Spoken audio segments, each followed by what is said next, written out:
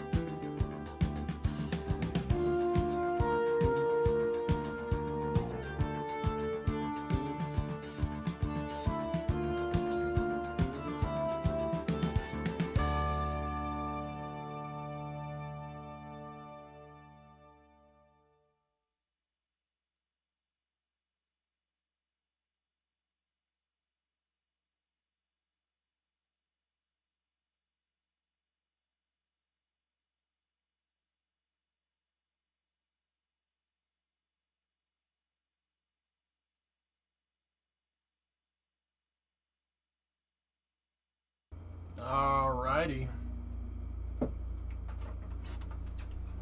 Alrighty.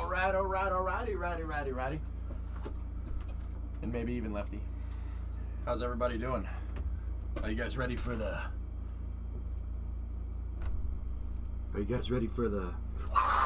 hurricane?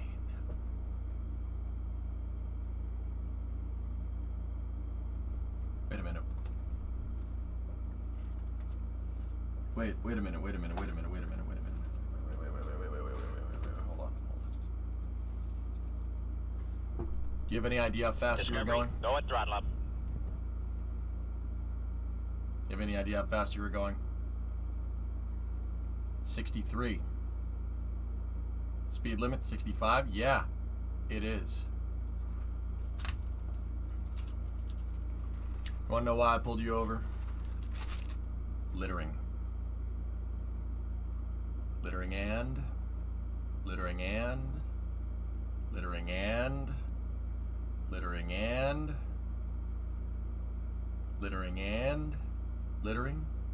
eating the Kerbal snacks. Had to teach you boys a lesson. Officer Chet and I over here are gonna sit here and watch you three eat the whole bag.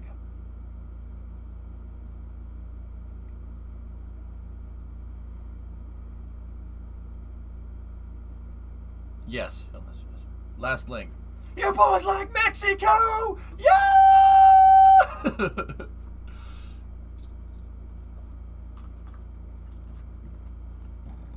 Okay. Yep.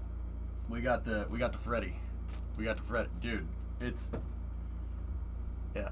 Look at that. Dude, I got the round the outside mustache. It's amazing. It is amazing. Mustaches are coming back. Brimo hates it, so I'm gonna keep doing it.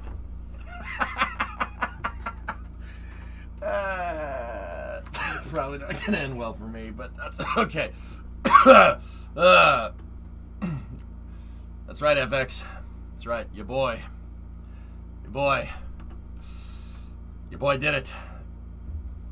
So can we go ahead and talk about that BN3 picture? No, we're not allowed to talk about it ever. And that's how I became single. No, chat, that's how I met your mother. Wait, that's something different.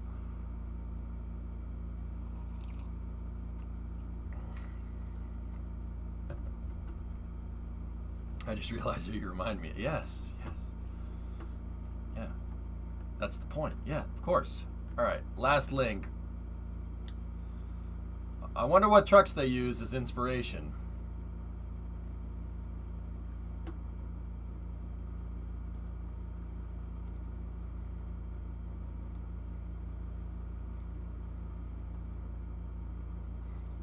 That's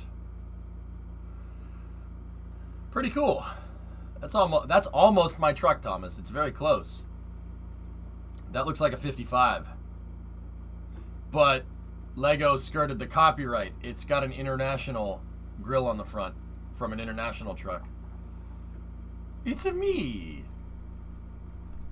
No, Hibbit, no. And I like the vice grip look. Well, I'll be tipped. Yeah.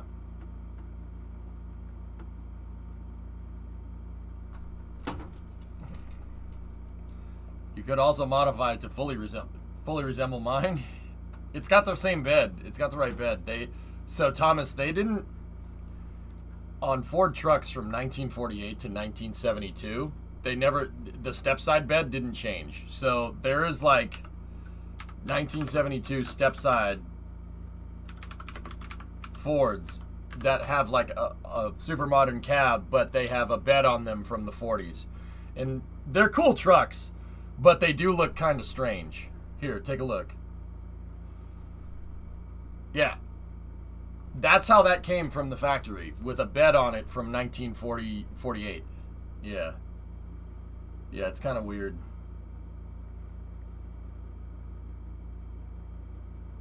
Yeah, it's a little strange. It's kind of cool, though. I mean, I don't hate it. And then there's step-side long beds, which are just weird looking. But hey, you know what the good thing about that bed is? That it's really easy to fix. Because it's literally 4 sheets of metal. Look at it. 1, 2, 3, 4. And then the fenders. The fenders are probably the most expensive part. Look at how simple that thing is. It's just some chains, a hinge, a bumper, and some metal. That's it. Yeah. Like you go look at mine, you could look at a 59 step side, you could look at a 72 step side, you look at a 68 step side, they look exactly the same. They all look the same. Because it's the same bed. It's just they changed the cab. Although Freb do be looking nice though. I hate the new Ford emblem right there. I really don't like that at all. Yeah, Clayton, it's got oak. Oak floors in the back for the pickup bed. Yep.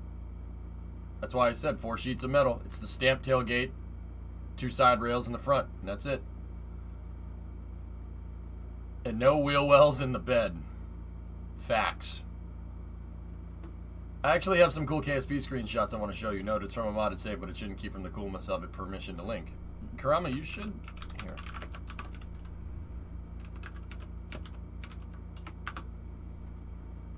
Alright. Okay. KSP Moonbase. Let me take a look. Hey. Oh, I see what you're trying to make it look like. Nice. Very good.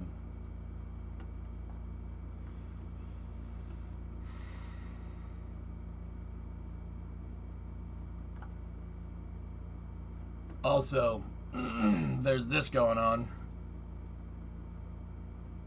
That just looks strange. It just looks a little bit strange here, mate.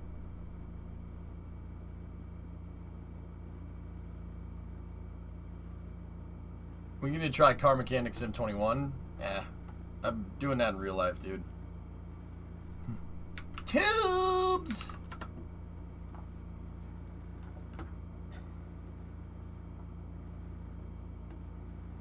I recently saw that my local lumber supplier had teak. Can we make the bed, part of the bed, out of old battleship wood? I mean, I'm sure somebody's done that, Hellfish. I have oak for the bed at my house. The bed in the truck right now is pine. It's pine. But I have an oak restoration kit with slabs of oak. Hello, officer. Frill, do you have any idea how fast you were chatting? You have any idea how fast you were chatting? How fast you were chatting? Wild, wacky, inflatable arm flailing tube, man, yes. With Starship on top, it'll look even stranger. Yeah, you're not wrong. Best you can use is teak, trust me. Teak is good for waterproofing. But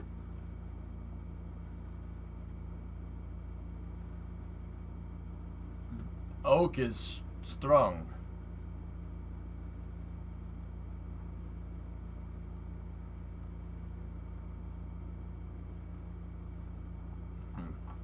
I'm sorry, this thread just popped up. Let's see what we got. That oak is worth more than... Yeah, I know, right? I got oak boards. What is this? Anatoly Zak is saying, sometimes problem is hidden in plain sight. More neglected naked sensors. How can you be so sure? Teak is one of the best finishes used in luxury yachts, but also extremely strong. I mean, freaking... If I want to make it look like the deck of the Iowa in there, I don't have a problem with that. But I have oak. Nauka's getting pushed due to issues. Space Florida announces that it has broken ground on the first phase of land development of its launch and landing facility near Cape Canaveral with 400 acres of property in the woods.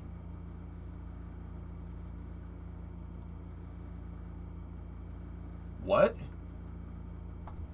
Oh, cool! They're building up the SLF.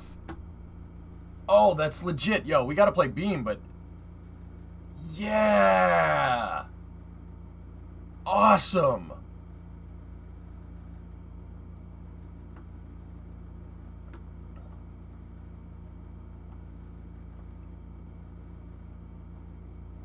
Oh, that's so cool.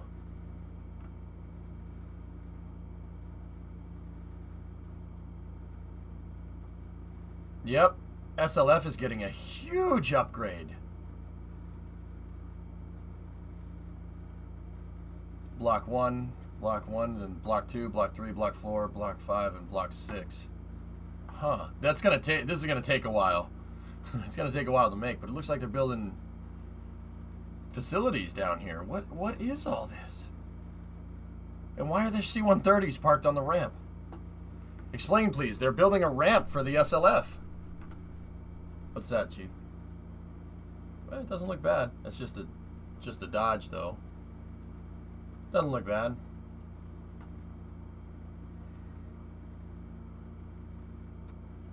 That's the hot air balloon company, isn't it?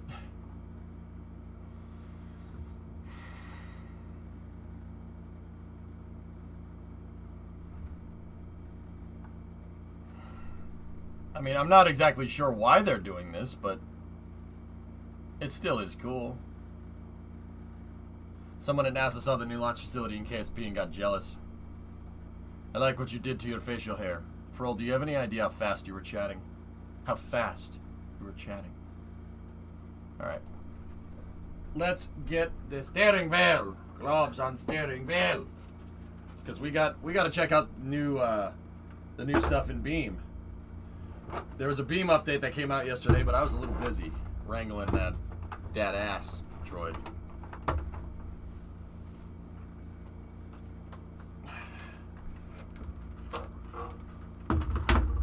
Was that Kimi reference? No. You're in possession of a deadly mustache. Yep.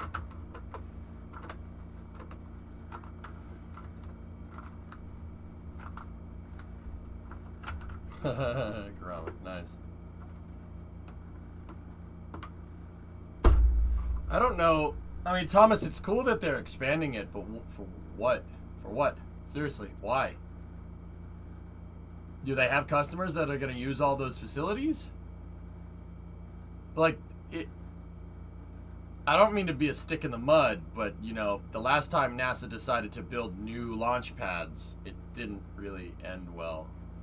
In fact, every time NASA has tried to field a commercial customer to use their facilities, except for Starliner and X-37, it's failed every time. Yeah, Hellfish, that's strange. They sold it to Pitbull, though. They sold it to Pitbull. Did you hear about New Shepard's latest crew member? No, but we can talk about that for space news. Let's let me load up Beam and we'll go from there. I need socks. I'll be right back for pedal cam.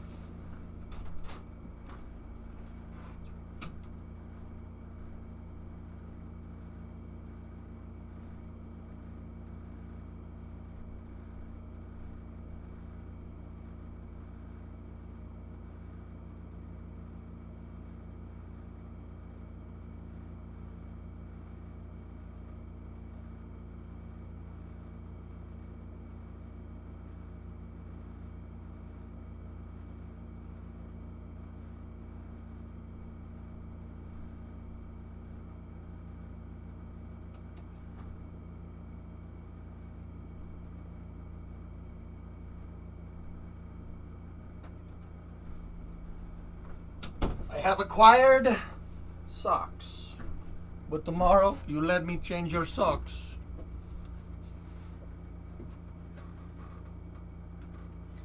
That deal with SpaceX worked pretty well. Yeah, there is that. Yeah, Signer, there is that. Fair point. I mean,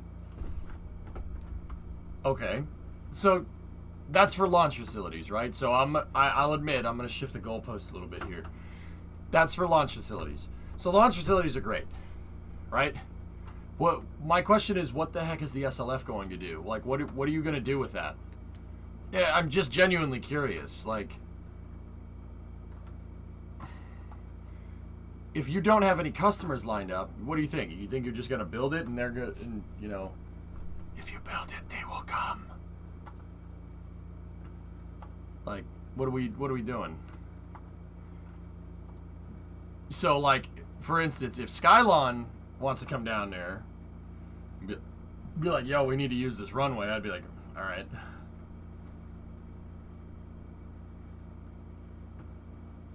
Dude, that is insane. That is insane. Look at this thing. Oh. So that's a picture from Cosmic Perspective. That's unbelievable.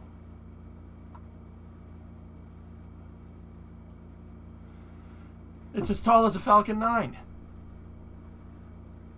Link Plus? Dude, I got you. Could it be preparing for more aerospace research for their supersonic boom? Yeah, maybe, Bandit. That's a good point. What's the rib halfway? Most likely the common bulkhead, dude. In fact, I'm pretty dang sure that's what that is. That's the CBH. So that's where the bulkhead is, between the methane and the liquid oxygen tank. Could you PIP the NSF rollout while you play Beam? I mean, I'd prefer to just show it for space news, dude. There's not much to see. They're just rolling it out. I mean, the thing is gnarly big, but I do want to check out the new Beam here. They added some stuff. They did revamps. Like, I read the patch notes yesterday. Yeah, Beam is definitely has a lot of new stuff.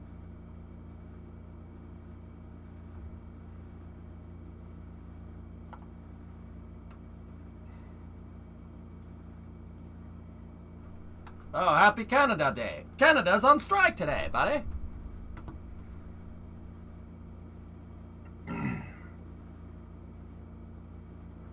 Why you gotta try to, Canadian, why you gotta try to upstage us by putting your holiday, your Independence Day, like a couple days in front of our Independence Day? Why you gotta do that? Why you gotta do that? Why couldn't you have waited to the 5th like I did? Seriously, what the hell's that about? Actually, you know what? This is gonna sound like such a dick thing to say, but I have no idea how you gained your independence. I just imagine you went to the Queen and said, "Oh, hey, we like getting along with things, but, I think we should do our own thing, Like right now, I don't want to offend you, but, I think we should go and do our own thing." It's like, "Well, if you insist." "Oh, yeah, we're just going to go over there, just do our own thing. I'll still call you. We could still be friends, though." "It's a great day for Canada, and therefore the world. We still pay the Queen, so you actually independent?" Why would you do that? Why would you do that?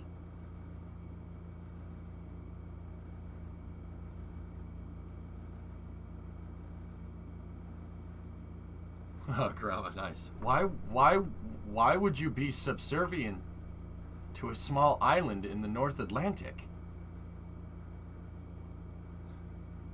Confused American noises. Confused American noises. I don't know. Save us. What do you want me to do?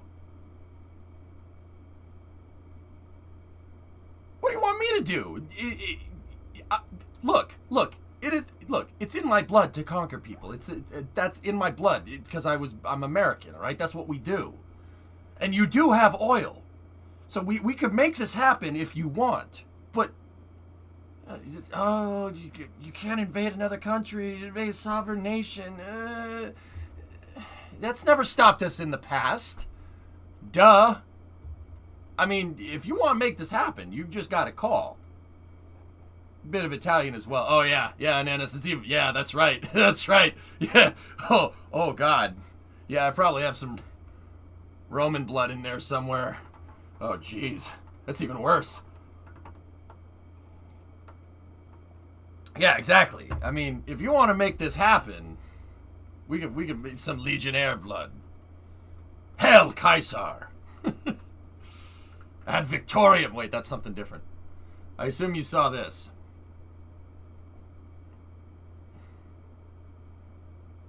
In that order, where do the dogs fit in? I'm British, so what's a typical U.S. thing that a family does on the 4th of July? Barbecue, man, all day. Dogs are never far from a barbecue. Family and friends get together, often grill meat, eat potato salad, light off some fireworks, and celebrate our freedom.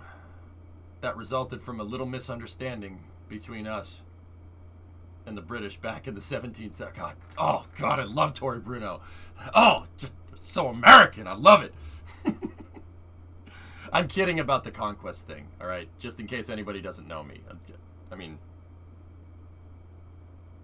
I'm not, but also I'm kidding.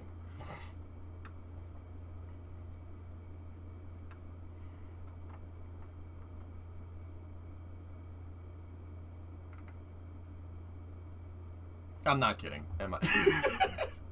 No, I mean, we can make this happen, guys, if you want. But I think some people would have some things to say about that. And King, I don't know why that happens.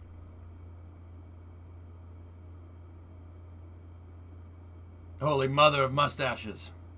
Rocket, do you have any idea how fast you were chatting? How fast? Wait, hold on.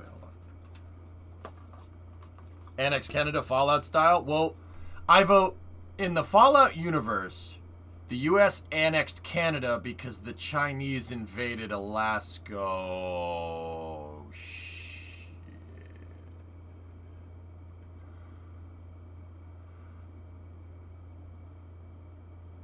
Uh-oh. Is Todd Howard a deity or something? Rocket, do you have any idea how fast you were chatting? How fast you were chatting? Hey, Toronto, how you doing? Want to know why I pulled you over? Littering. Littering and? Littering and? Littering and? Littering and? Littering and? Littering and eating Kerbal snacks.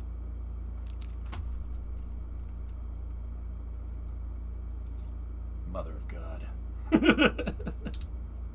I'm sorry. If you had this, you would be doing the same thing. Do not judge me. I am above your judgment because I'm on the internet. It doesn't matter. I can bury my head in the sand and think whatever the hell I want to. All right, let's go. Dude, how fun was that Asteroid Day yesterday? Asteroid Day was awesome. It made me so happy. You didn't say it serious, but I wrote it on the paper.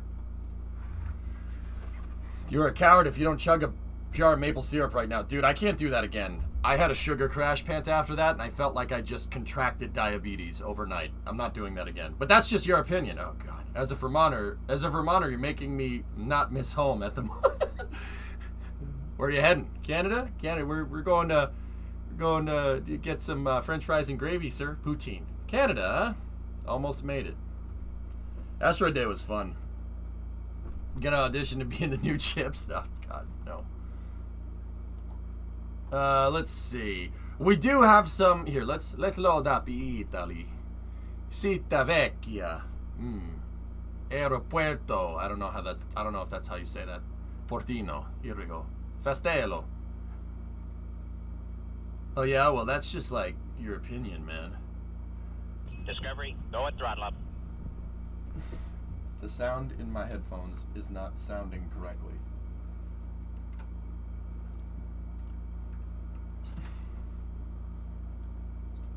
I miss the aviator days? Yeah, me too. Okay. We should be good now. Yeah, FX, I mean, you could say that, but you could also say police officer. What made you want to become a policeman officer? She's our only policewoman. She's a police officer. Being a woman has nothing to do with it. Now so she is, though. Thank you, Heinz. Danke. Oh my God. What's that? Fire with the 18-month resub. Discovery, go at throttle up. Is Tori Bruno a LARPer? You need some mustache wax soon? Oh, God. Timmers, 8-month resub. Tom Selleck's mustache is streaming now? That's right. He's a LARP. Oh. Okay.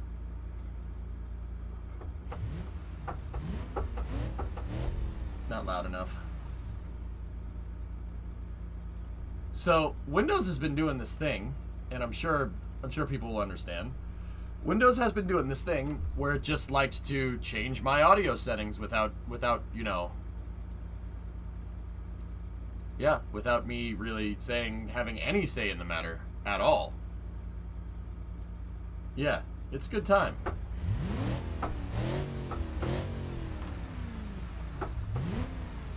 Okay, cool. So, Beam had a little bit of an update here. Oh, the reflection maps.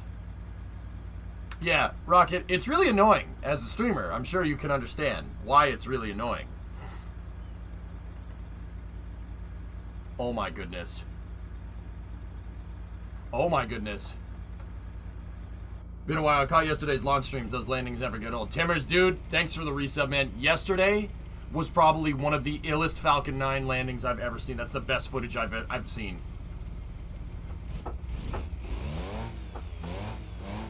You're gonna anger the overlords at Microsoft. Chuck, this is fantastic! Oh! It's so stupid! I love it. I love it. Wait, is it electric? Woogie, woogie, woogie? Apparently it has a truck body. Alright, hold on. Clutch in.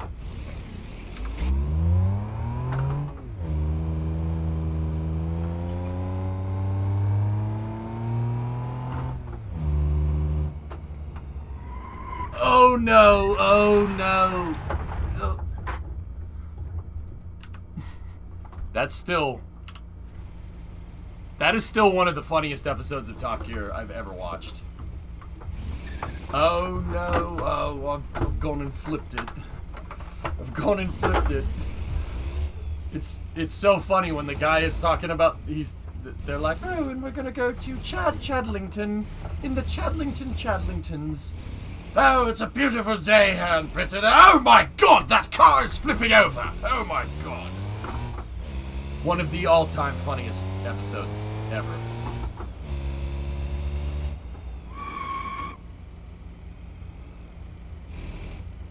The Reliant Robin Space Shuttle. That's the same episode, Synerd.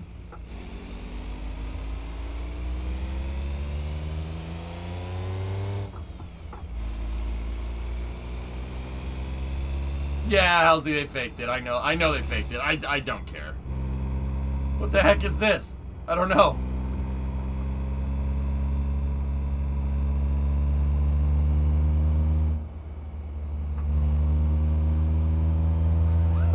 So this is a new car that they added.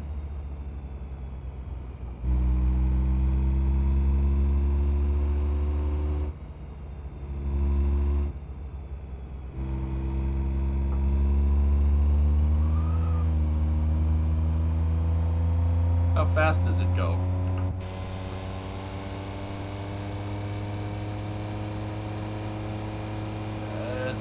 It's struggling, guys. It's struggling. It's struggling. It doesn't like it. Nope, only a 3-speed. Okay, alright. Okay, so I'll be honest. Driving this at 50 miles an hour would be sketchy as hell. That's like going 50 miles an hour in a golf cart. Should turn it into a wheelie dragster. They locked the differential on the Reliant to make it flip. I know. Top Gear does stupid. They're cheeky. Jeremy Clarkson, Richard Hammond, and James May are cheeky. They do stupid stuff like that. That's why it's funny.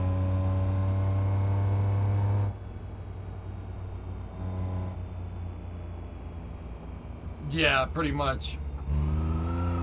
Rocket, this seems like it has like a go-kart. Oh, Jesus! This seems like it has a go-kart engine in it. Not fast enough. Not fast enough for my American sensibilities.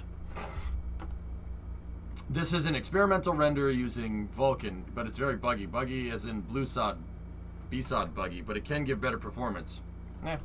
Alright, let's see what we can do to this thing. Not fast enough. Coupe frame. Oh. Gas, fuel tank, exhaust. Oh, we got a tow hook. Oh, jeez. Not 0.5 liter engine. That just won't do. Ah, 1300 cc. There we go. A dude, you could put a 1.3 in this thing. Oh, and nitrous?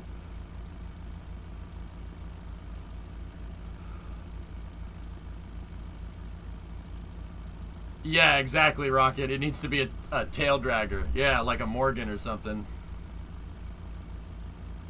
Nitrous or more nitrous?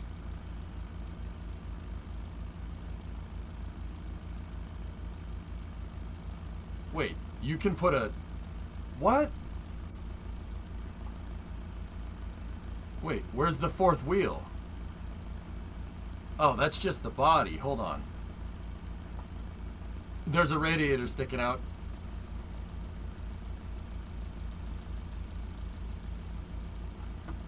Oh God, it's so 80s. Dude, this is a go-kart. Is this what other countries consider cars? Last, please. Cyborg, I'm busy. I'm a very busy man. I drive a Dodge Stratus. Bond bug. It's a British three-wheeled automobile for Reliant. Oh, it is a Reliant. It's supposed to be a Reliant. Okay. Cyborg, they use this for the world's fastest amphibious car. Cool. There's a four-wheel version of the Pigeon and this thing. Give me the four wheels. That's probably under front suspension. Oh, God. Front swing arm? No. Double wish. There we go. Oh, look at this thing. Oh, look at it. It is a golf cart. All right, let's drive it. Let's drive it.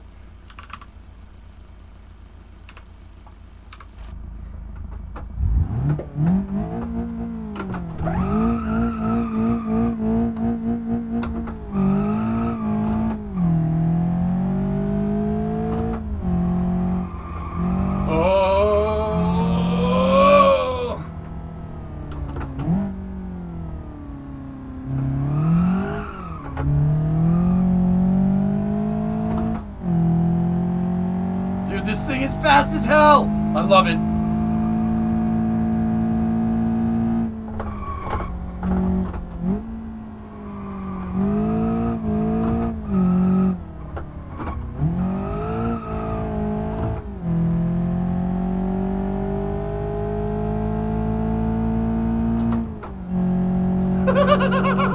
Look at this thing! Dude, it's 100 miles an hour! It's 100 miles an hour in a freaking golf cart! Oh, I love it! Oh, this is fun! No, this isn't fun. This would be sketchy as hell in real life. This thing would be speed wobbling all over the place.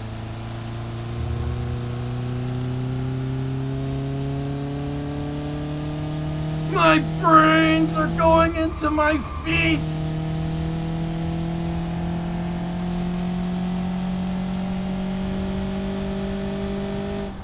Oh no, oh no, no, no, no, no, no, no, no, oh no. Oh no, no, no, no, no. Hey, I shifted just fine, game. So this is one of the new cars that they added. It's cool. I like it. This thing is neat. You can't find it, grind it. Amen, brother. Oh god, roundabout. Deja vu. I just seen that sign before. There's a new dragster pigeon variant with slicks. Clutch, dump, kick, dump, clutch, clunt? I don't know what I'm saying. Oh, that's probably not good for it. Put a Cummins in it. Clutch, clunt. That's a word. Okay, e-brake. Just burn the clutch, it's fine. Put a Cummins in. I don't think we could fit a Cummins, but a 1300cc engine in this little thing is actually pretty cool. That's pretty... Dude, a 1.3 liter in this thing is... That's almost Formula 1 car power to weight. If this thing can make some power. Let's give it the duty engine mounts, right? Give me the adjustable ECU. We're going to rev this thing to the end of time. Stage 2 performance block. Race. Oh, God. Got to have that race oil pan.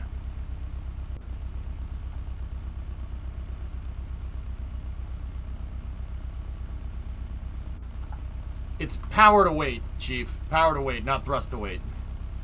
Because we're making horsepower, not thrust. If there was a jet engine on it, then it'd be TWR. Yeah, that's fine. You know what? You know what we should do with this thing today? Top speed. That's what we should make. We should make a top speed car. Dewhorn 5. Do I want to know? I love it. I love it, Hungarian. Yep. Yep, I love it. We're keeping that. Wait. Sandbags? No, no, no, no, no, no, no. No, no, no, no, no, no. We could put sandbags in a cargo tray? No, no, we don't need that. We gotta go fast. Actually, we do... There's a point where power... You need to have some weight of the car push the wheels into the ground, or else you're just gonna peel tires all day. Is it a Merc? I don't... This is supposed to be a Bond car? A Bond bug, I think is what it's called, Roy? Ah, yes. It looks hideous. It looks hideous, but I'm gonna make it go fast.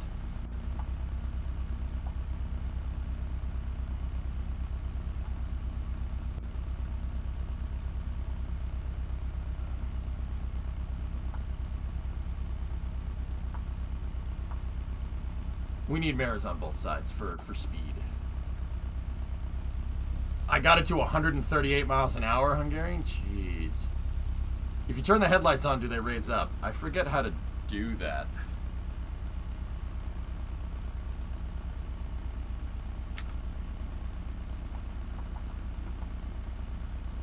N. Oh! Oh! That's awesome. I love how much they mod these things.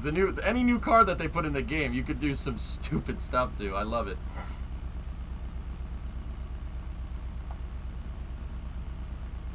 We need, oh. Oh, God, it looks like a toy. Funniest car I've ever driven was an X-Siege. The thing was insane. Yeah, exactly, Rocket. The X-Siege has a 1ZZ or a 2ZZ engine in it from a Toyota. It's a Toyota Corolla engine. But it's... The Lotus shows why power to weight is important. That's why Lotuses are cool.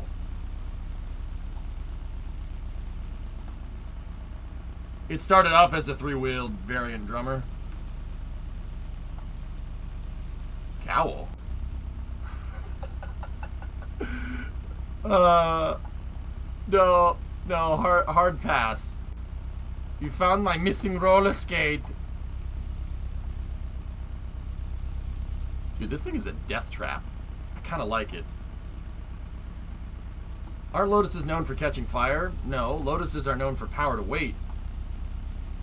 You don't need... Okay, I get it. This is contrary to Mr. America over here.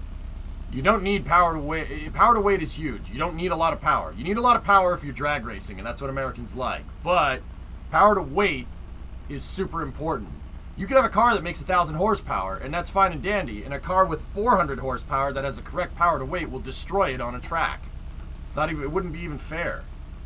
It's like in original... Like in the British Touring Car Cup, right? BTCC, in the 60s, they had guys that bought Mustangs, right? With 5 liters in them, right? And they were actually competitive with Mini Coopers, which had a 1.3 liter in it. The Mustangs had a 5 liter, Minis had a 1.3 liter, and the Minis were actually competitive against the Mustang. Because the Mustang can't turn. That big cast iron block in the front has a lot of moment over the center of mass, and it makes the car really susceptible to oversteer. Yeah, Rocket and motorcycles, dude. Rocket, I won't...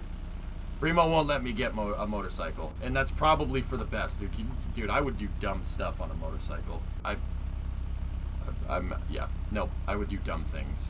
Okay, we need disc brakes in the front. There we go. We're gonna top speed this thing. Yeah, Fo, I would do dumb things on a motorcycle. I've come to terms with that. All right, top speed cars. We need to be able to put the power down. Not so much with the front, but...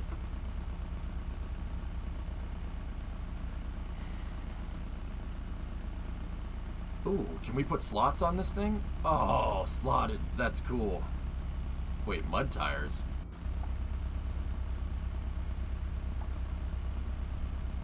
I'm gonna save that one for later. Okay. These are golf... These are freaking golf cart... These are golf cart rims, dude.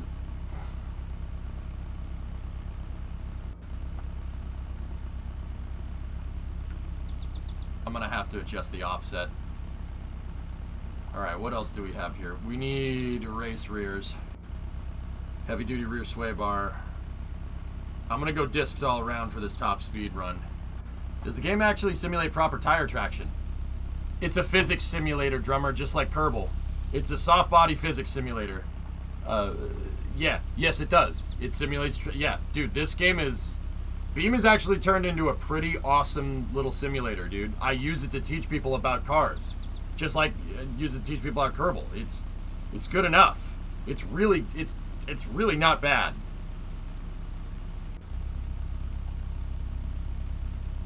I love this game, man. This is one of my favorite games, dude. I can do exactly what I do in KSP. I could do despicable things when I have access to a bunch of car parts. Just like in Kerbal, we do despicable things when we have access to a bunch of space parts. The Magtex. I mean, we're gonna need... Yeah, Rocket, this game can pair with automation, and you could build engines and cars and automation and put them into Beam. Yeah, it's actually really cool.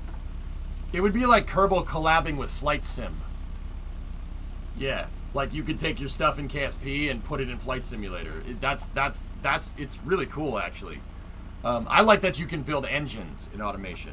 I might do that one of these days. Go build an engine, and then, like, we'll build a car here. I'll build a car, and I'll just, and I'll design the engine for the truck, right? And then we'll put it in, and we'll go from there. No sim gets it fully right with tires. All the models out there have their quirks. Joe, yeah, Beam is not the most realistic. I would say that iRacing is the most realistic with tires. But Beam is actually, Joe, they did, like, I don't know if it was a year ago or not because I've lost all track of time because what year is it, right? But Beam is, they did an upgrade to all the handling physics a little while back. This feels a lot better. It feels a lot better.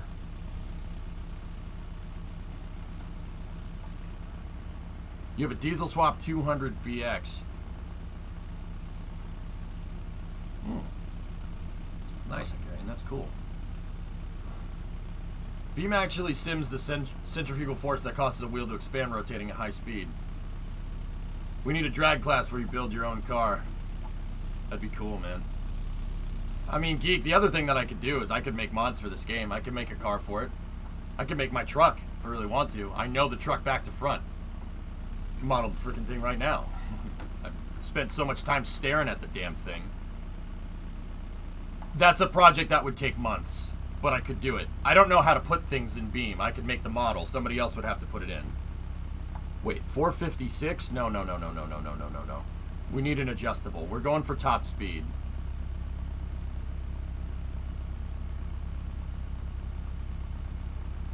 With this update, we did all the tire physics to make it more realistic. Oh, cool. BN3 is gigantic, Velo. Isn't it insane? All right. So, I think I got everything that we need here. Oh, sport dual exhaust.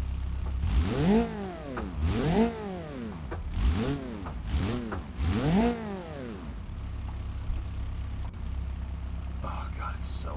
I can't just... You know what? This thing reminds me of the space shuttle. I can't... From most angles, it looks pretty cool. But from some angles, it's just like, ugh, that thing is butt ugly. It's because it's got a wedge front and a flat back. It looks like the space shuttle. I mean, this thing in real life probably makes a ton of drag back here. You're really limited by aero with this a lot. There's probably so much drag that happens down here because you're going to get nasty flow separation off the back of this thing.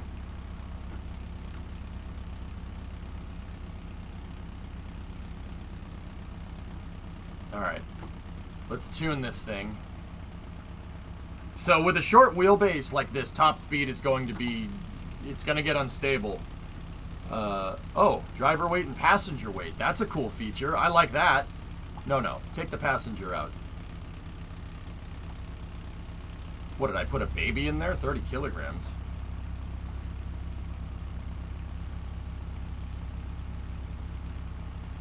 I want the fuel in the tank so we can push those rear tires into the ground. We got brake bias.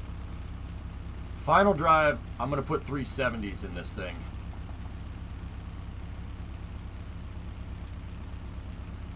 Four bangers can rev higher than this. Let's just peg that all the way up there. It'll be fine. It's fine. All right, we got to lower this thing. And I can already tell you by how the springs rebounded that... Yeah. I can already tell you by how those springs rebounded that our suspension is probably not set correctly.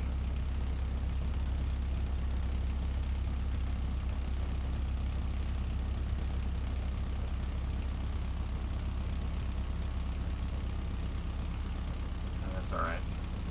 Here, let's offset the wheels out as far as we can.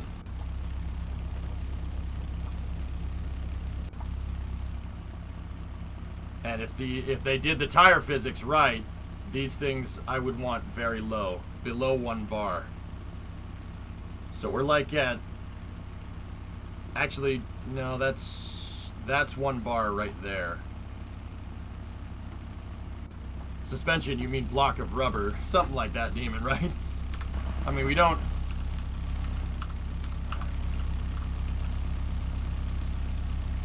We need to up the spring rate out back, dude. Just a little bit. I can already tell you by how that's... Yeah, see? There we go.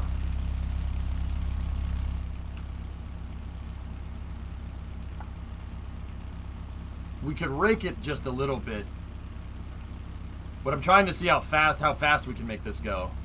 Discovery, There go we at go. throttle up. Just a little bit of rake will help us with yeah, a little bit. We have 4,000 spring rate up front, and we do, but the front suspension generally needs to be stronger because it's holding up an engine. Biggie, what's up, man? 35-month resub. All right, so I offset the tires out as far as we can.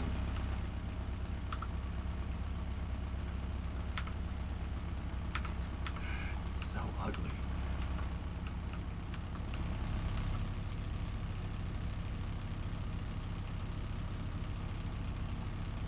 All right, let's see what she can do.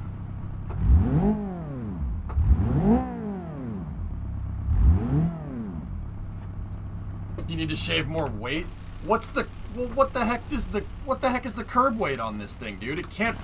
This car can't be more than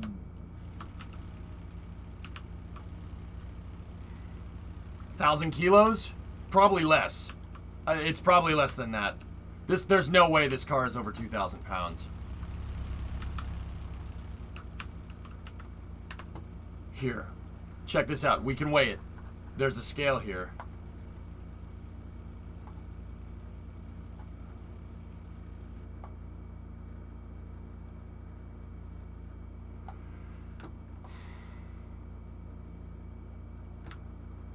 This isn't really where I want this thing to be, but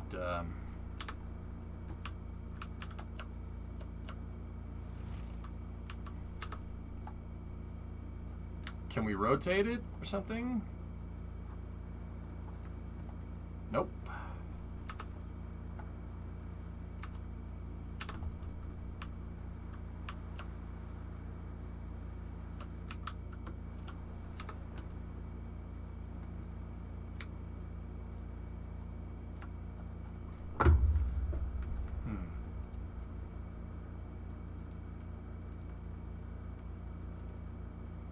Thomas, downward facing umbilicals right there. Alright, well, here's what we'll do. Let's weigh it. I'll just put the scale out here.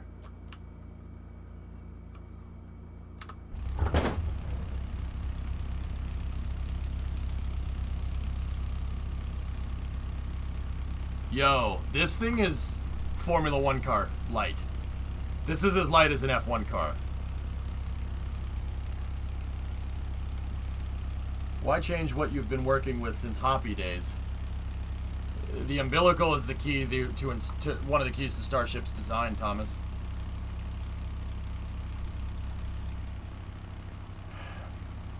Remove the mirrors for weight. Well, yeah, the mirrors probably, I mean, yeah, that's definitely going to create a little bit of drag. Car and F1 cars are 600 kilos. You don't want to make the car too light, dude. I'm serious. It's not just make it really, really light and give it a lot of power. You need to find the right mark. And then we need to tweak the suspension to work correctly. Tweak the suspension to work correctly with the with our power to weight. Here, let's bring it back over here.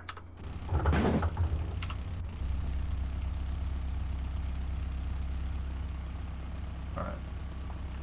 Can we... Let's see what this does. I'm curious. We got no nitrous on this thing.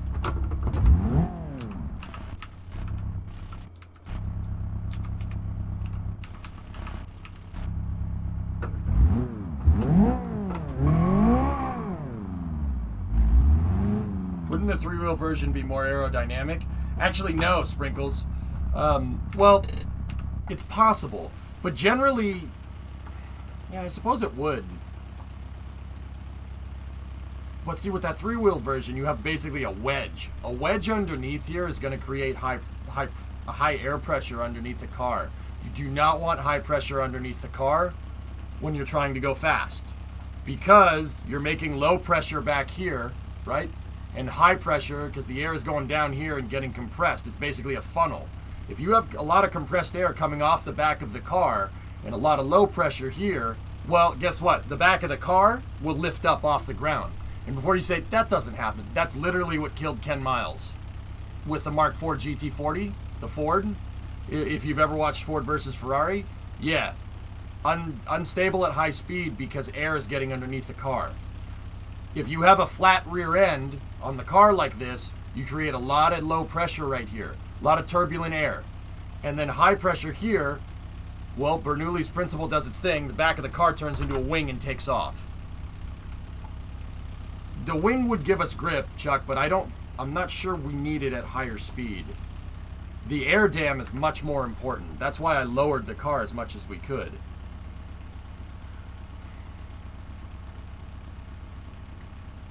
Can I get rid of that damn safety bumper? I hate that thing.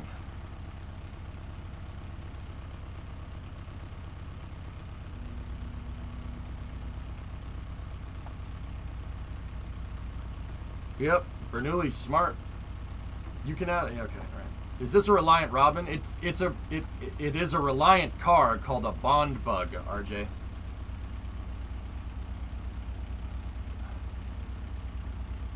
I might need to sandbag this thing.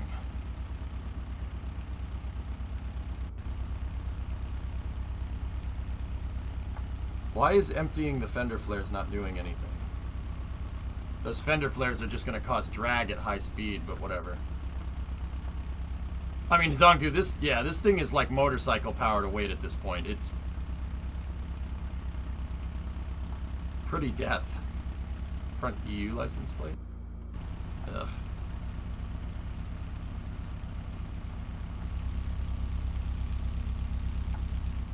Where's my American license plate? It is less crappy than well. It had three wheels when I started, RJ. You can configure it, which is actually cool. All right, the mirrors will create drag for sure, so we'll get rid of those. You don't need to worry about safety. There's the spoiler for it right there, Chuck. Hold on that one.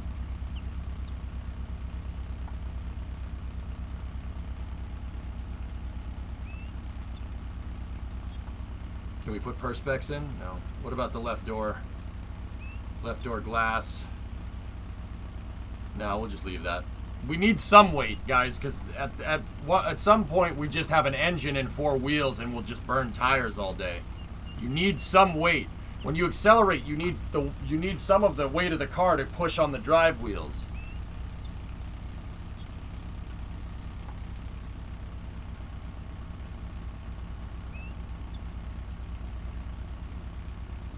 Bernoulli, though, is only part of what happens. Newton also has a lot of influence. All right, so we'll call it Bernewton's principle. No, yeah, I mean, yeah, there's a lot of physics going on, but I'm talking more at the high speed, with high speed stuff. Bernewtons, Bernewtonlees. Bernewtonlees? Sure, why not?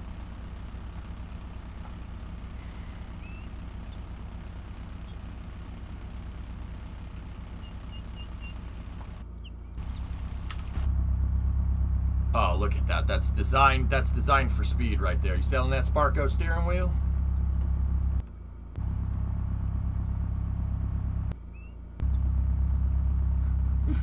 Oh, yeah, Legno Classico. We are in Italy, so. Why is the spoiler used in cars? Clayton, the spoiler is used to create downforce over the rear wheels and push the rear suspension into the ground at speed. She was just admiring my ride. My ride.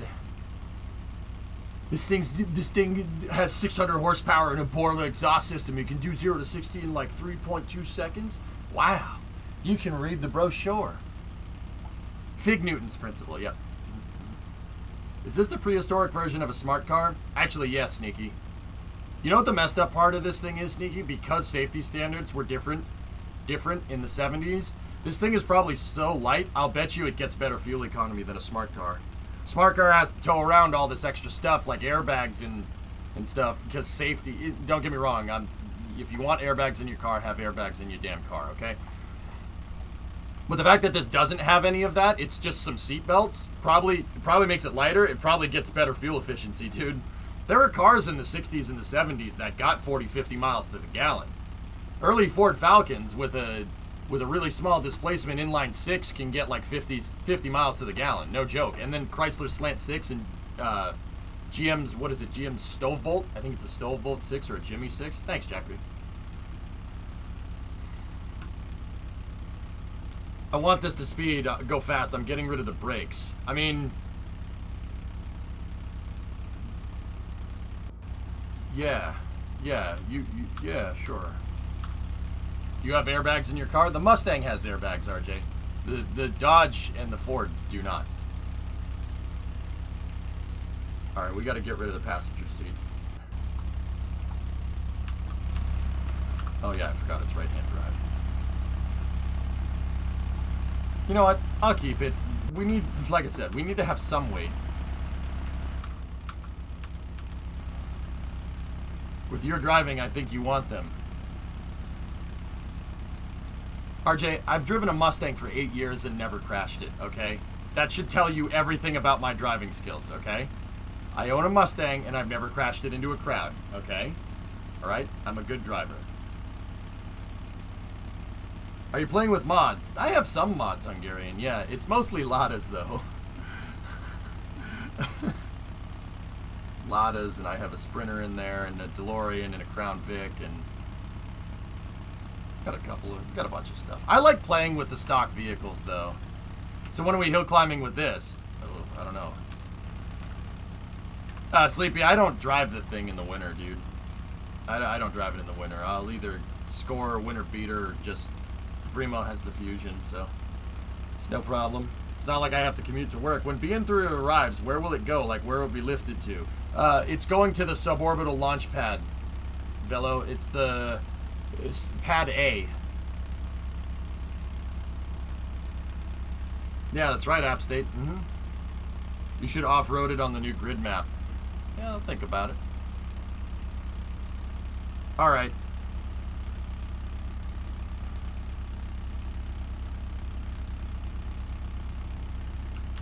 It won't get rid of the front fender flares. Chuck, I think that might be a glitch. I can't get rid of them.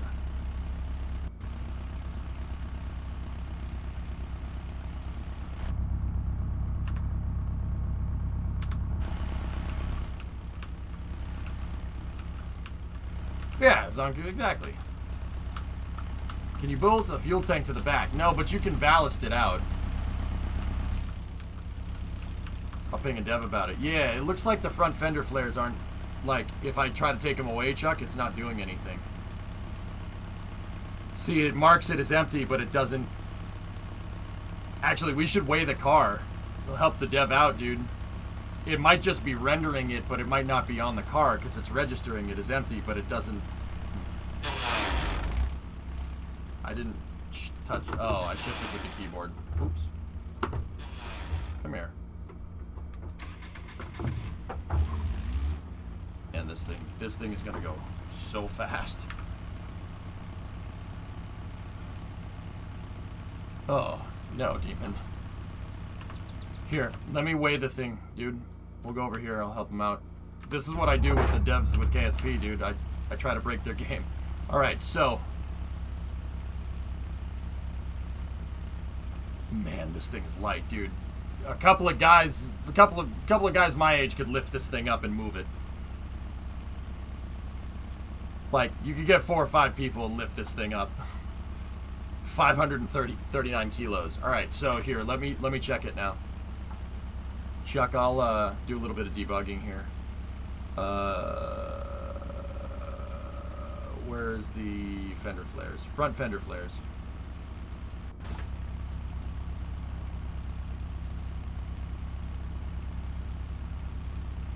Yeah, it's just, it's taking them off 540 versus 539, and those things probably would weigh around 2 pounds, give or take. It's just not, it's still rendering them even when the flag is marked as empty. That's just a simple, like, you forgot a line of code. That's easy to fix. The heavy-duty long block with nitrous makes 366 horsepower. Yeah, we could parallel park this anywhere, exactly. Alright, check it for me. It could be a mod conflict with me or something, but here, let's, it's time.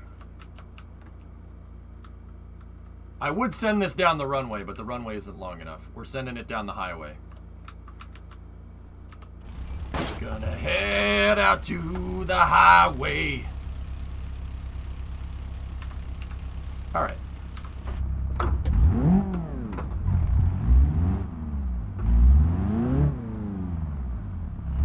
Here we go.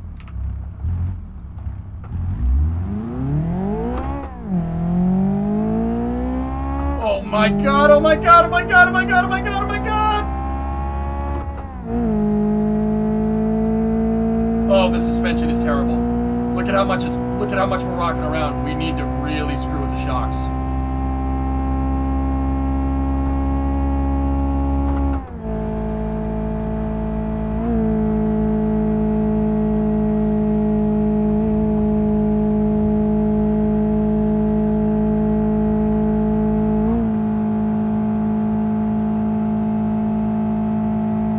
Even 125 in this is pretty nuts.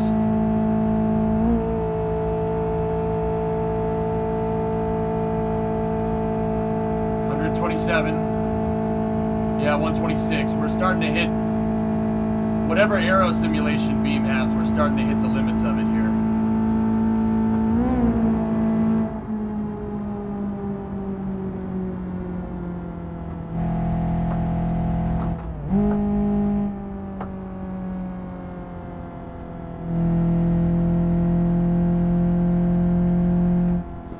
So this thing's super bumpy. It's super bumpy. We need to soften up the shot. Not the spring. Well, I mean, look at the back. The back is really. You see how it's doing this? That's shock absorbers. See how it's very sinusoidal. It bounces a lot, and it just keeps doing that. That's shock absorbers.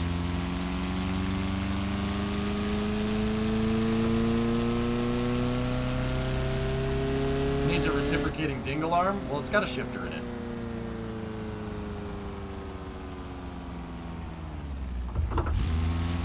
Alright, we'll turn around and go for another run. Time to LS swap it. I think that's too heavy, Geek. I mean, it would certainly go fast, that's for sure. Alright. So we gotta mess with the suspension. The suspension will help us get to a higher speed for sure. All that bumping is... you saw it when whenever I hit a bump, it chirped the tires and went, and it went up to like 130, and then it went down to 127. If we can smooth out those transitions like that, we can really, this car will go faster. That's shocking. Joe, what are you thinking? Lower the shocks? I think we need to...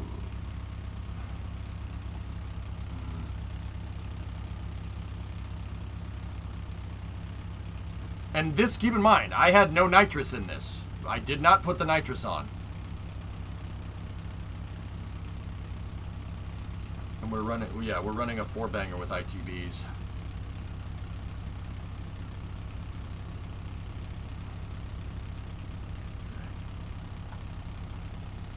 I mean, Geek, this thing has a 1.3. It has a 1.3 liter in it. A 1.3 4-banger in this. Like I said, that's Formula 1 car power to weight. You're gonna run it with no body? Well, of course it's gonna go fast, but you're gonna run into aero problems at high speed, Hungarian.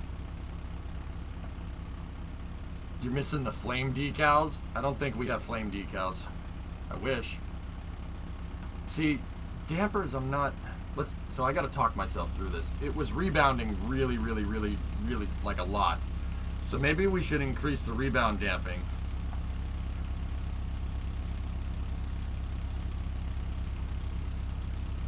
And lower the spring rate. Actually, yeah, lowering the spring rate would probably do us right here. Ooh.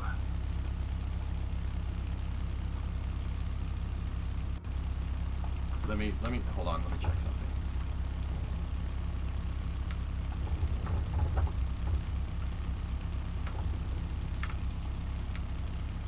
Drop test.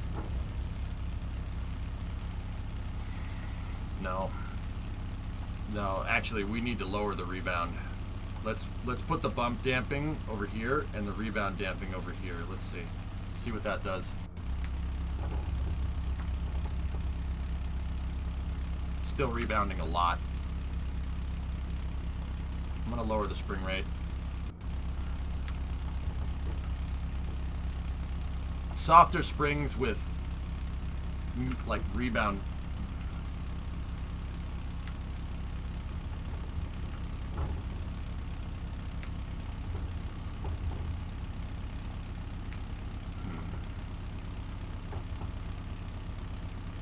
So, basically what you want this to do is you want to drop this thing and you want it to just go...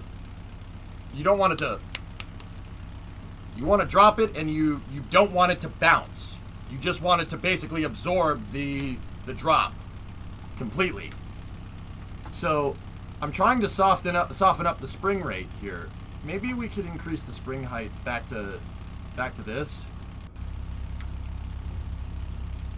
See, you want it, see the springs? You want them to compress, but only do it once. See, that was pretty good. We dropped it, and it compressed, but then it rebounded a little bit. You want it to basically just pancake, and you want the spring and the dampers to absorb that impact. Now, if we're getting rebound, that means we need to up the rebound a little bit. Because at high speed, you want the suspension to absorb the bumps. Drop it like it's hot.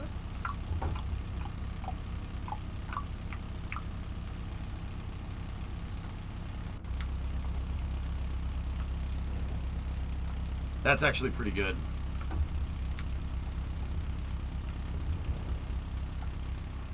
That's actually pretty good. Yeah, that's not bad. Why not do a drop test in slow motion? It's actually not a bad idea.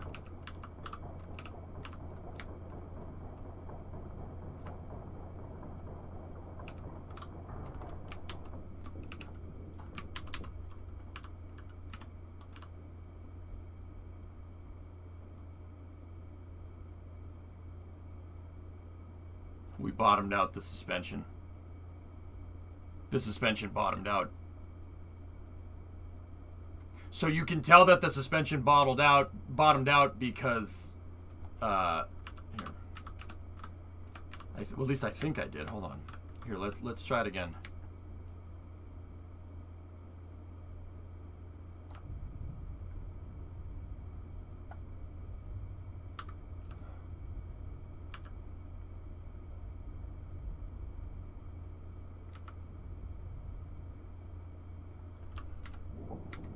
That may have been too much.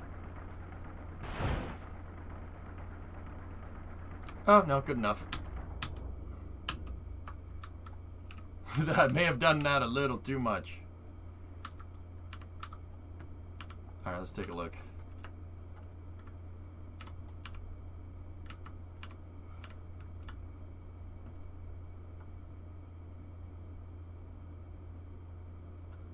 If the axle bends, then we got a problem.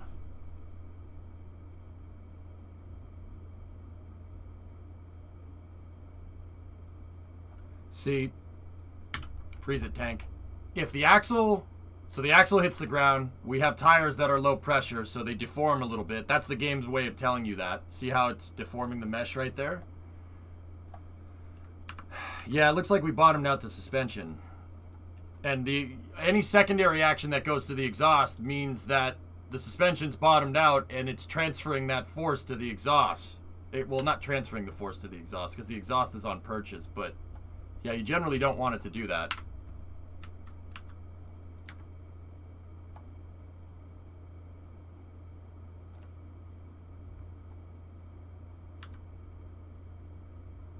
Can we put a turbine in it? I wish.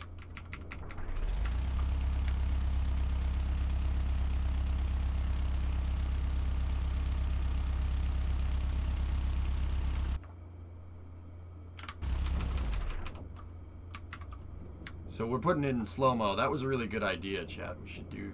Yeah, there we go. Alright, let's see again. I think we're running too soft a spring. So see right there? how the axle is straight and now the body is crooked. We're bottoming out the suspension. You don't want that to happen at high speed. You bottom the suspension out at high speed, you're gonna die. That means your rear tires will lose traction. Yeah, you don't want to lose traction going fast. What's the point of this game? BioRoots, this is a car simulator game. It's basically like, think KSP, but with cars. For the most part. You can build and test out, there's a bunch of different cars that you could choose from, and you can customize them, and you can build and test cars, and it's a soft body simulator, so you can do some pretty cool stuff with it. The crashing physics in this game are really cool. They're about as realistic as you can get. It started off as a tech demo, and then they made it into a game. Like, here, I'll show you.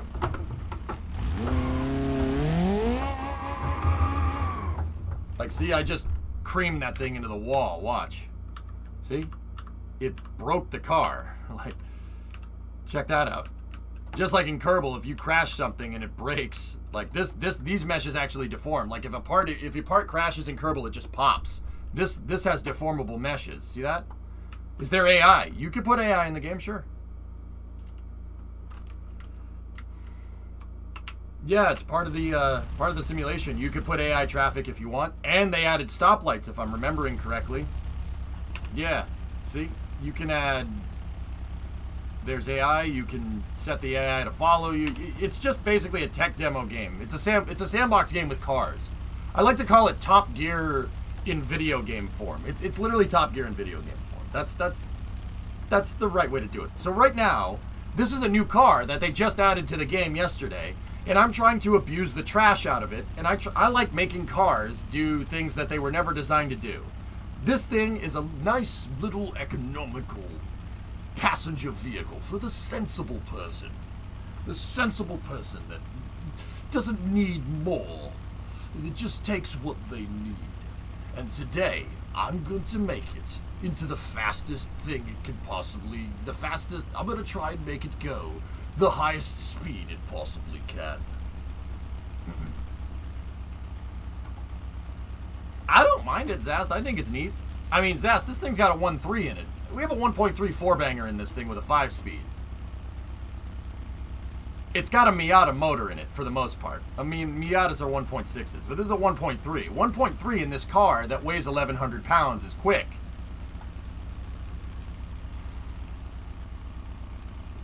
Well, there is a 3-wheeled variant of this, Crystal. If you just put it on, if you just spawn the car, there is a 3-wheeled variant that comes with a 550cc, like, moped engine in it. Yeah, that wasn't fast enough for me. The traffic light stop system only works on East Coast USA at the moment, as it is an in-progress system at the moment that's being worked on. I'm not becoming Boris Johnson. That's Jeremy Clark. Never mind. Farm things. Watch Clarkson's Farm, by the way. It's fantastic. It's really, really good. It'll make you want to play Farming Simulator. No joke. Yeah, Droya. Mm-hmm. I've seen the other variants. Yeah, you could do a bunch of things with that thing. It's pretty neat. It's the fastest car in the world. Is that a rally spec car with a John Player special racing? Oh, that's kind of cool. All right, hold on.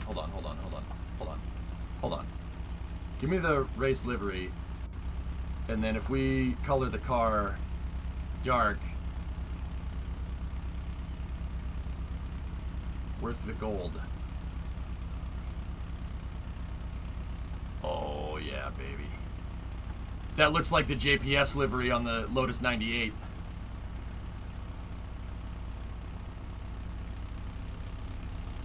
Yeah, Caleb is my favorite bio. I like Caleb. Caleb's awesome. Yeah, me and my mates. We're just hanging out. He shot me. What? Yeah, my mate shot me in the leg. Whatever. It's the JPS John Player Special. That means we're gonna go faster. That paint job adds at least 20 horsepower. It's one of the fastest, smallest cars in the world. There needs to be an option to put a T58 into everything. You want to go to a spud throwing night? I would, Bio. It's probably really fun. Well, no, we don't need to add flames, Thomas. This makes us go fast enough. This is like the 86 Lotus. Here. One of my all-time favorite Formula 1 cars, the 98T with the John Player special livery and my man Senna behind the wheel. Oh, that is one of the coolest looking Formula 1 cars of all time. The McLaren MP44 is good, and Senna drove that after he drove this car. 1,300 horsepower, 1.6 liter, or no, 1.5 liter twin turbo, 1,300 horse. In a car that weighs, what, 600 kilograms? So it's 1,100 pounds and makes 1,300 horsepower. 1.3 horsepower per pound. Which is ridiculous. I don't know how Senna could keep that on the road for even one lap of anything. That, oh, look at it. That's at Spa, I think. Yeah, the JPS Lotus 98T is one of the coolest looking Formula 1 cars ever. Called lots of downforce, yeah, right? So yeah, it's interesting. You have to drive this car fast. It will only handle at high speed. If you drive it slow, if you don't go fast enough, your brakes don't get the heat in, they get cold and they don't work. You don't drive fast enough, the turbo doesn't kick in and the car goes as fast as a golf cart. You have to drive this car at high speed. It will not work. The wings don't work unless you're going fast. It will not handle. That's what Formula 1 cars used to be like. This thing is literally like trying to air race an F-104. It would be like trying to enter that into the Reno air races. It's very, very difficult, and you have to be very careful. Now, don't get me wrong. I don't mind Formula 1 right now. It's okay. But it'll never be as cool as that. That car is cool as hell. And Senna with the yellow helmet, with the yellow Brazil helmet, the Petrobras helmet is awesome. It looks amazing. F1 or IndyCar. That's a Formula 1 car. Bam. But I do like Indy. I like all forms of racing. I don't really give a crap what it is. I'll watch NASCAR. I watch NASCAR. I watch Formula 1. Indy has been really, really good lately.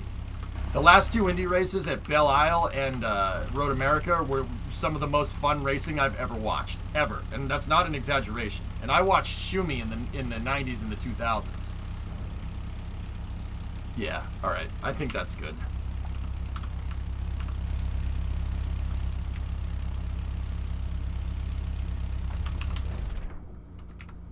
Hang on. Let's drop it again. Let's see if we can... Let's see what the suspension's doing. The suspension doesn't look bad. It looks like we might need to put more spring in. I don't watch Brazilian touring car, Troy. I don't know too much about that. It's bottoming out. Yeah, she's absolutely bottoming out. We gotta fix that. I gotta tweak the suspension just a little bit. Suspension matters at high speed. That's really important.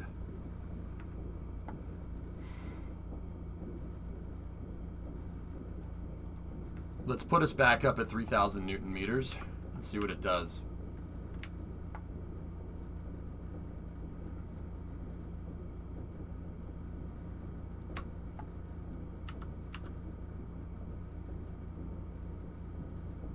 Yeah, see? That's good. That's real good. Did you see how when we dropped it, there was no bounce? It was just... That's what you want. Can you take jumps in this game? You can take jumps in this game, BioRoots. The problem is, if you don't have the right suspension, your car's not going to last very long. It's still bottomed out there. But I don't think we're going to... I think dropping it from a meter up is... This is going to be the most amount of bumpage this car is going to get, right around here.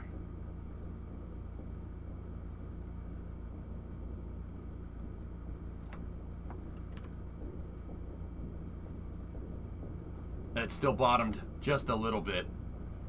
but I think we're okay. See last. What's up, Hungry Hulk? Speaking of air races, you coming to Reno in September or what? Oh, dude, I wonder if they would want a live stream out of there. I'd do it. Horsey, I think we're good here. The new F1 pit stop regulations are dumb. It's getting over-regulated, Bio. I don't know. Maybe the 2022 car will fix it.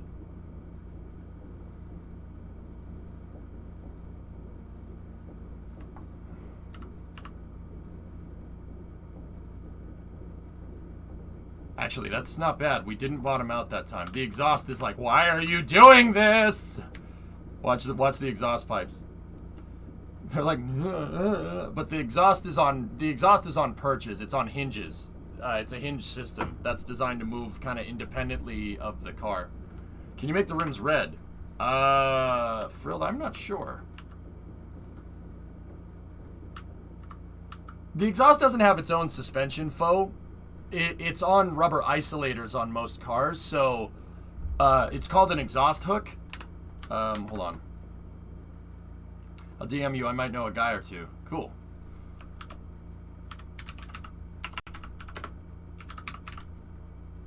Or an exhaust hook or an exhaust perch.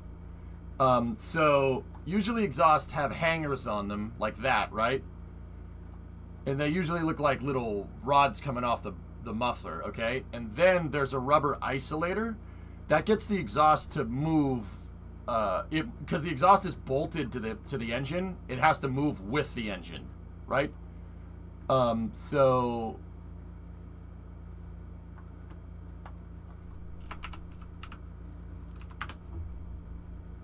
yeah, it's usually on a little rubber hook like this. So one of these is connected to that rod that's on, like, see? There you go. That's actually a good way to say it, or a good way to show it. There's a rod that's attached to the frame, and then there's a rod that's attached to the exhaust, and this rubber isolator allows it to move kind of independently. Stash is looking sweet. Thanks, Photo.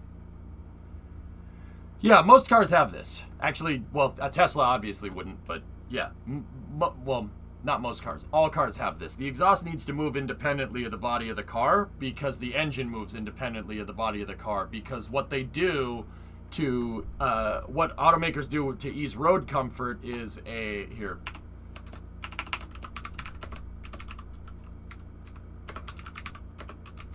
They have a bushing on the engine mounts for the Crown. We'll look at a Crown Vic. There's a rubber bushing. See it right there? It's actually not a bushing. It's just a rubber block. It's a block of rubber between the metal that attaches to the motor and the metal that attaches to the frame on a Crown Victoria. And most cars have a rubber isolator.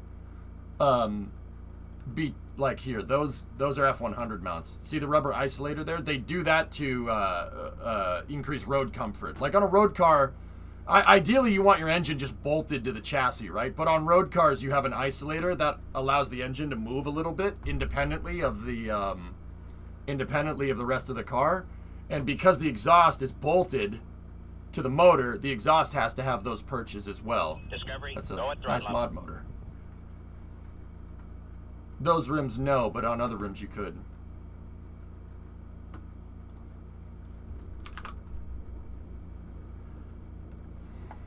It's better for road cars, Bio, but like a Formula 1 car does not have any bushings. The engine on a Formula 1 car is actually part of the chassis, believe it or not. There's the part that protects the driver, and then the engine is bolted to the monocoque.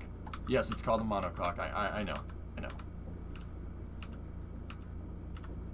Yeah, if the rubber gets old, you'll know. As a side note, I started my journey to be a pilot a few weeks ago. Nice, Zast. Trustful, 37 months in there.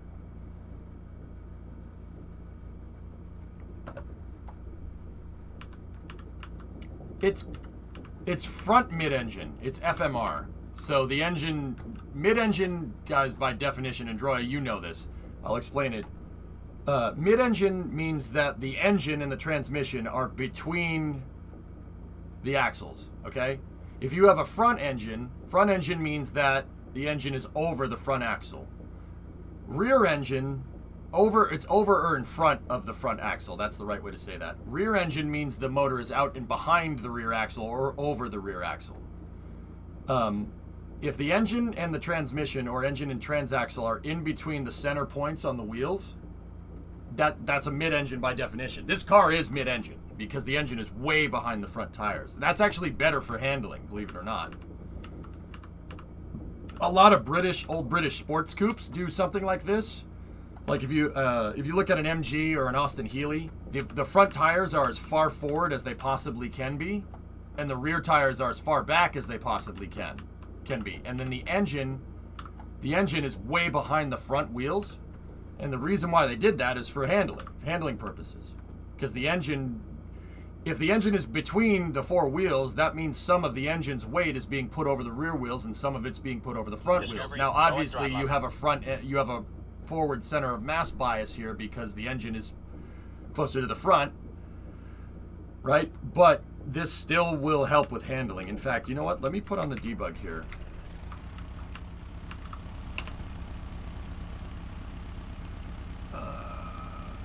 Where's our center of gravity? Oh, wow.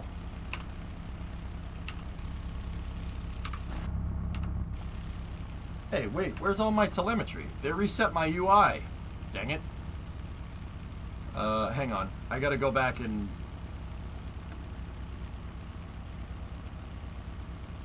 Oh, they changed this. Oh, wow, they really changed this. Yeah, put the engine dyno in there where it was. We don't need force feedback. I need my tire. My tires want a weight distribution.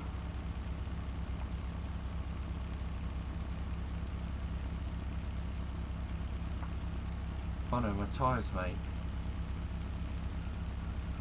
So these are all different apps that you can add.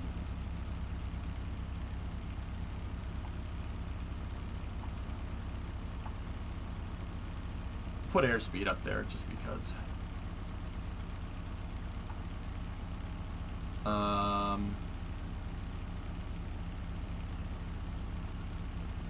Where is my engine debug?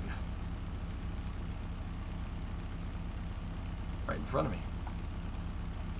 So I like putting all this in so we can see the telemetry from the car, just like you could on a rocket. That's actually one of my favorite things to do in this game. Debug the cars and try to get them to perform better. Let me just make sure that's not interfering with pedal cam.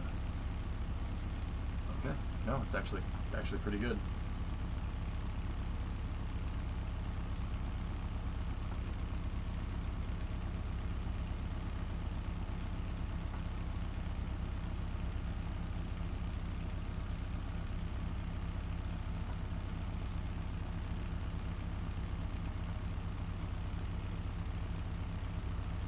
So we got the dyno, engine debug. Actually, you know what? Get rid of the dyno. We can see what we're doing right there. That shows us wheel power and everything. Is there anything else that we want here? There's brake torque. If we hill climb the thing, that would probably be useful. Engine debug, engine thermal debug. Oh God. Okay.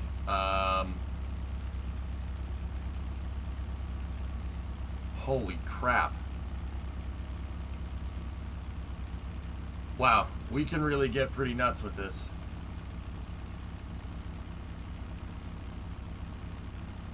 There's the clutch.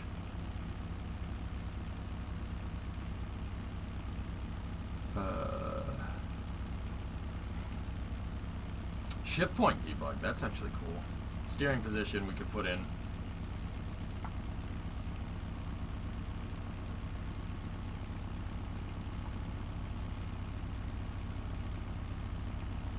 That's awesome. I love how you could do all this. Every car game should have stuff like this. Powertrain visualizer is cool.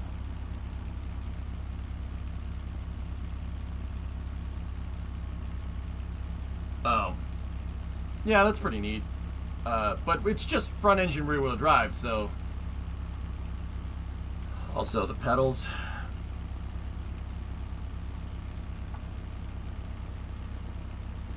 And then I think I had, there was another one. profiling graph, engine heat, force feedback. Torque curve is there, turbo activity, windage. There was another one that I had in here that showed, actually brake torque is probably what we'd want. I think that's the one.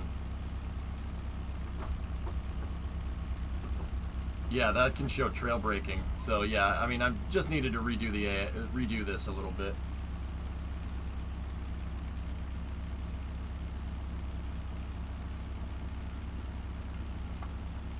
Now let me move pedal cam, right?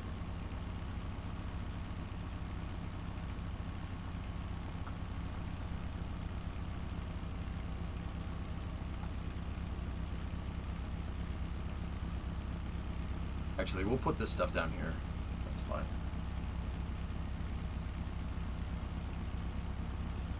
Try to make this the same size. There we go. These apps are all built in, yeah. Mm-hmm.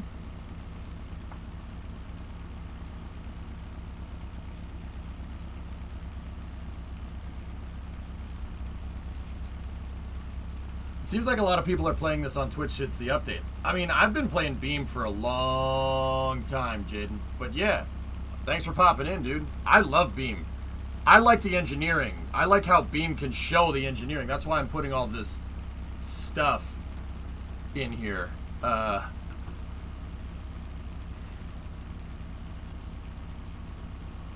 putting all this stuff in here, but yeah, what I'm trying to do is take the new Widgeon and trying to make a top speed car with it. So I've been tweaking the suspension and stuff. There we go. Perfect. Well, all right. So let's check what our weight distribution is at. 269, 296, 286, 338. So we're actually, that's pretty good 50-50 weight distribution, and the debug kind of, see how our center of mass is basically equidistant between all the wheels? That's actually pretty damn good. You used to have G-forces in the upper left. Thanks, John. I knew I was forgetting something, dude.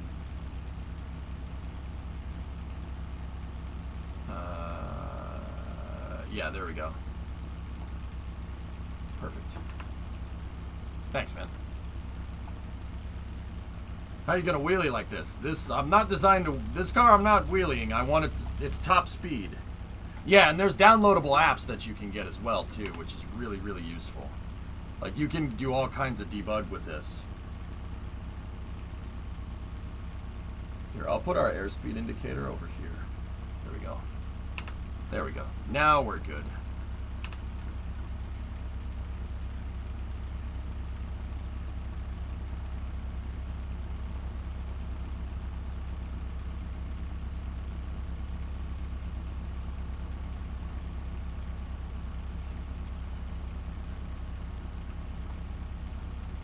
Pick that up a little bit, put the damage indicator up there like that. Good. Perfect. Wheelie would be awesome though. I don't think we can make enough torque with this thing frilled to get the front wheels off the ground because the engine is up there. If I mounted the engine back here and we had a transverse 4-banger in this thing, yeah, we could get it to wheelie.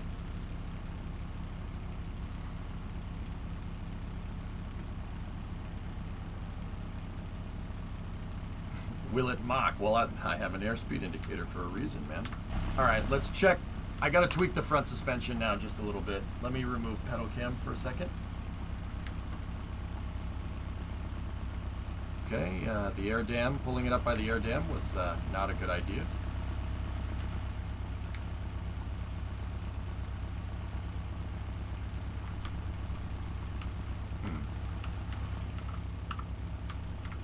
Let's slow down the simulation rate.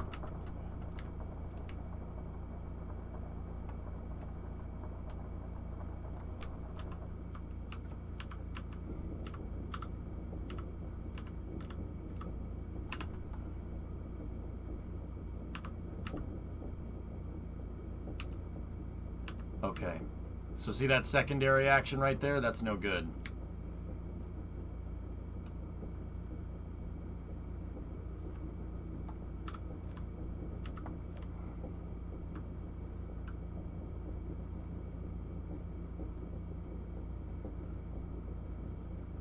Yeah, you see how the whole thing is kind of shaking after we hit the ground? No good. We got to mess with the suspension just a little bit. So what did we do? We did 127 miles an hour before, which is quick. That's really fast. For this thing, that's really fast. Let me lower the spring rate just a little bit. And we'll see what that gets us.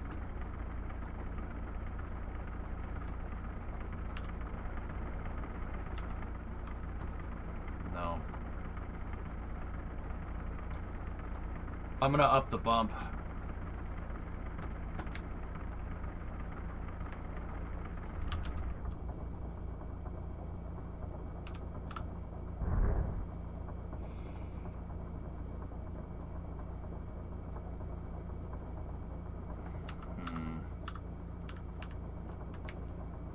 I'm gonna try to make this is a top speed vehicle here.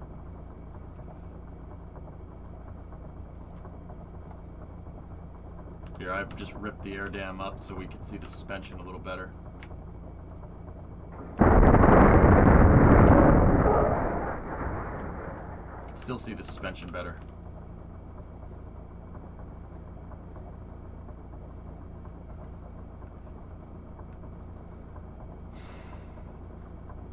It's fine, it'll buff out. Okay. I think we're good. I mean, we could tweak the front a little bit more. We could tweak it more, but I think we're okay. Let me unfreeze it. Unfreeze it, tank. And then let me turn the debug off.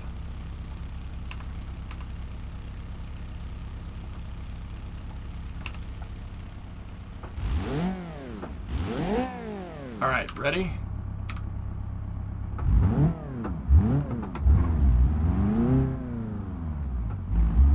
Oh, dude, you see how it launches better? Watch, ready?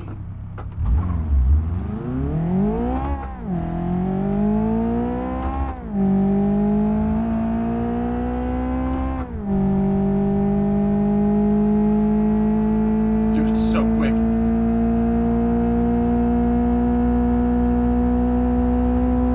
Yeah, Dreamy, new update is amazing. It's taking the bumps a lot better. I can feel it with the force feedback in the wheel.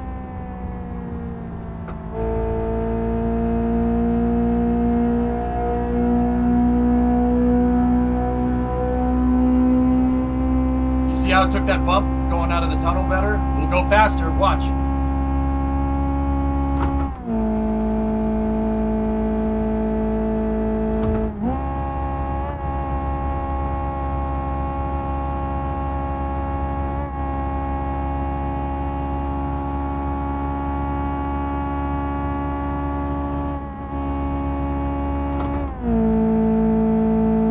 The motor can't do anymore. We gotta up the final drive. But see how when we transitioned off the bridge, it took the bump a lot better and we maintained our speed instead of going, no, no, no, no. You know?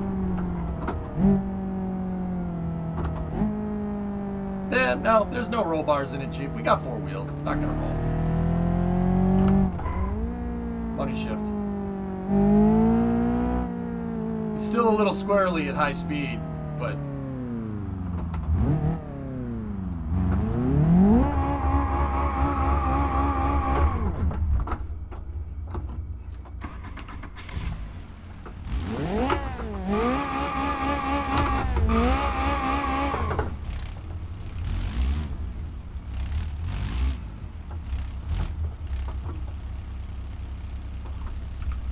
when you're in the tuning menu, you have to click apply.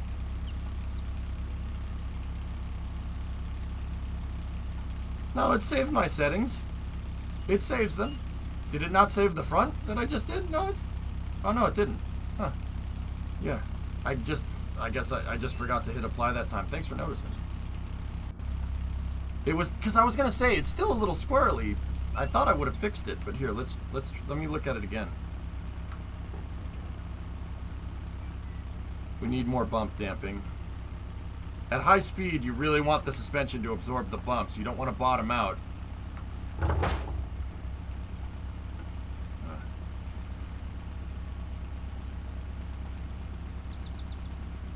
More.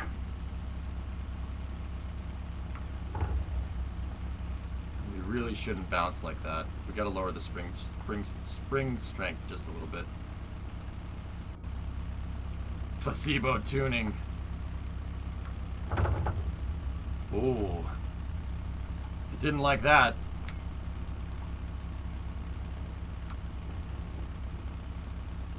There we go. Let me actually get rid of some of the bump dampening right there.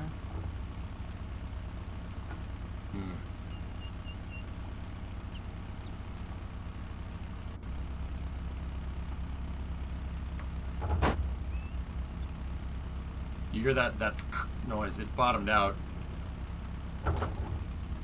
It's still absorbing that bump pretty well.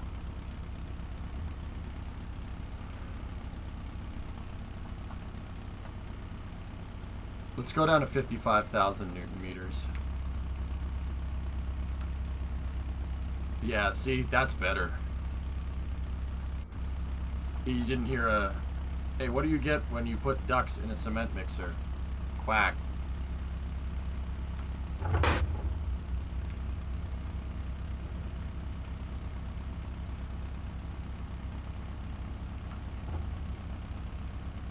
Alright, that should be okay.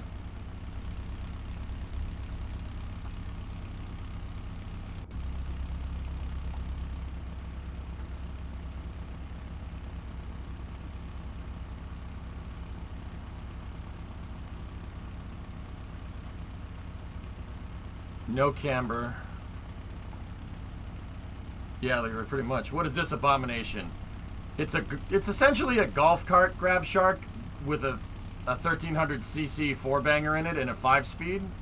And I'm trying to make it go as fast as possible. I'm tweaking the suspension right now so at high speed we absorb the bumps and not break traction going like 130 miles an hour in this because, you know. Actually, how they would test this, guys, is they put this on a chassis stand, and they have pneumatic pistons push on the tires and go. Psst. That actually, so they can see the suspension working in real time. Actually, to be honest, they don't test it with the tires on. That pneumatic rod is actually attached to the hub, and they just they push the suspension up and down all day. This thing's accident rating is probably crap. It's from the 70s, Zast. What do you want? You don't want to crash in it? Drive better. Right? It's from the 70s, man. What do you... 70s, early 80s. You don't want to get into an accident? You should have driven better. That was the mentality. Drive better.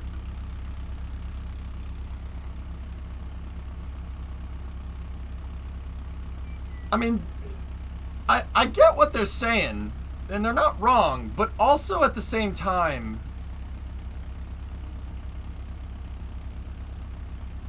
Can you show the front wheel tuning? Yeah, sure. There you go.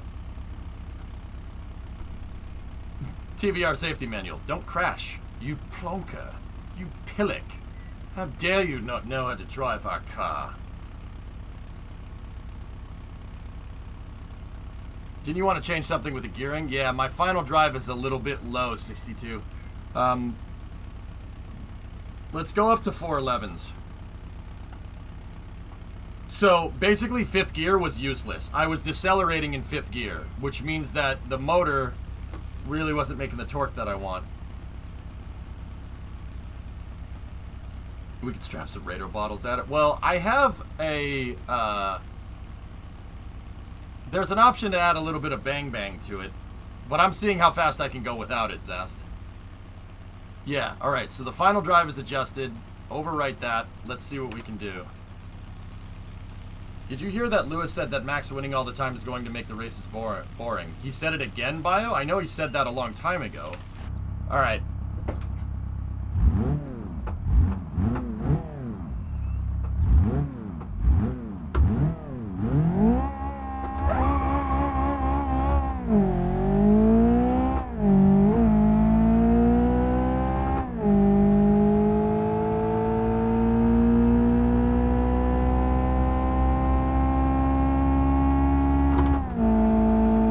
130 was the time to beat. He said it last week before the Austrian GP.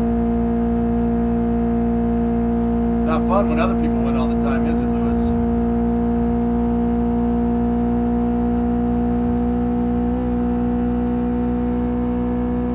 See, now up in 5th gear, we can put the power down.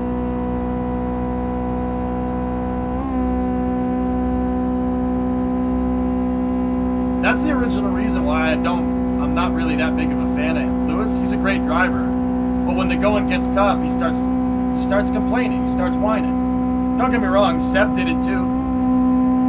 Seb doesn't do it as much anymore though.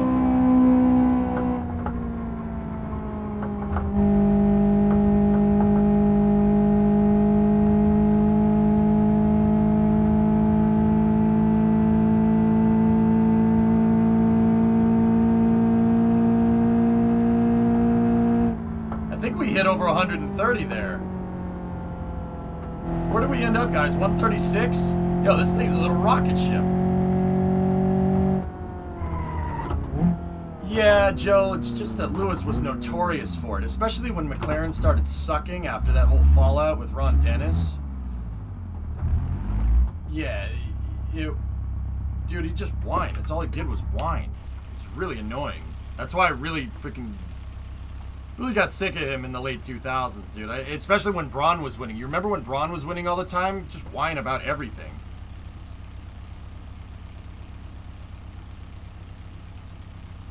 And then, you know, when Mercedes wins all the time, he's just, oh, you know, look at how good of a person I am. Like, it's like, dude. 133, Jay? Hey, not bad, dude. Not bad, not bad. We still had a lot of revs left on this engine, and you know what? How can we put the revs higher?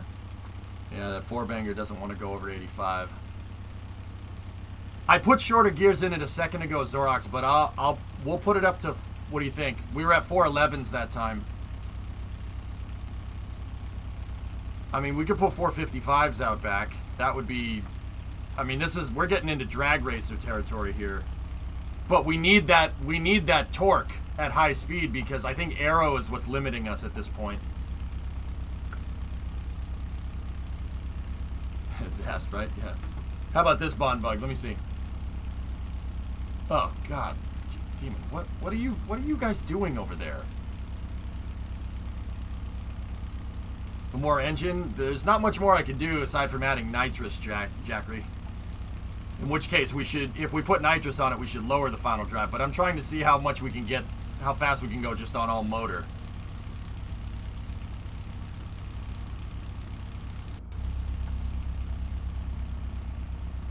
Is there a multiple in the game? I don't know.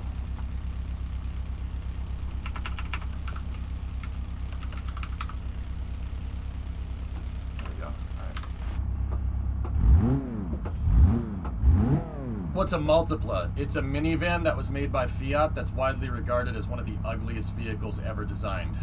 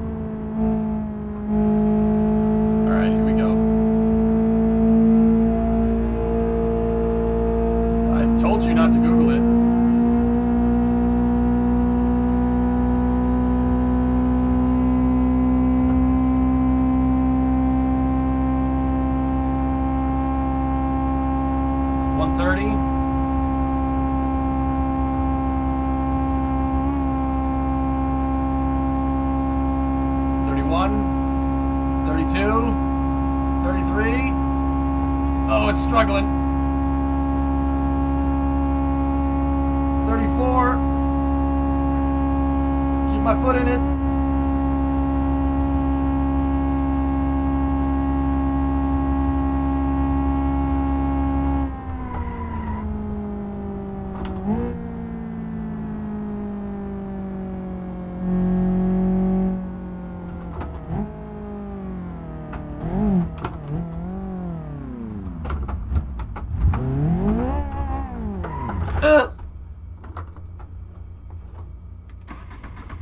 tried to clutch kick it around and it didn't go.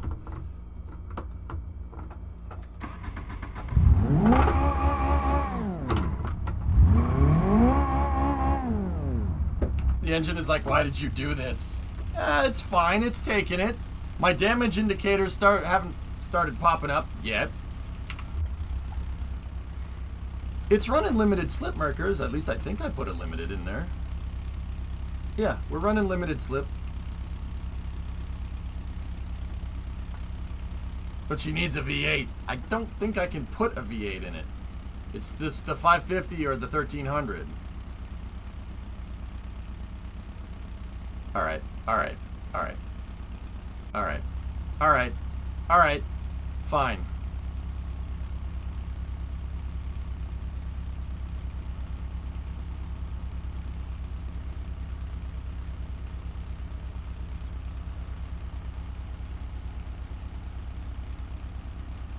$10 kilowatts should get us up over $130 easily. Alexis, this is the widgeon. They just added the widgeon to the game in the patch that came out the other day. And I'm trying to see how fast I can make it go.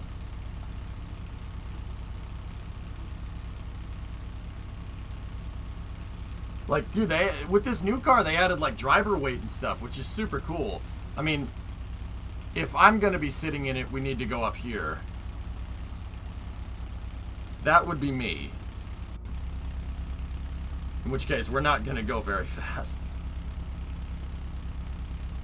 Is nitrous rated in kilowatts? You know, I'm not 100% on that one.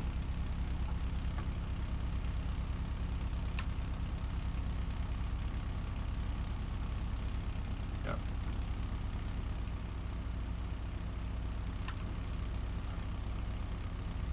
$146 is the most I got of the engine, but I'm going for pure speed.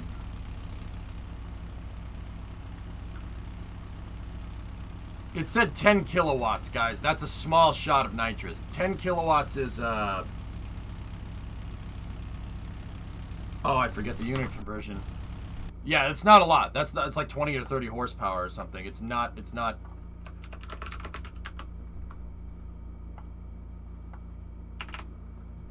So, yeah, no, not even 20 or 30. I forgot the conversion. It's 13 horsepower. That's nothing. But 13 horse ain't gonna make that much of a difference. So Chuck, you got 146 out of the thing. That's pretty dang impressive. All right, let's go down here. So if 10 is 13 horsepower, that means 20 would be 26, and 40 would be 52. 40 kilowatts should be just fine. I don't know why it has just nitrous bottle in the back. 10-pound nitrous bottle should be fine. That's not mounted the correct way, by the way. You do not want to mount nitrous like this.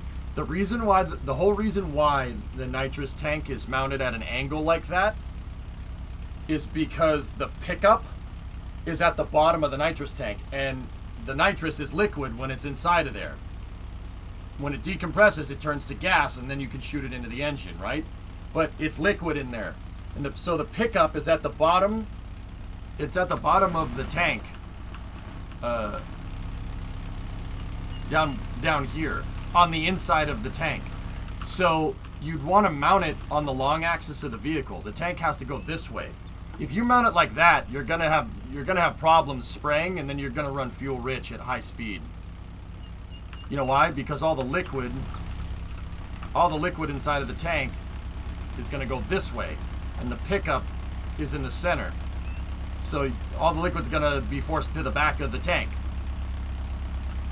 Yeah, you don't want to mount a nitrous tank sideways like that. Bad idea. Also, ideally, you don't want to mount the nitrous tank behind your seat like this. Yeah, I wouldn't want a pressure vessel that close to me inside of a car. I wouldn't do that. Yeah, there's a reason why they put it in the trunk. Yeah, it's called LOL. Yeah, the game doesn't simulate those fluid dynamics, so it's the fluid dynamics inside of the pressure vessel. It's just nitrous go brr, Alright, so I know we're gonna need to lower the final drive. I'm gonna bring it back down to 373.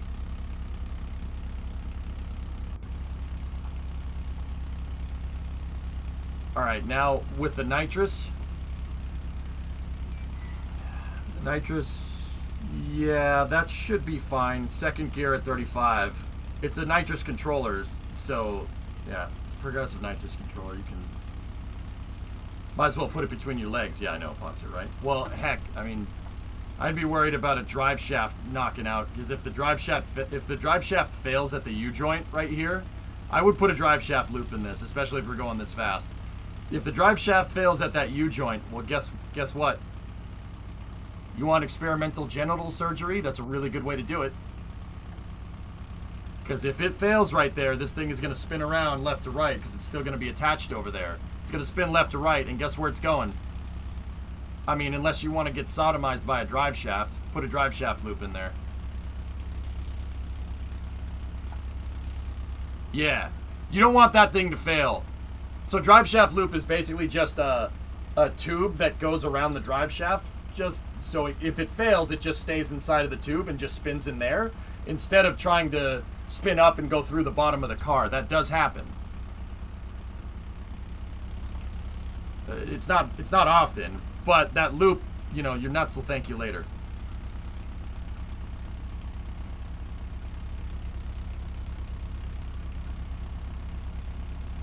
All right, let's give it a shot with the nitrous. Experimental genital surgery is my butthole surfer's cover band. Nice. All right, so nitrous purge is green. All right, here we go. Nitrous tank suppressing for flight. Can you confirm, chat, that Jesus is green? Why does nitrous make it go? You're changing the oxidizer mixture, dude. Hold on. You're changing the oxidizer mixture with nitrous. So, a naturally aspirated engine is sucking in air from the atmosphere. What's the atmosphere? The atmosphere is 79% nitrogen, 20% oxygen, and 1% stuff that probably shouldn't be in it. Right? That's like greenhouse gases and all that other crap that we don't want there. It's mostly nitrogen, 20% oxygen. Nitrous, N2O, is 33% oxidizer. That's 33% instead of 20. And if you increase your oxidizer, right? If you increase your oxidizer ratio, like your ratio of nitrogen to oxygen, if you increase it when you put it in the engine, you bump the oxidizer content from 20 to 33, and if you spray more fuel with it, you can make more power. Don't get me wrong, you can't just put nitrous on a car and spray the nitrous and then, yep, okay, fast. No, you'll lean the car out and the car will explode. You have to spray more fuel with more oxidizer. If you try to turn this into an RD-180, it'll get hot like an RD-180 and it'll explode. Oh, yes, you can. It's a 4-banger, Alexis, 1.3 liter. What's up, Scary?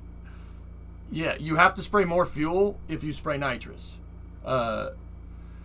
So usually like a car that has it's not just, oh, hook it up and hook up the spray into the engine. Okay, we're good. No, you'd have to run a tap off from your fuel pump and a tap off on a solenoid, and then you have to have a fuel injector solenoid and a nitrous injector solenoid. Don't just spray the nitrous, you'll screw the car up.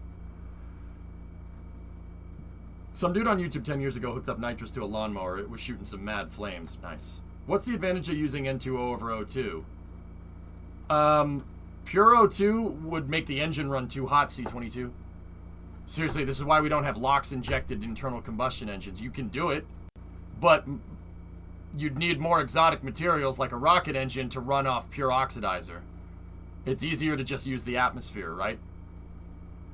You can make an engine run off liquid oxygen. It'll do it. But you have to make sure that you can deliver the fuel to suffice for that oxidizer, or else you're going to run lean and the motor will melt. Oxidizer, you have to be able to spray the right proportions of oxidizer and fuel. If you go too far in one direction or another, if you go too fuel rich, so too much fuel, not enough oxidizer, your engine runs cold, it makes a lot of power. You can make more power that way, but you're also very fuel inefficient. You'll be spraying flames out the back because you're running fuel rich. You're running too much fuel. You'll be spewing unburnt fuel out the exhaust. Simultaneously, on the other side of things, if you run too lean, right? Too lean, not enough fuel, too much oxidizer is getting in there, your motor heats up. Now, that's very efficient. You can run way more efficient that way, right? But also, that does offer positives, all right? You run way more efficient that way, and the reason why you're running more efficient that way with lean mixture is because you're spraying too much oxidizer in there, right? And not enough fuel, and the oxidizer combines with as much fuel as it possibly can, and it burns all the fuel.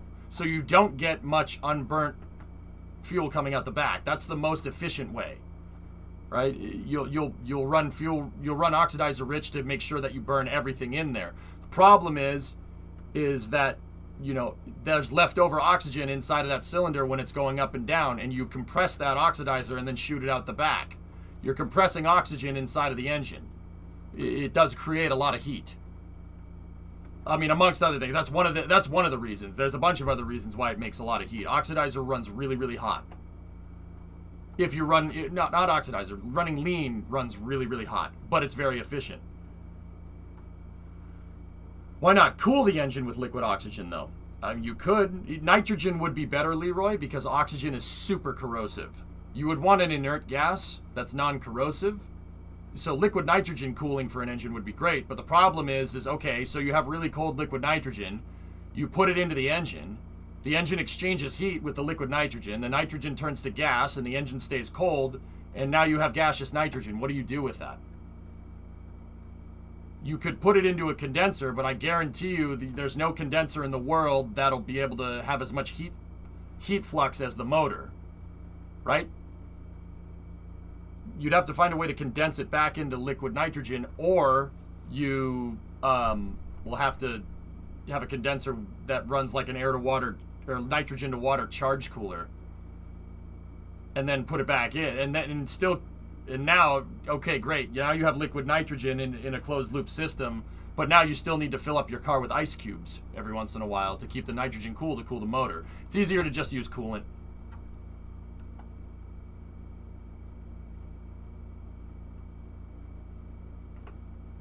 See last for freedom. Expander cycle thrust. I like that picture, Panta. That's new. That's Norfolk, isn't it? Going 130 in this thing, you could skip across the water. Does the unburned fuel in a rich mixture act as coolant? Yes. Yep. Yeah. Spraying more fuel keeps it cool. Yeah. Running fuel rich keeps things nice and cool. Guys, if you're noticing some similarities to rocket engines, it's because rocket engines are combustion engines. They are internal combustion engines by definition. They just use an engine takes fuel and oxidizer and makes it do mechanical work. A rocket engine takes fuel and oxidizer and makes it into thrust. Same with a jet engine.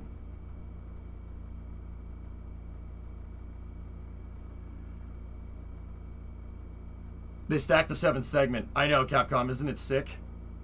Did you see BN3, how big that, or Booster 3, how big it is? It's ridiculous. Expander cycle thrust. Actually, how to rocket, we're talking about applications of rocket engines. They're starting to do a staged combustion with engines. Mazda's Sky Active technology is a staged combustion, or about as close as you can get to a staged combustion cycle with an internal combustion engine. And they've improved ICE efficiency up to, I think it's up to like from 20 to like 40%.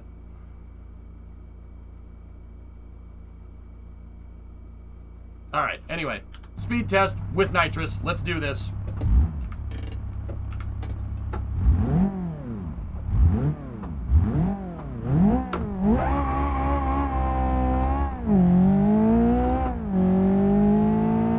She boogies, man. Oh, this thing is quick. Oh my gosh. Oh my gosh. Oh my gosh. Oh, geez. Look at how much it's shaking around. Okay, we just thrashed on our old speed record with the nitrous.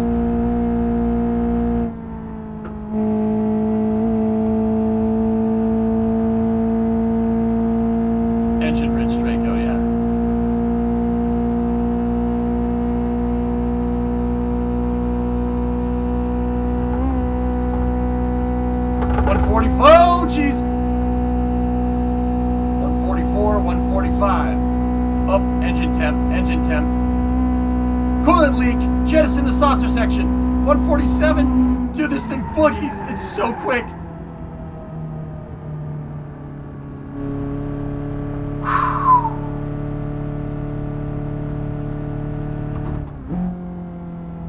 Started to overheat.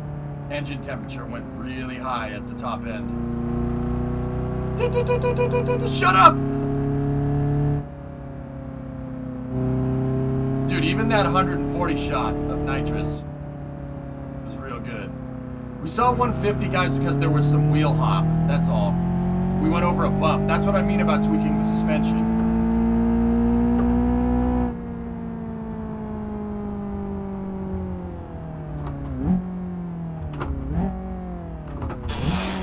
Hey, I downshifted just fine.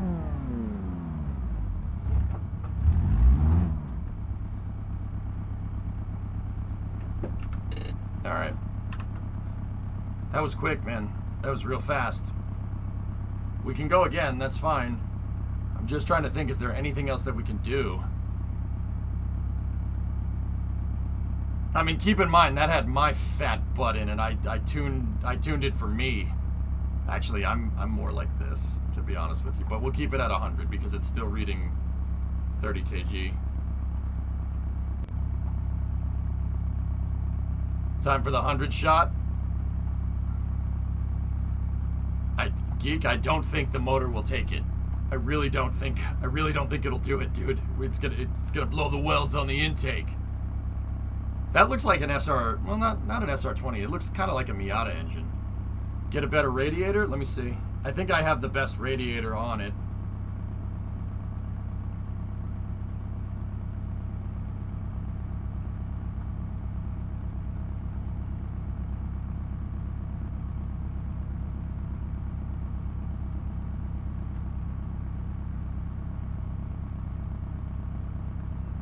Where the heck is it? Radiator. High performance i4 radiator. Yep. That's the best thing. Yeah, Mercs, that was 40. 40, and we started seeing temperature problems at high speed. I don't think there's much else we can do, man. I mean, that's not a good idea. We're gonna blow the engine. But it's Beam, so send it. This is 100 kilowatt shot, so that's 130 shot, 130 horsepower shot of nitrous.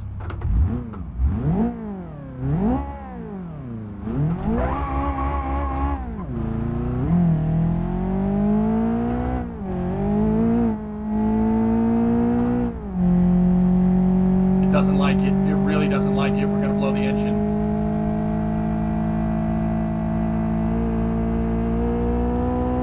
God. Oh my God. Whoa! No, no, no, no, no, no. Oh God, that would have hurt.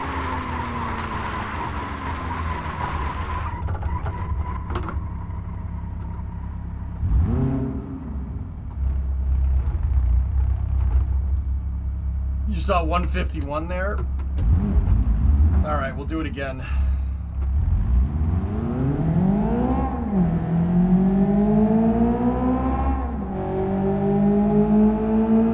Be careful.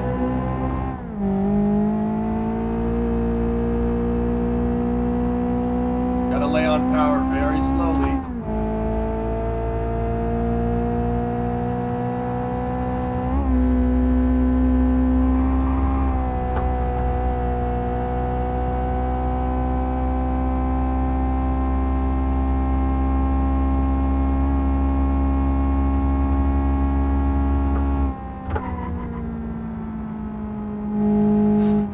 Imagine going 150 miles an hour in a golf cart.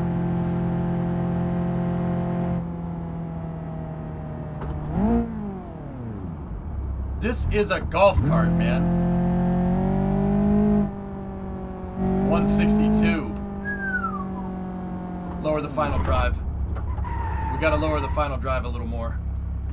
Here, let me stop this for a second.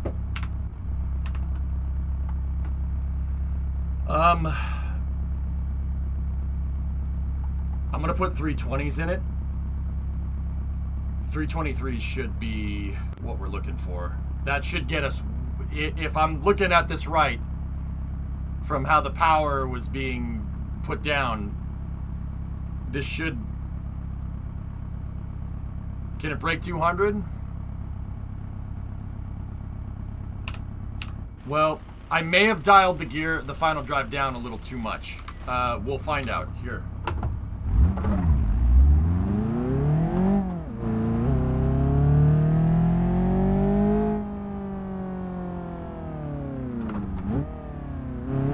All right, here we go.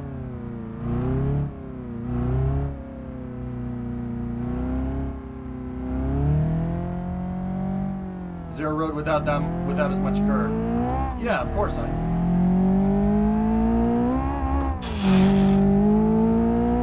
But part of the fun is the risk of dying on this road. The risk of crashing the car. That's what makes this a good time.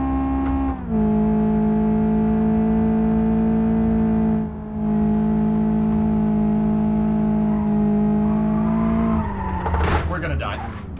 Like this.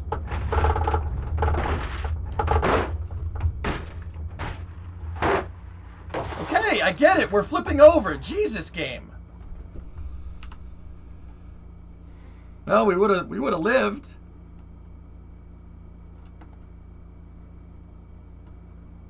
Oof.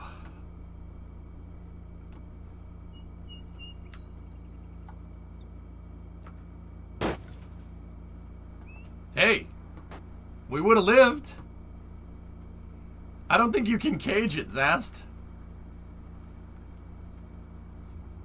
See, that's what I mean about suspension. So, traction is super important. What happened there was I broke the rear end loose. We lost traction at high speed.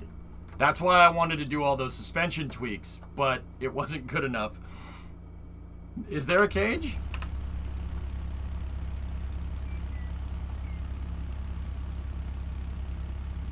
I must have missed it. Oh yeah, we can cage it. I mean, it's not gonna you know what? I'll keep the cage in there because, yeah, we probably... I mean, safety third, right? But that did weigh the car down a little bit. Cage adds weight. It's a no-go. But we also have structural rigidity, so we might not lose the car as much.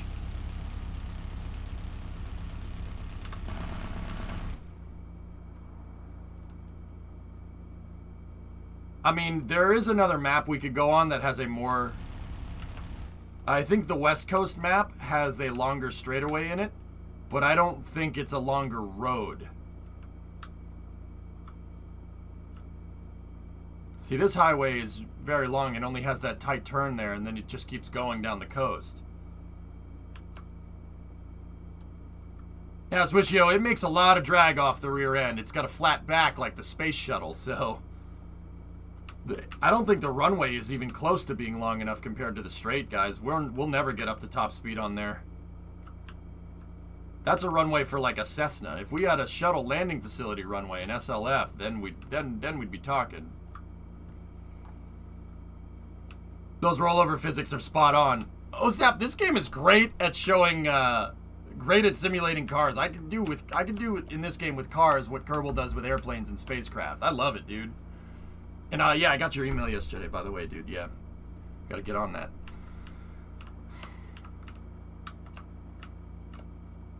The grid map, I guess. I mean, I like racing down the roads, fellas. That's what I enjoy. Like, I prefer to race on the roads because there's the possibility of crashing, and when you crash, it's freaking epic. But I mean, we could go on the highway, I suppose.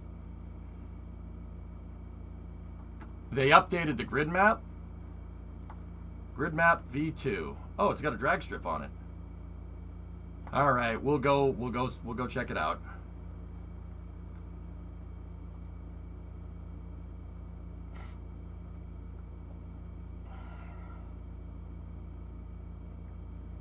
Can you make a car with wings and try to fly it? Yeah, with mods you can do that.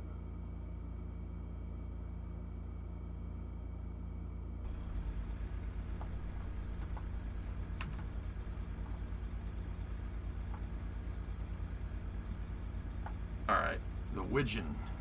Place current. That's what the car looked like when we started.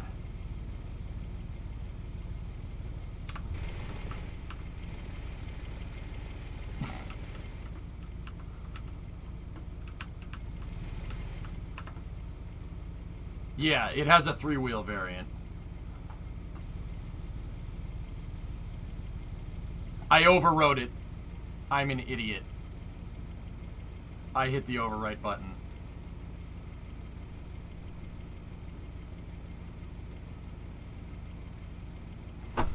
Well, we gotta make it again. Alright, give me 1 second. I'll do all the tweaks. I remember what we did. It's no problem.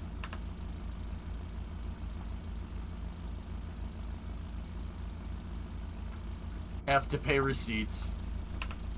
The suspension tweaks we're not going to have, but it's alright. There's not as many bumps on the grid map anyway. I love how you can run the 4-wheel setup with 3 wheels. That's awesome. Alright, so we don't want swing arm. We want double wish.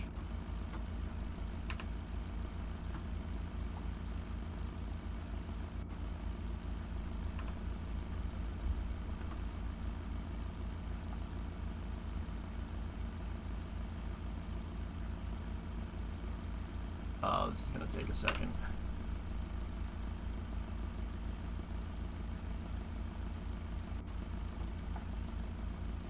Yeah, I copied your suspension tweaks. I have them or close to them. All right, cool. Yeah, once we get to that, dude, go down the list and we'll see. Wait a minute, this isn't rehab. Who's rehab? I think we had the MagTech wheels. Yeah, we did. Ah, I can't believe I overrode it. Stupid. Stupid. Disable automatic apply in the bottom. Oh, okay.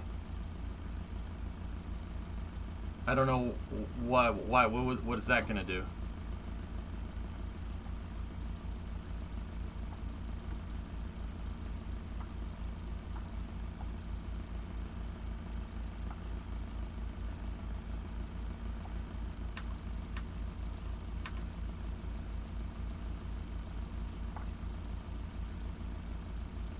Wait.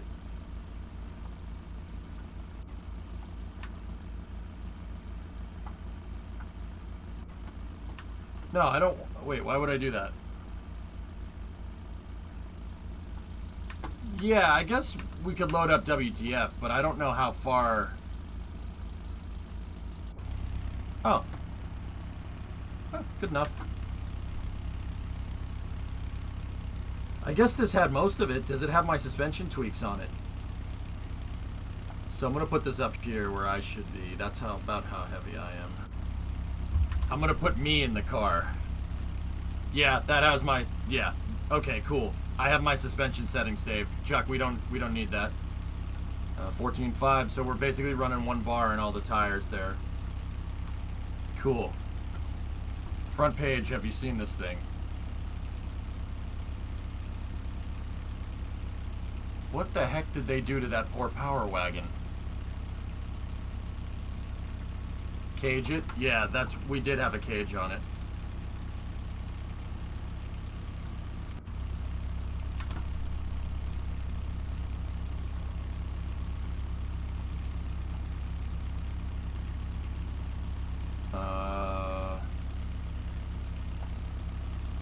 This is actually not that far off to where we had it. Can we change the color on the cage, though? Yes, you can.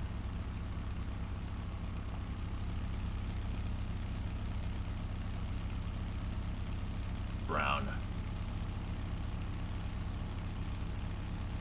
Brown.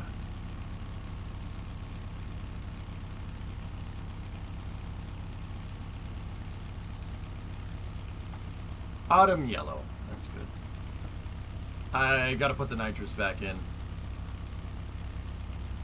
And we gotta look at the final drive. So we were running nitrous. Why is it... Hey, fellas, why is it closing out this menu every time I try to adjust something? Why have a cage? Don't you like having an impromptu lobotomy?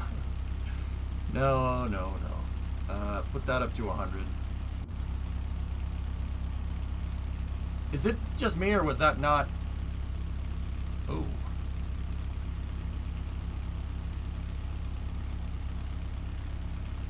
It's the apply changes automatically, that's what it does? Alright, cool. Was that... Did that enable in between me switching maps? Because I don't remember having that checked off a second ago. It's a bug. Beam.NG just updated it. Beam.NG actually just updated it literally minutes ago. Alright, Prof. Gotcha. Thanks, man. Okay. Overwrite. There we go. It looks like we're running more camber, though. I didn't want to run camber. We don't need camber for top speed.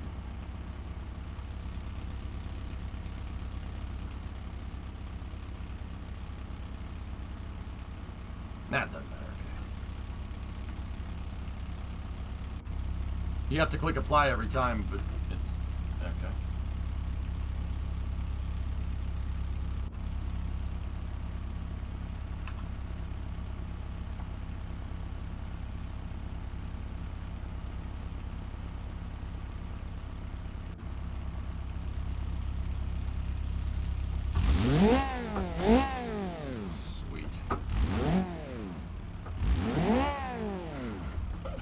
Alright. We don't need to see what it does in the quarter mile. Let me look around this grid map here. Wow.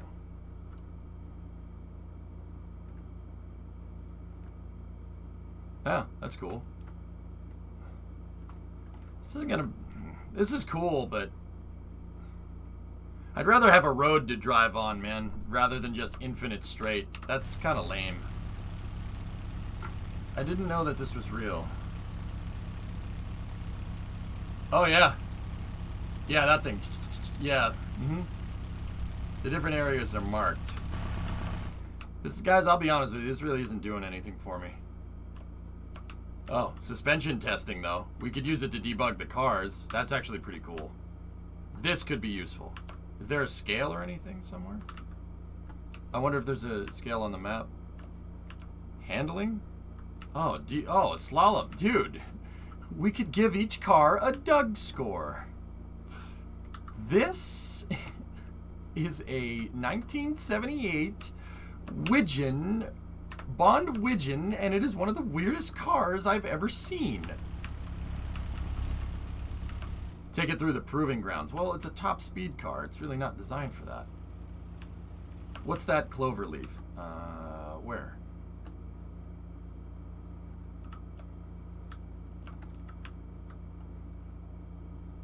I don't know. What's the map name? This is Grid Map? They just updated this. You gotta make a multiple kill vehicle in KSP with overclock fireworks launchers. Oh, I already did that. I did that in early access, man. Every time I come to this channel, you look different. Yeah, I like to keep it fresh.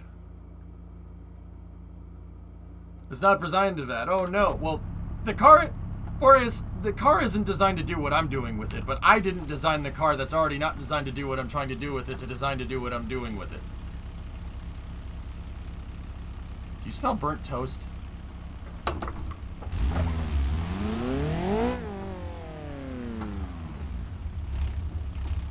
My shadow band, no?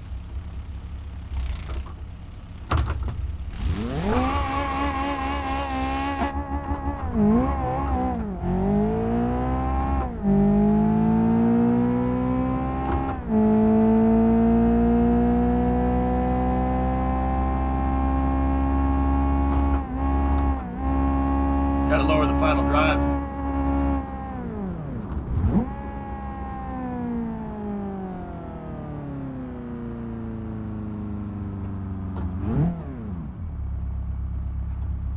Final drive. I think I had the final drive, yeah, down at 320, 323.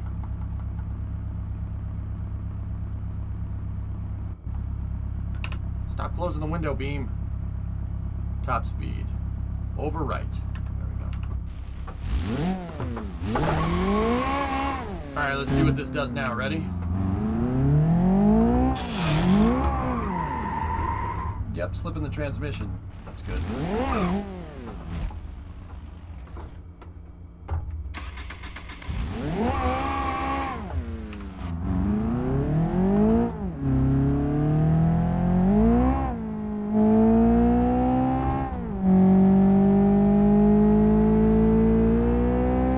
Alright, punch it.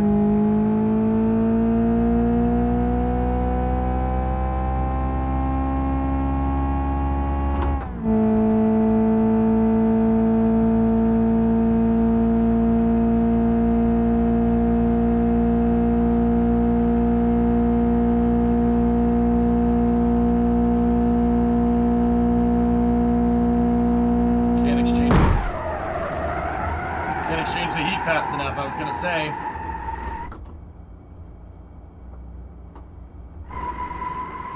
I told you that 100 shot was too much. Things car people say. I told you that 100 shot was too much. No, things car people never say. We did get up to 160, which is good. But 100 is too much. 40 isn't enough, so we'll go adjustable.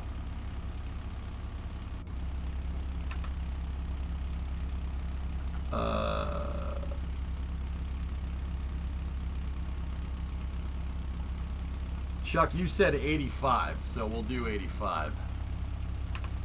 I got 162. That's still booking for this car, man. That's really fast.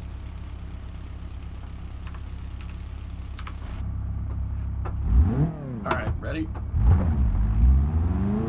Yeah, Swishy, I saw the tweet.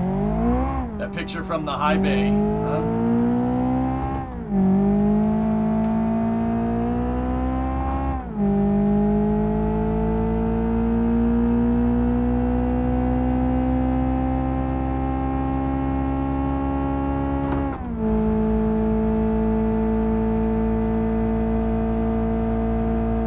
This is like some Bonneville salt flat stuff.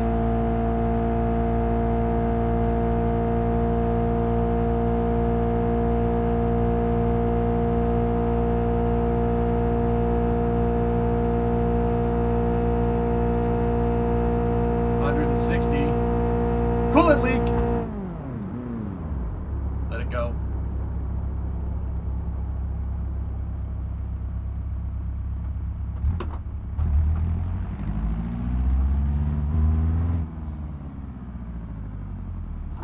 It's just a totally flat map that goes on forever, Euler. This is why I don't like going on the grid map here, because there's nothing to look at. There's nothing to gauge your speed. You're getting no parallax because it's salt flats. It looks like the salt flats. That's why I like driving on the roads. Fellas, you know what I'm going to do? I'm going to save this load out here. Overwrite, and I'm going to go to West Coast. West Coast is a good map for this. Grid map is cool. And I could use it to tweak suspension, which is pretty sweet. But give me the highway. Let's go over there.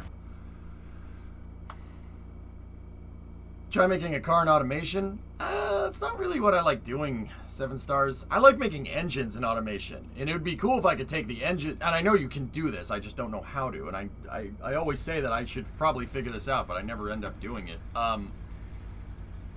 I like making engines in automation, and I would like to make engines that are similar to their real-life counterparts and then swap them in stuff like this. Wow.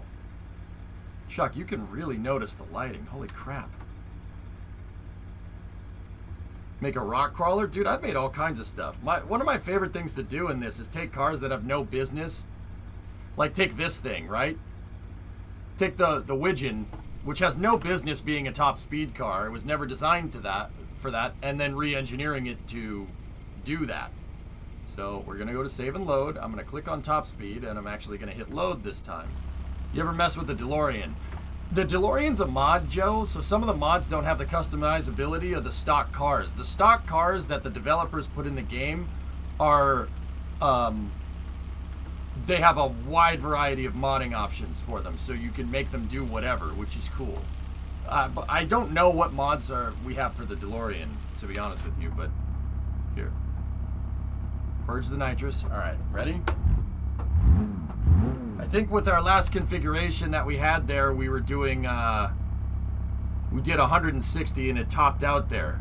I'm gonna put 273s in it. We're gonna put highway gears in this thing. I'm gonna put those 273s in. But what I'm also going to do is put the nitrous controller back up to 100 kilowatts, or put the nitrous shot back up to 100 kilowatts.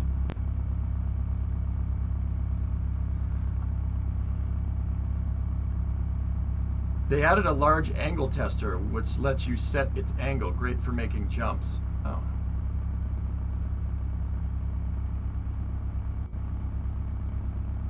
Yeah, I have the DeLorean mod, Chuck, but yeah, you can't mess with it too much, which is lame.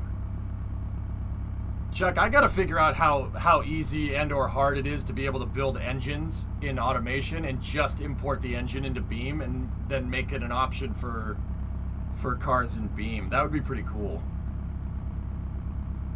Now this is a monument to all your sins. Nice. Alright, ready?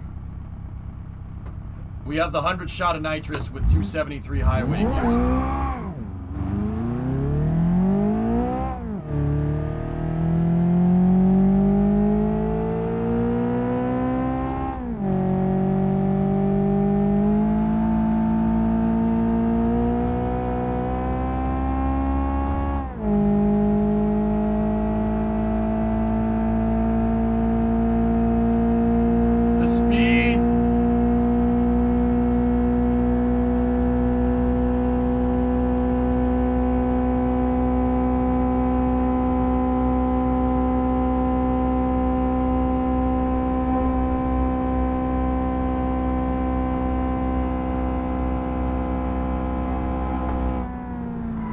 Oh, crap.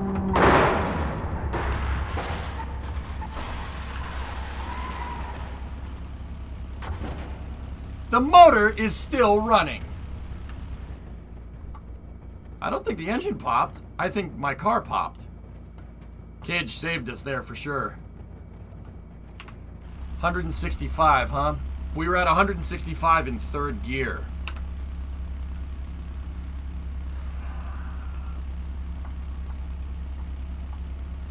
Let's up this to 292. It was in fourth, John? Oh, even better.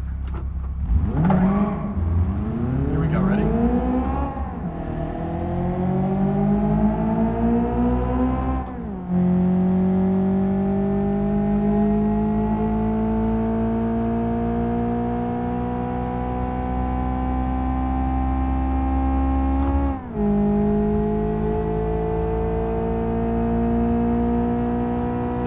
Already upgraded, Alan.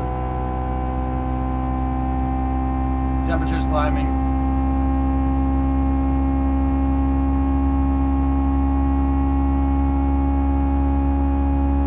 Holy shnikes! Yeah, fifth gear is too much. We're gonna cook the brakes. Stop!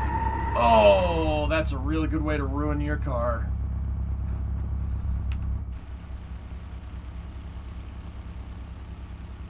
Now me and the mad scientist need to rip apart the block and replace the piston rings you fried. Okay. In Beam, fortunately, we can just hit the insert button and replace it. Bona, my brakes, mate. Brakes are going, mate. So that got us to 166 in fourth. But it wasn't enough to get it going up to fifth. 166 is quick, dude. Superman? Yeah, okay. It's called... I know about Endless Highway. It's the bridge that's over the water, right? Yeah, I know that map. Alright, so... we're gonna up the nitrous again. You should put the spoiler on. Spoiler will just create drag, Momodou. We have no problem with grip at high speed. It's the motor. It's power. We need to make more power. Because... it's got a 5-speed in it, yeah. Because the spoiler up here is great for high speed... For high speeds, but spoilers are good for high-speed cornering, not for straight-line speeds so much. Maybe we could put better tires on it, dude, but once again, grip is not really my issue here. Can you open the front up a bit for more cooling? Maybe taking the hood off, dude, will get more air into that radiator.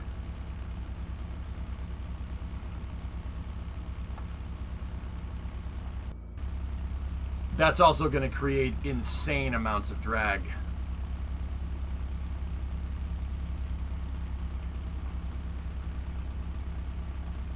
So, because air would get trapped in here at high pressure, and it would push my front wheels into the ground, which is great, but also...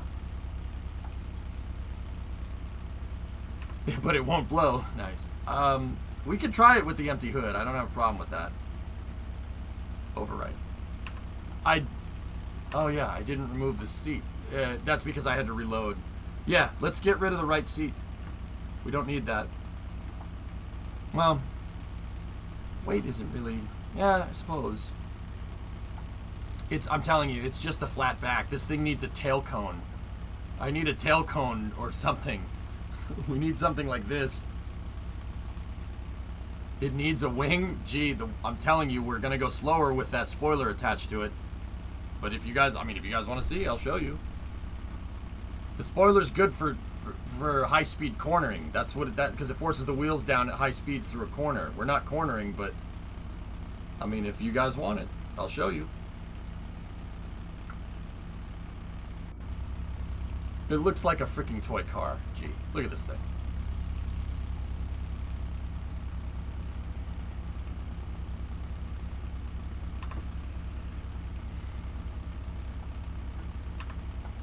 Okay.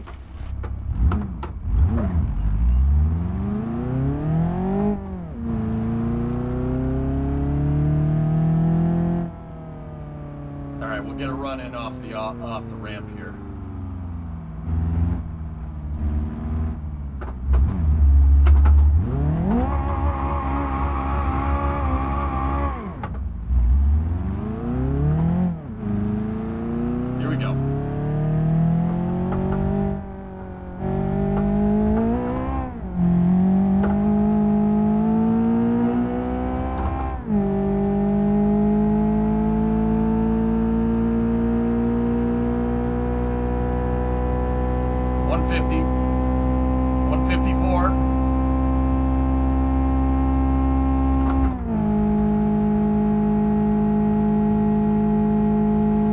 Engine hold.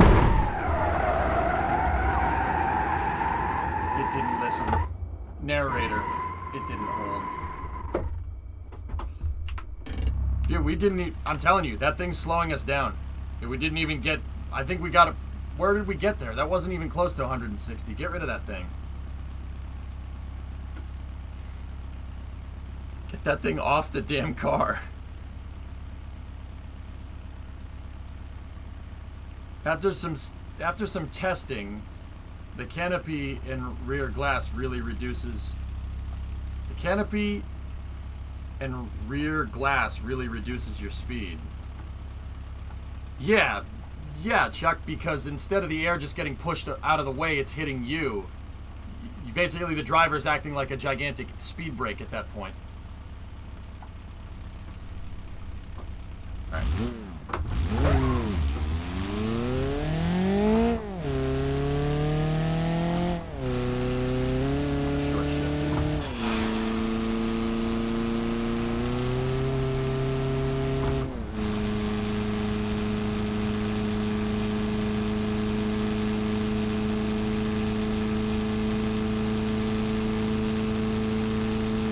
If that sounds cool or not.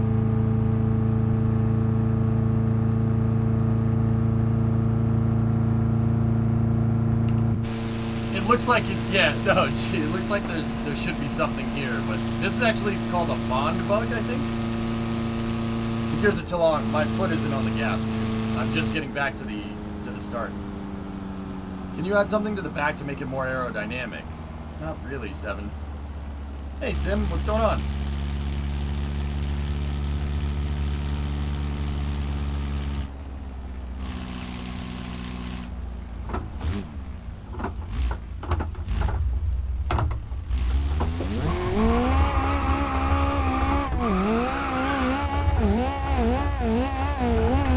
Man, it's rowdy.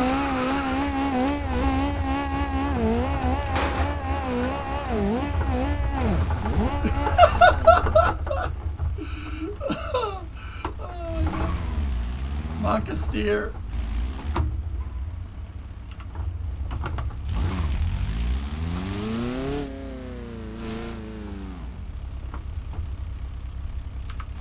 Okay. Here we go.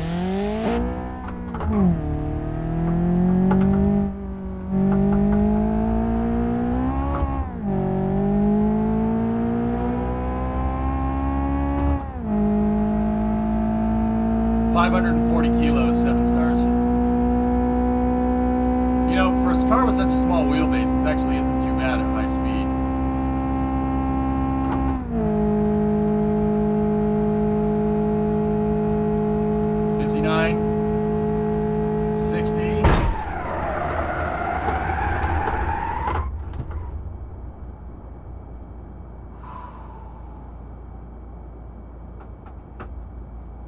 Does that mean it's not coming on then?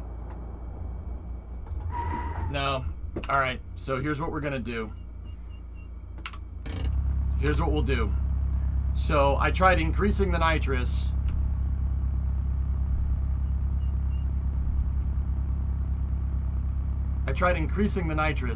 And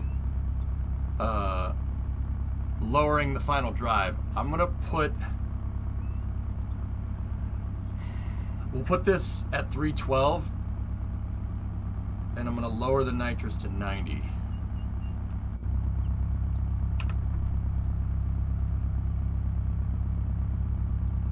Okay.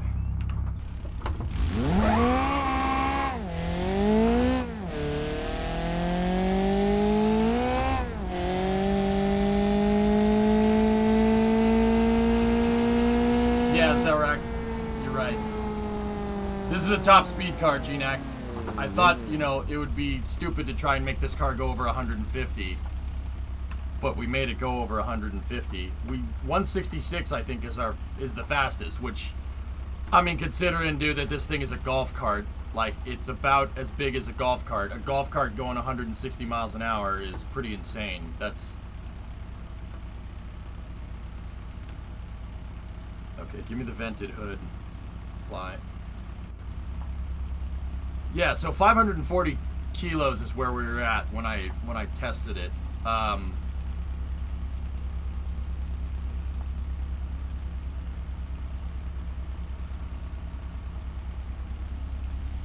I put me in it. Angry Sec. I put me in it, so I have 100 kilo because I'm fat. I have a 100 kilo driver. So, yeah, that's probably where most of that's coming from. It's a 1.3 liter inline 4-banger. Dual overhead cams. Alright, John, let's do this.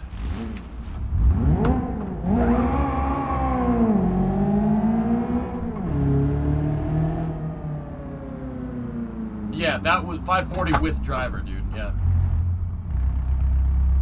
Take out the passenger seat. We don't want to make it too light, guys, because then we won't be able to get any grip.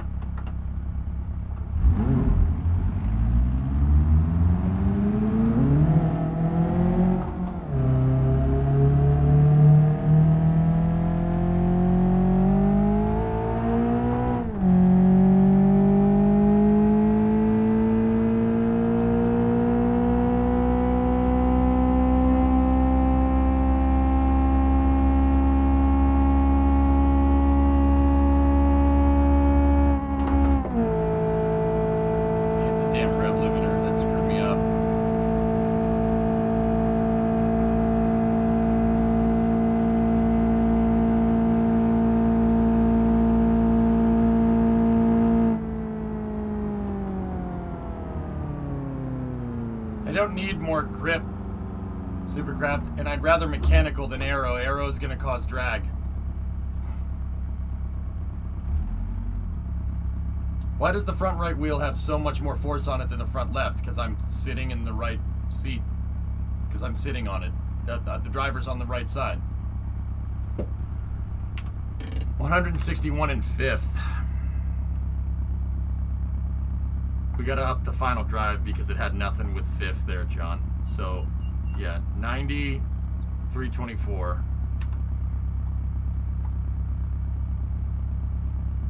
Alright. Can you improve the cooling? Cooling's about as good as it's gonna get, foe. I can't put a bigger radiator in it unless... I tried taking the hood off for better cooling, but that didn't work.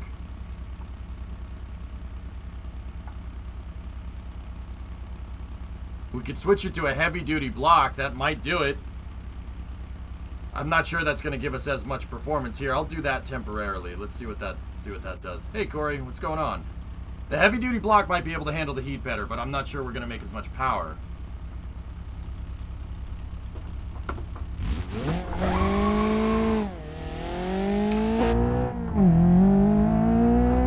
We'll see what it does.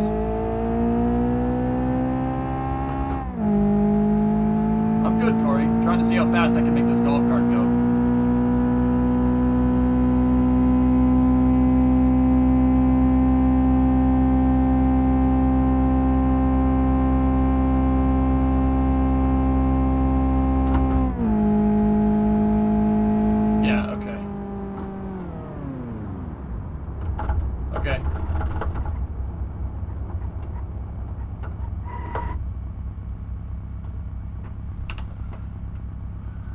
We're gonna have to compensate.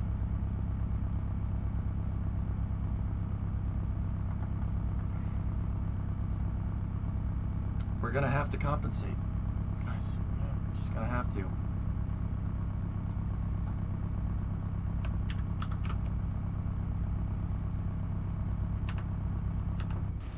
We have the best transmission that we could put in it. You can only, I mean, a 6-speed might help in real life, yeah, but...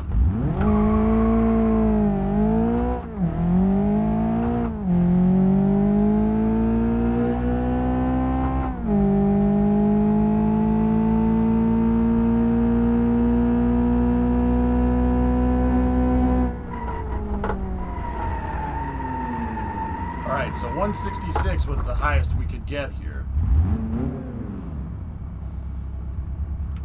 Turn on my headlights. Did I apply the changes?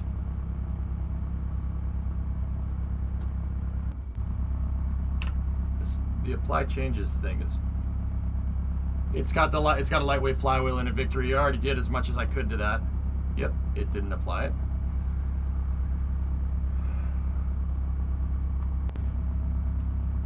A lot of N, Zapatoxin. Alright. We have 150 shot of nitrous here, which is, so 10 kilowatts is 13 horsepower, so 20 kilowatts is 26. 30 kilowatts is math. 39, right? 40 kilowatts is... Oh, God, dude. Why did I try to do this in my head? That was stupid. 150 kilowatt shot of nitrous. It's...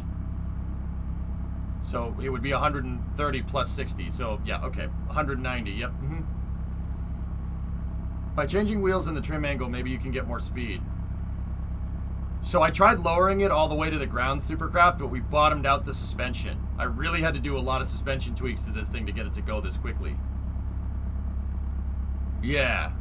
If we could get a fatter, well, even a fatter tire is not really going to do it because the motor is the power. It's aerodynamics and motor power at this point. The chassis could do with a bigger engine. If we put even a turbo, if we did a turbo 4-banger or turbo 2-liter in this thing, yeah, then we'd get up to like 180 easily. But yeah, we only got a 1.3-liter in it. Yeah, you can't turbo it. Victory would, but we got spray. It's good enough. All right, so this is the heavy-duty block with 150 shot of nitrous.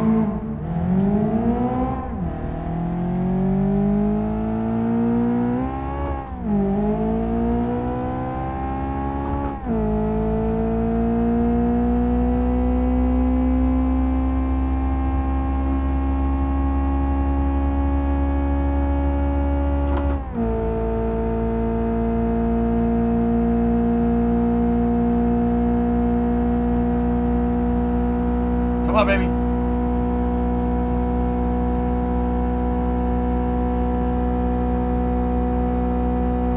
$167 and it's holding. Okay, all right.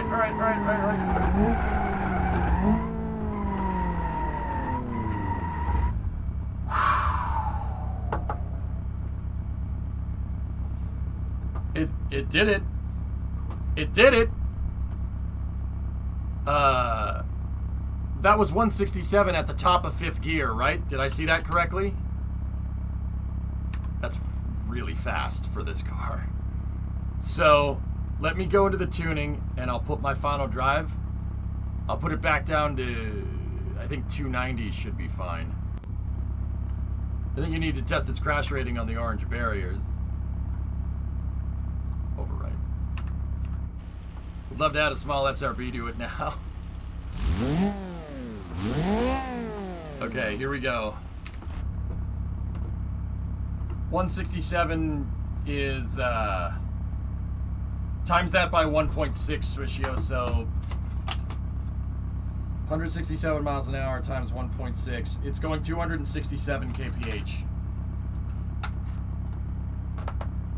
267 in this car. That's death. This is a death trap. I don't think I'd have the balls to do this in real life, unless it was on like a salt flat or something. I would not drive this down like a highway like this. You got it to 191.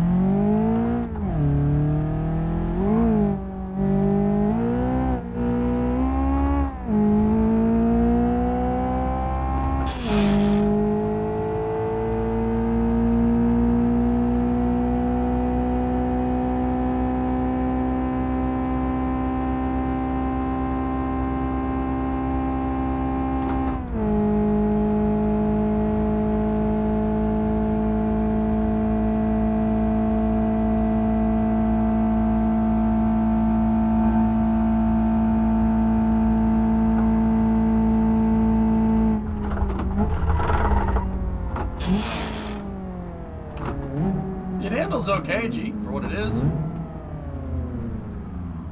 167. Didn't make that much of a difference, John.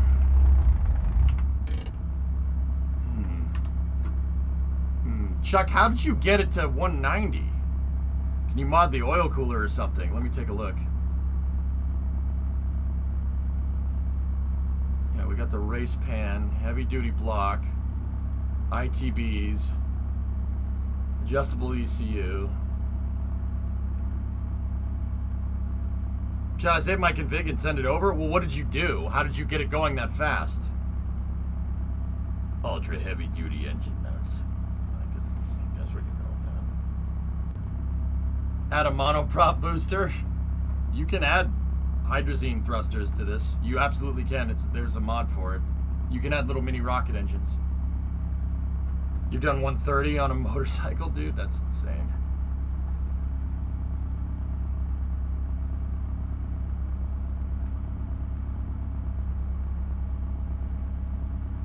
Just don't think there's much else that we could do here. Maybe up the drive to like 312. We'll try 312 and see what that does. And I mean, actually, all right, let's send it. Give me 270s. Put 270s in it. We're gonna do something stupid. It's probably gonna blow the engine. And by probably, I mean it definitely will.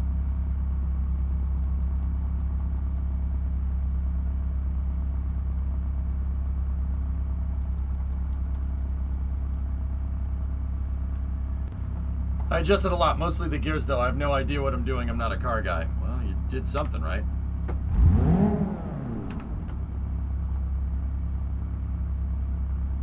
Alright, here we go. This has got really, really low final drive, but a really big shot of nitrous.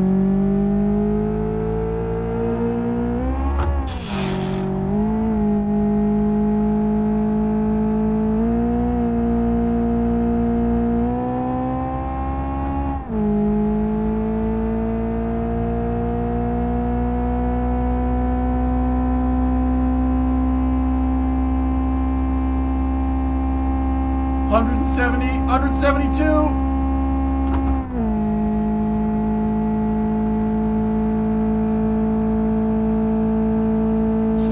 $180. Oh God, slow down. Oh no, oh shit, oh shh.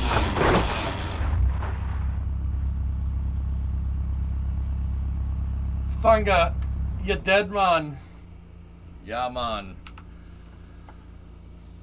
Yeah, that would have killed us. Yeah, we would be dead. I locked the brakes. And I shouldn't have locked the brakes. That was my bad.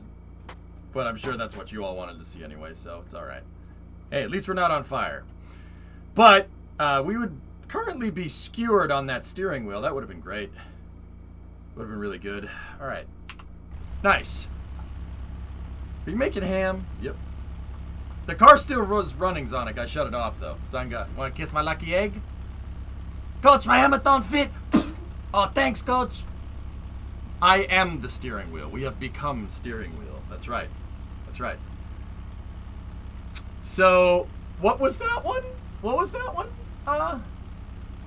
We did 179? Oh my goodness. How much did we have left to go in 5th, guys? Where were we hitting 179? What revs were we at? Yeah, Demon, probably, yeah. You're probably right.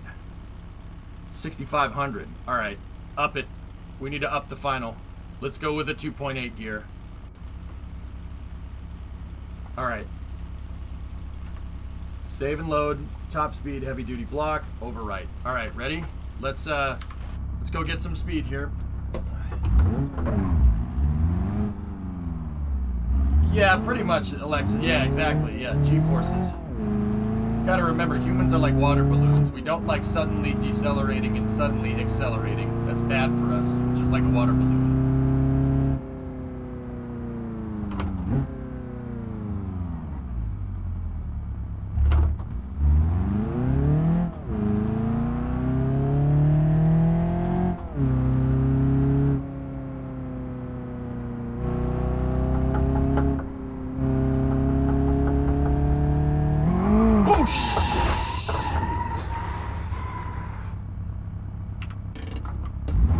Nitrous just kicked in, yo.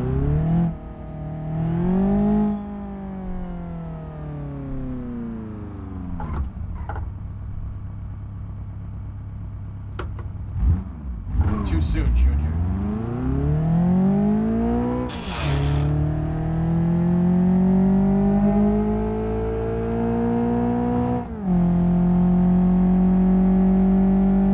Gotta be careful. Nitrous is gonna come on real quick here. There it is. All right.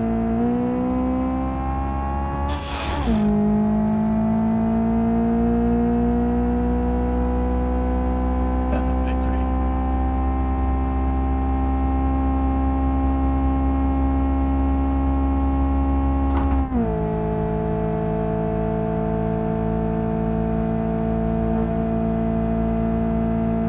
Nope. I gotta take my foot out.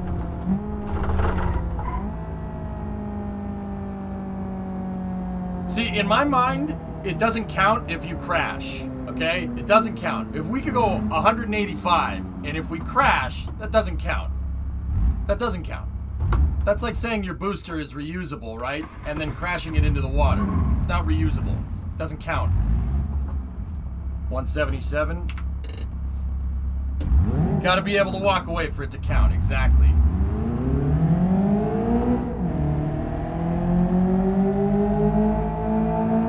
Liquid fuel, Demon.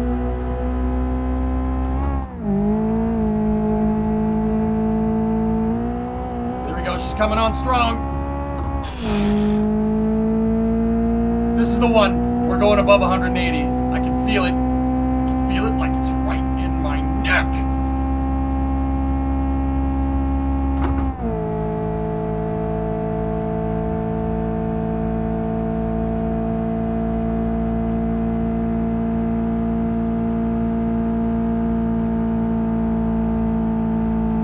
Oh, the engine's braking.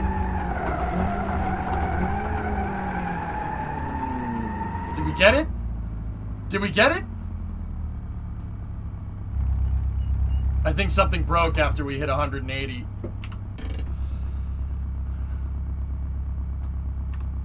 That's awesome. 180 in 5th, plus or minus 7,000. Okay. Okay.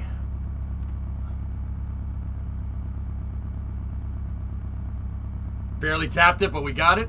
All right, all right, all right.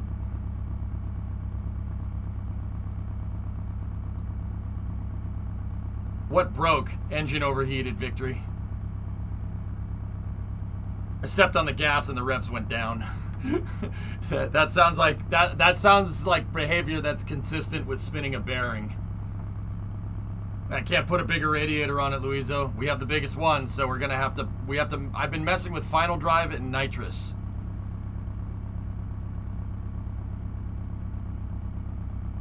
Right, Doom? Yeah, it's pretty insane. Well, okay, so with the nitrous controller here, the maximum is 200. Let's go down here. Go to the nitrous.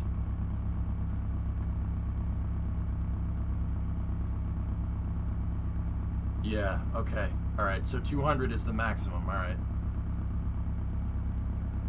Can you change the weather and make it cold? I don't know if it takes into account ambient temperature, How to Rock, but if we made it cold, yeah, it probably could. I think you could begin the run earlier from the tunnel. Can you set the nitrous to a progressive controller? It's designed to hit. No, actually, now I did call this a progressive controller earlier. It's definitely not. It's just, I wish we had a progressive controller. Remove some of the fuel.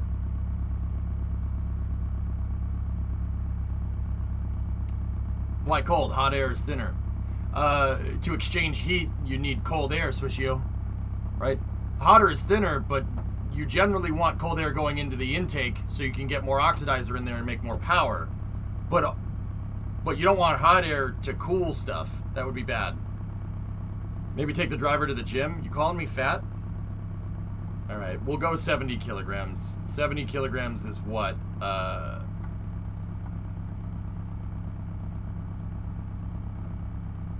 It's like what, 180? 100, somewhere around there. Take that and times it by 2.2. I have the air dam on it, Doom, and it's lowered as much as we can without bottoming out the suspension.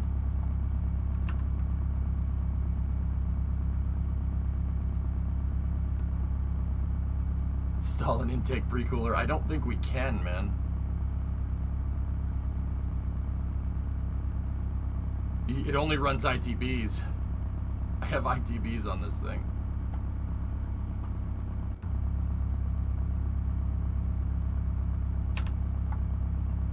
Alright. So maybe I went to the gym, okay? Maybe I went to the gym. Now we shaved 30 kilos off of this thing, so that's like that's 60 pounds. Well, 64 pounds?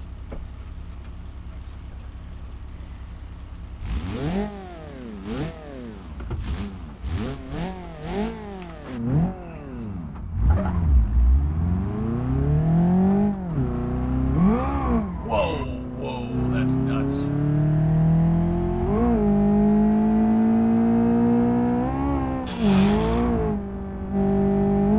Abort the run. It was a bad run.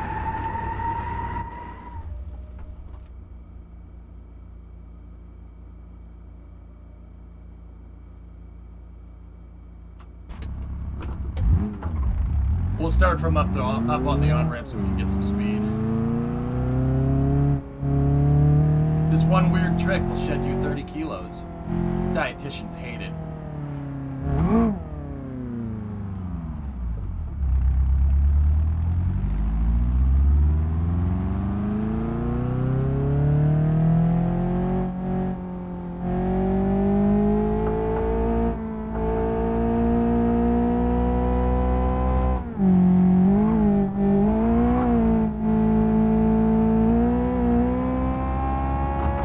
Alright, we're in it.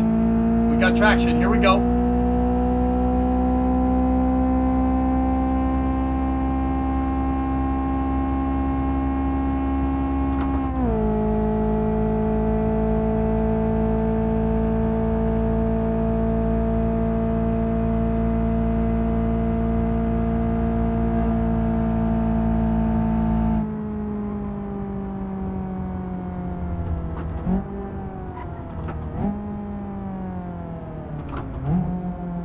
See, even taking off 60 pounds at that speed, it doesn't make that much of a difference. It doesn't make that much of a difference, guys.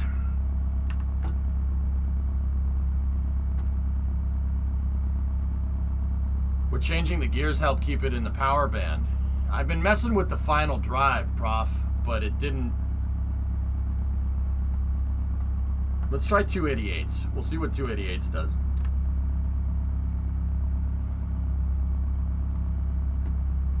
You can't adjust fuel mixture, Louiso.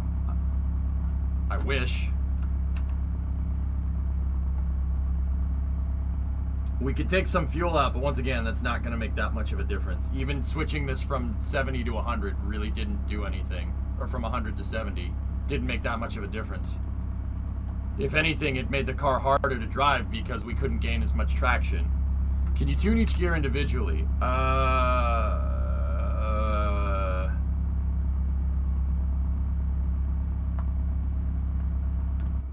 Let me check. Let's see, that would mean with adjustable gears you'd want the racing transmission. So we have the race 5-speed, okay. What's the racing 5-speed set to? So 263, 189, 138, 1-to-1, and then 5th is overdrive. Yeah, I agree, Doom, but there's not much aero improvements to the car that can be made. I tried lowering it, but I'm not sure if Beam even understands lowering the car like that. It's got an air dam on it. Is it going to make dust sound? Yeah. Maybe. I'm not sure if lowering it even makes that much of a difference, dude.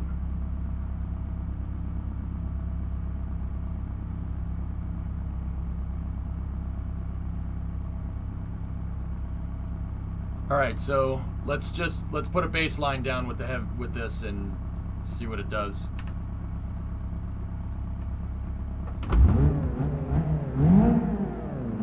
Does it tell you the drag coefficient? I don't know. Maybe in the debug, dude. Hold on.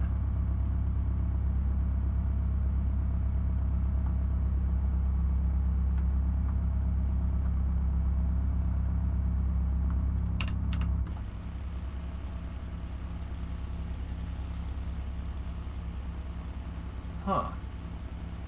That looks like blade element theory aerodynamics.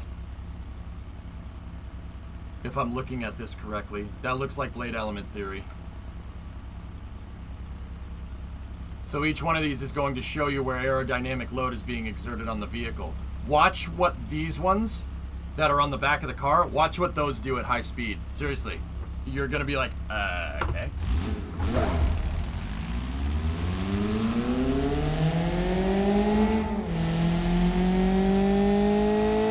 Wow, Beam's aerodynamics are really, really good.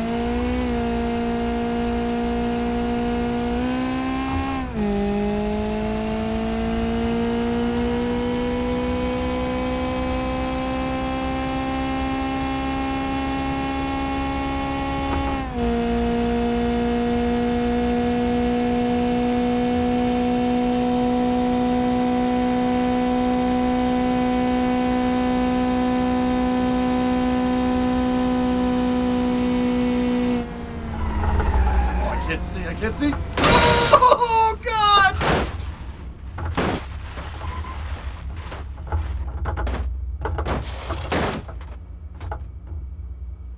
The camera angle's wrong. I couldn't get it lined up. Dude, it's calculating aero on individual vertices on the wheel, though. Dude, this is... Guys, this is... Dare I say it? Better than KSP? I don't know if... I'm not sure if there's a replay option. Did you see how much drag was coming off the back, though? Engine can't take it. Yeah, I know, but we have the biggest engine in it, so 180 is pretty good. But if we lowered the overdrive here in 5th gear, that might get us what we want. Or not lowered, increase. So let's put that to 88 and let's see what it does. It's the same aero as my SSTO, pretty much. The aero overlay killed the frames. Oh, it didn't like it? Okay, here. We'll get the numbers off there.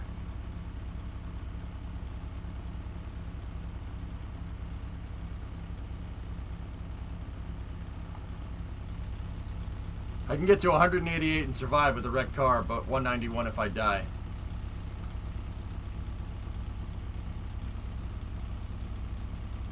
Did I see what, Remo?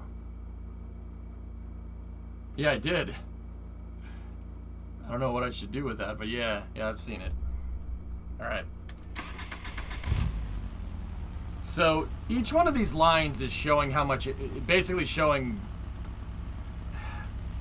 where arrow is affecting the car. So, these red lines that are back here, well, they're not really red, are they?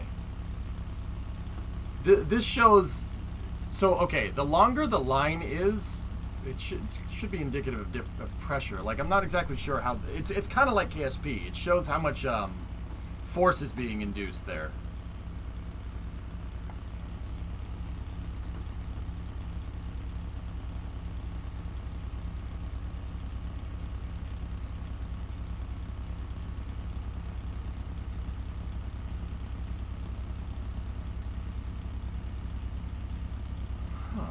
Really do a lot with this. Alright, let's go.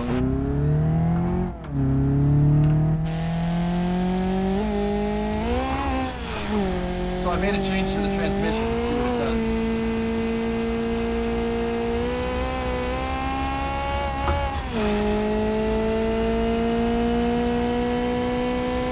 Fifth gear is where we're really going to see the difference, dude.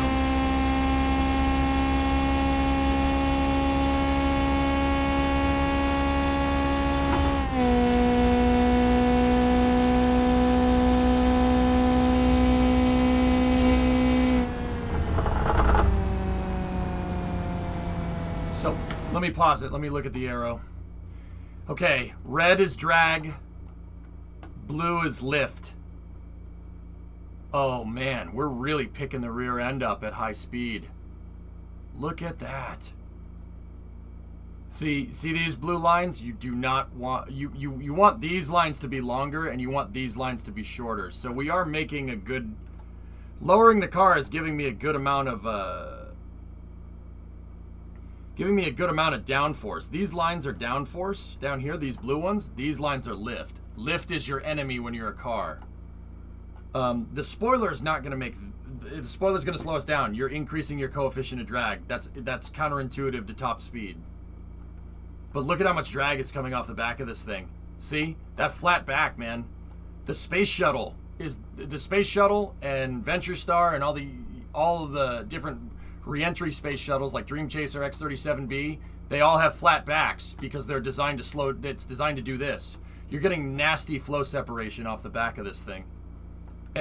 Basically, there's a lot of high pressure air going over the top of the car, and then there's low pressure right here. High pressure and low pressure right next to each other is bad. That's bad. That's really bad. This thing needs a tail cone. It needs a boat tail on the back. But it may clean up the rear arrow overall. I don't see how it's going to fix that, Doom.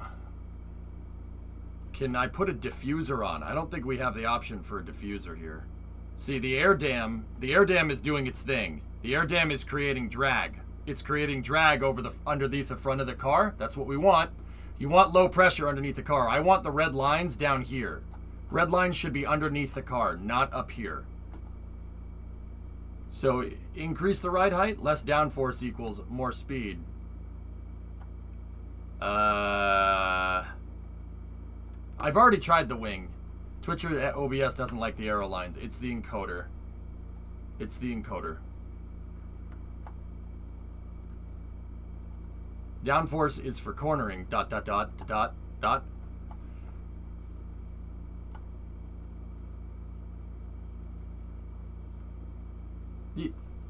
Not necessarily, Ja. You need it for top speed. That's why I don't want to put a spoiler on, because it's going to create downforce, but it's also going to create drag, and it'll force the rear wheels into the ground, so we'll get grip.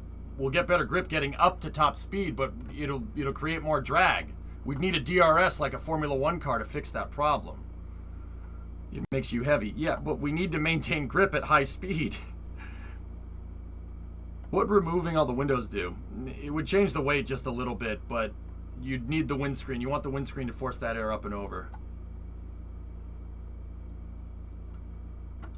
So, John, my question to you is then why do dragsters have wings then? If downforce is going to make you not go faster, you gotta have some downforce, dude. Even if you're going in a straight line, you have to have downforce to an extent.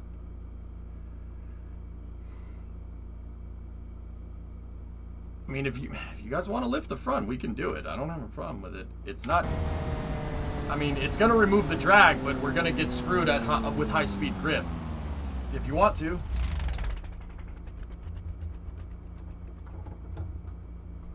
All right, we'll see. I'll raise the front of the car up. That's fine. I have it lowered right now. We need a height up front here. We'll raise it. This is not going to end well. This thing is going to become uncontrollable at high speed.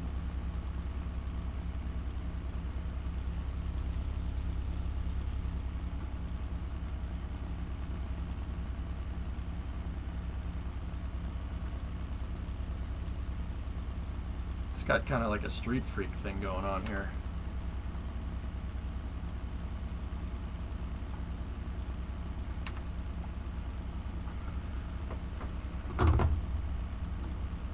Not that much. It's like street freak, almost gasser, dude. So we're gonna fly today. This thing will take off at high speed. I wouldn't be surprised if we lifted the front wheels off the ground. We're 40 centimeters high right there. Or 40 millimeters, excuse me. Send it. I'll send it like that.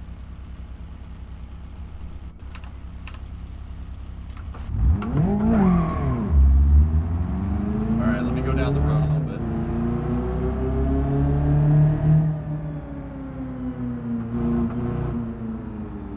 It's 40 mil above stock ride height, Storm. We're way off the ground here.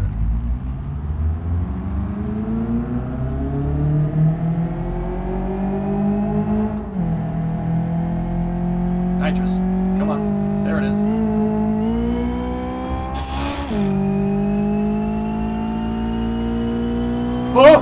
Oh my god, the front end came up off the ground. We're gonna die. Yep, okay. Beam understands aero pretty damn well, actually. That's really, really, really, really good. That's cool. That's really cool that it actually does it. The front end came up off the ground. I tried to steer and the car went straight. Like a glove?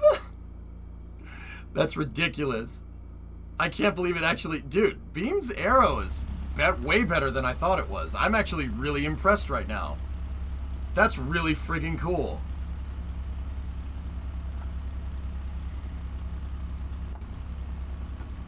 I'm dropping it back down, though. Your pants are very brown. Wow, that arrow is really good. I'm, like, really... That's really freaking cool. I'm really happy about that.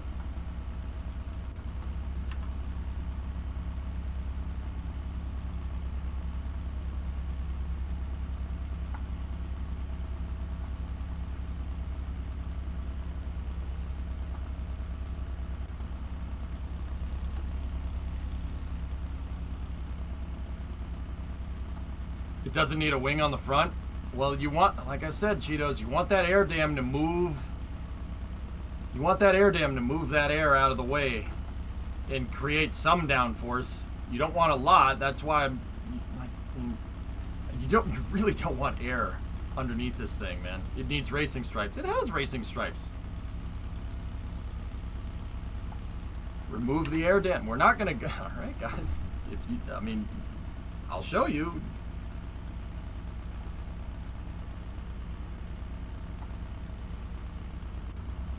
Alright, we have no air dam.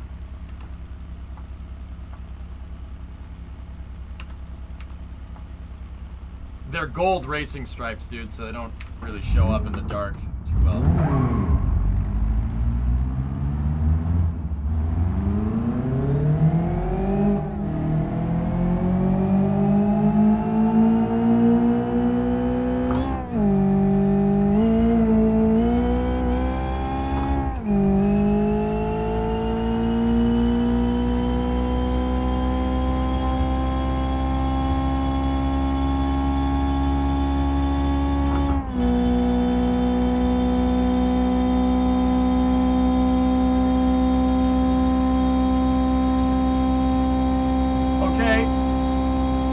this was the gear doing this or the air dam, but either way,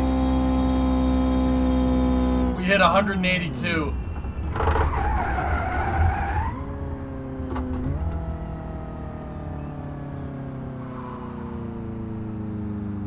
$182 before the motor was like, alright, I'm gonna head out. 182 at 7,700. Not bad. Did the shuttle have a flight termination system? Yes. Yeah, Endo, it did. Hang on. I want to see if that was because of my gear changes. I mean, because that shouldn't I guess. I mean, we shouldn't be compressing air underneath it. We're not. It's gonna pick the car up, and the tires won't be able to touch the ground. We won't be able to maintain as much traction.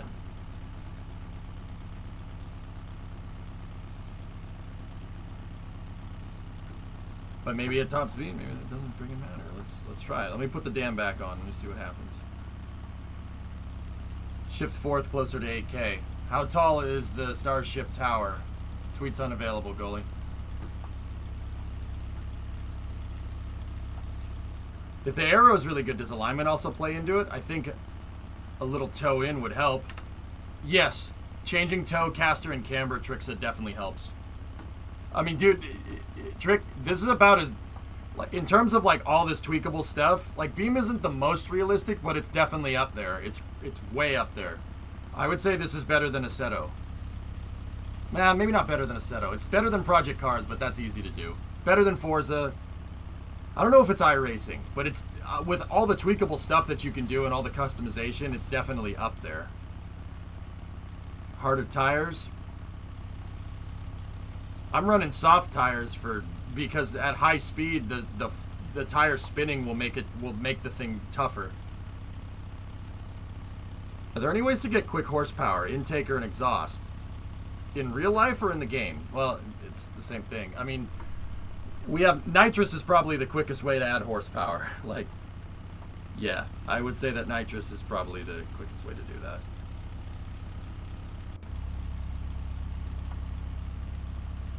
If we could get a thicker tire, I mean, I'd be able to get a thicker tire, but here, let's do another run. It's almost 4 o'clock. It's almost time to start Space News.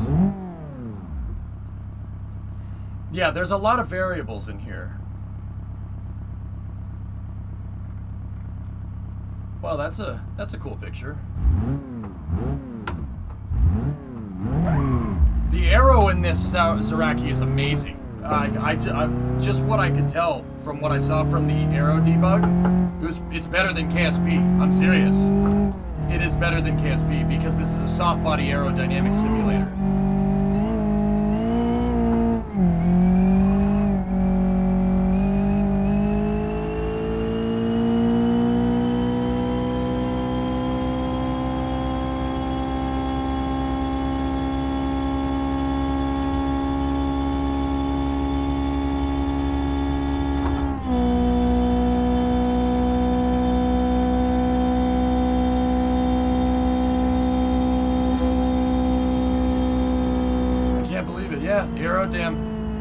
Aerodam was making too much downforce. You guys are right.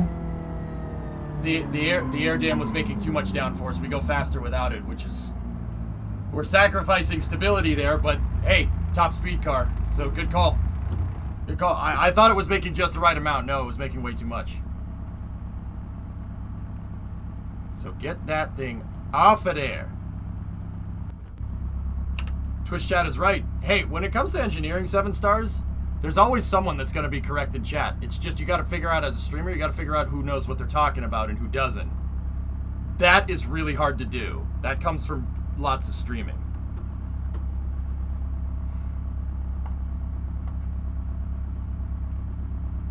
Buddy pulled a 6.4 motor out of his scat pack to rebuild it, and it's going to let me have his camp and maybe intake manifold. Yeah. What's the sound? Sounds like the gears meshing.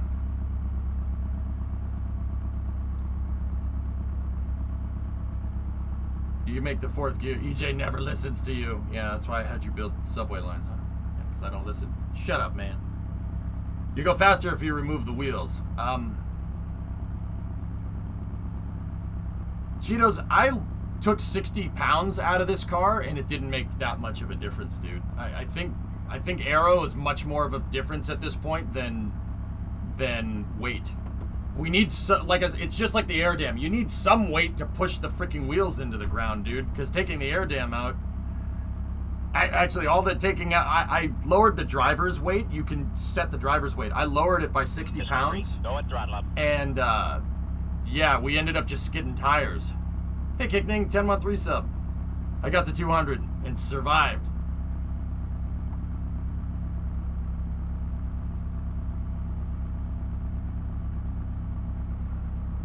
All right, I'll up fourth from a 1-to-1 to 1.11.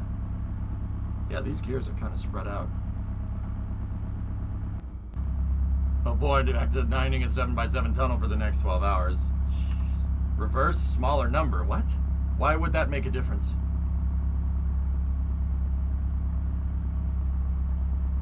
We're not using reverse right now. It's about going forward.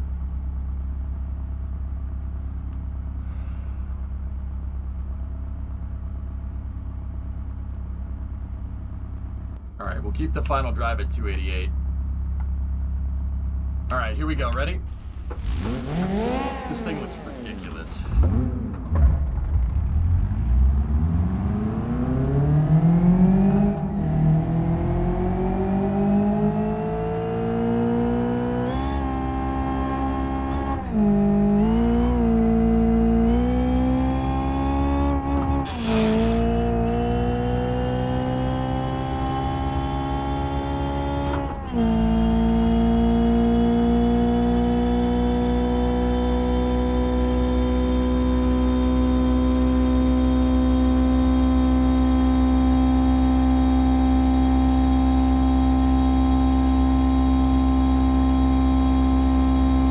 Come on, 183. Nope, nope, nope, nope, nope, nope, nope.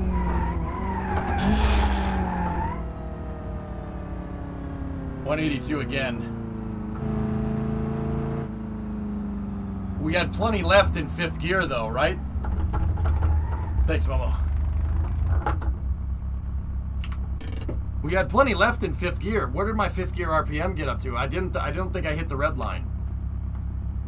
So what I'm gonna do is I'm gonna up the final drive. Let's go to a 3-to-1 final drive, and that should overcome the gearing.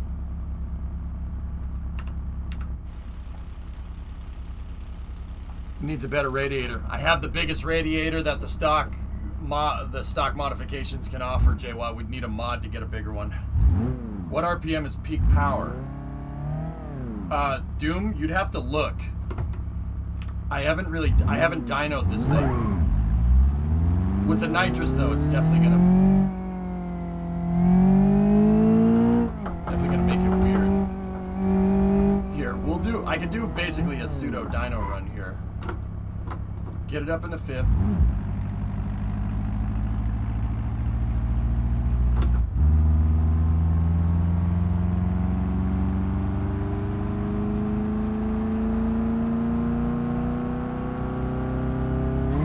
Oh, Jesus, the nitrous. Okay.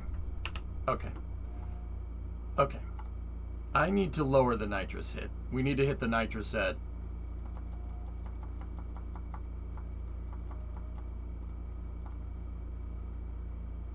It's freaking turbo lag right there, man. It's kind of like turbo lag. It's not turbo lag. Why does it always pull to the same side? You're drastically increasing the power wood bite, and the wheels, the limited slip differential can't keep up, so it can't distribute power evenly between tires because you just have a sudden increase in, you have a surge in power, so it ends up spinning one wheel faster than the other and turns you. Also, in a front-wheel drive car, an equal length half shafts will do that. It's called torque steer. You're right, JDI. But this is a rear-wheel drive car.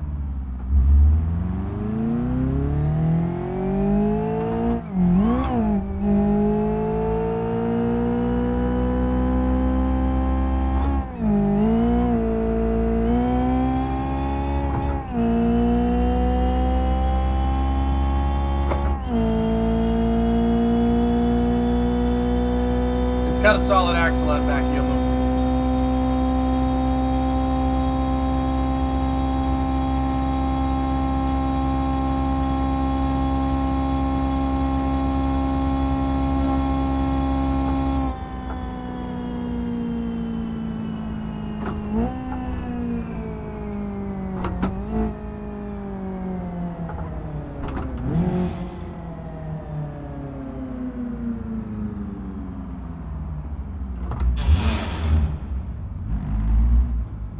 Guys, it's rear-wheel drive. It's a rear-wheel drive car. See the differential right there? It's a rear-wheel drive car. You bet I'm out of the power band. So what do you think we should do, Doom? I mean, we definitely, once it goes past 8,000, yeah. I mean, we need it to stay in the power band, but how are we going to do that?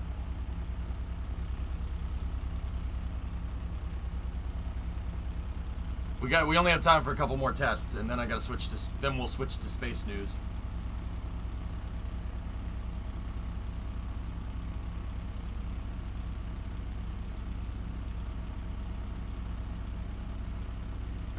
Maybe at the behest of traction, I'll go with 20 psi all around.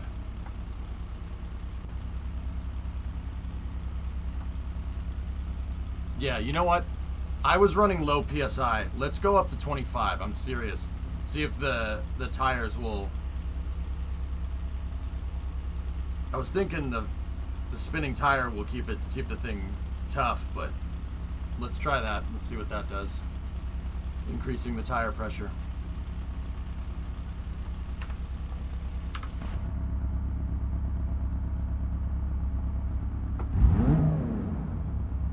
Decrease 1, 2, 3, and 5. Okay. I mean...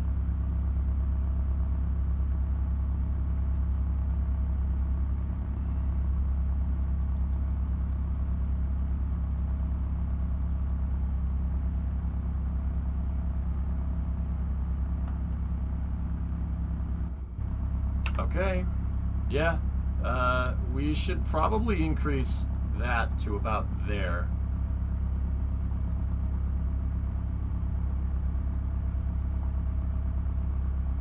What do you think, Supercraft? Here, yeah, right around there. I'm thinking. Need a shorter fifth.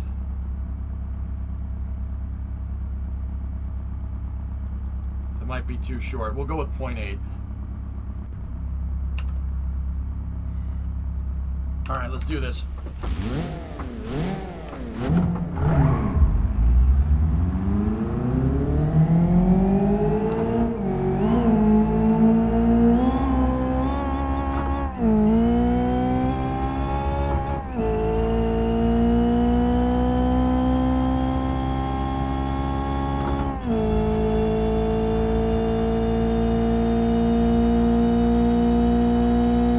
Arrow's killing us.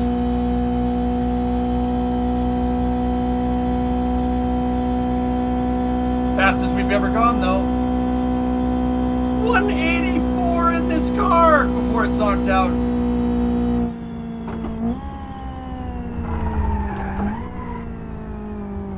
$184 in a golf cart.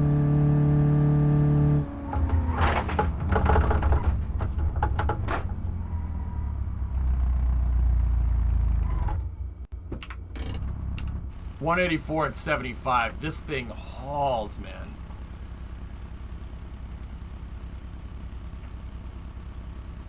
Make a fifth shorter by increasing it. Then we won't be able to go as fast. We should adjust the final drive if we want an overall bump like that, though. Where's the final drive? What final drive were we running? I don't even know where it is anymore.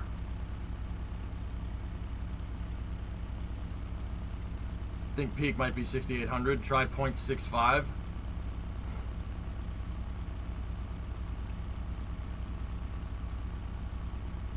I agree. 6.5, dude. Okay. I'll go for it.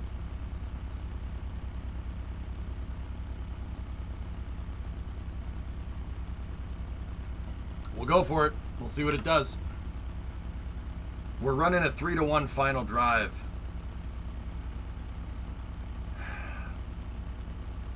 I'm going to up the final just a little bit, guys, to compensate for that really, really short 5th gear. All right, let's do it.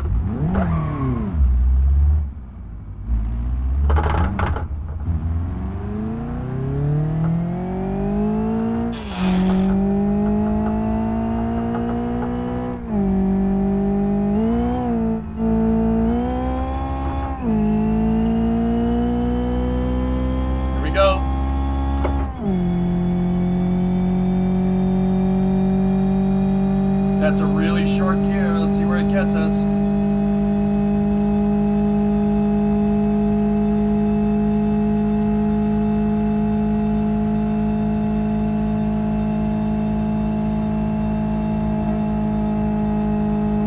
I saw 186, dudes, before the engine started to croak. 186, man.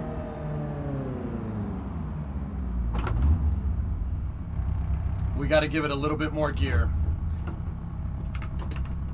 186 at 68. Okay.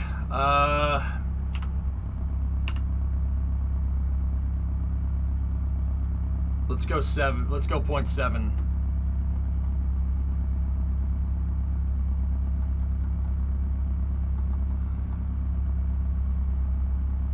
I'll switch 4th back to 1-to-1. It's a shame it's not reusable. It's got an ablative motor, Woodbite, okay? It needs to be refurbished. It's fine. It's an ablative motor. I'll put that, we'll put that back to 308. See what it gets us. Ready?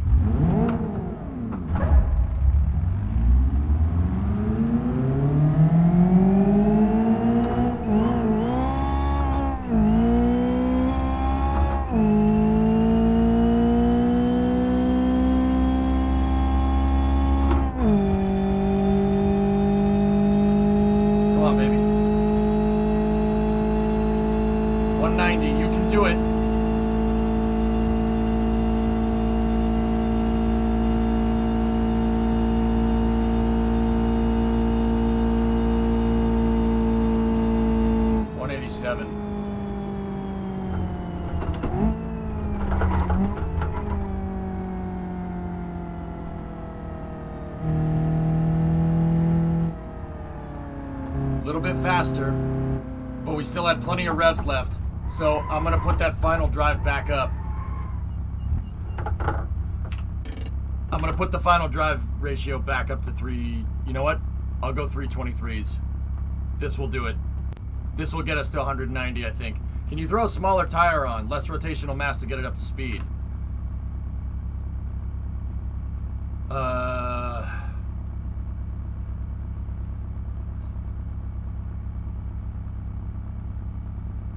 I actually can, yes.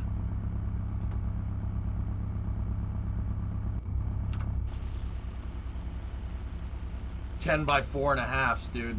That is a little baby tire. But I don't know if we can run slicks with those things.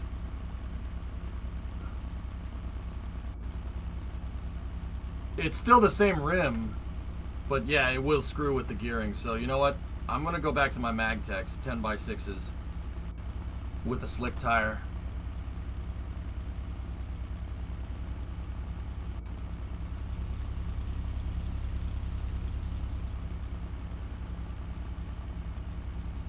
All right, let's go. That final drive change should get us to 190.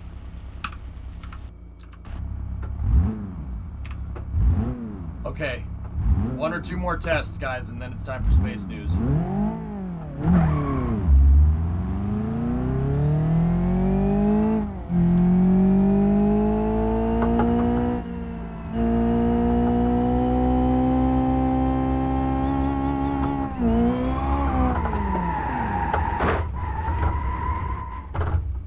Booster 3 is on the stand. Cool.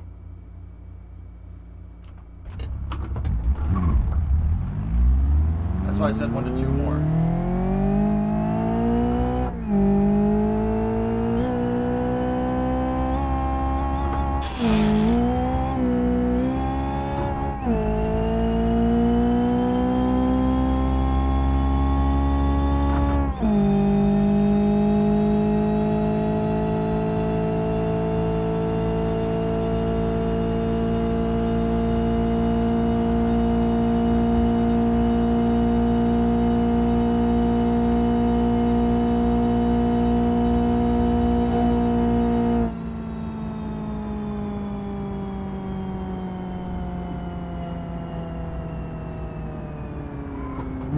Scary, what's that?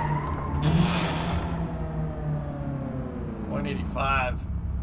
Still not fast enough. I thought it would like that, I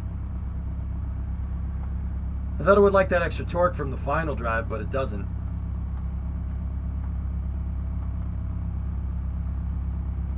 .292s. B3 is next to the stand. Cool.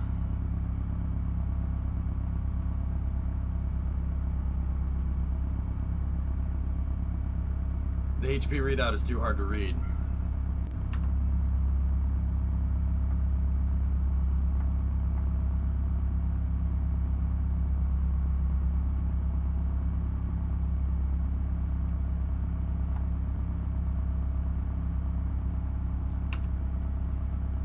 There you go.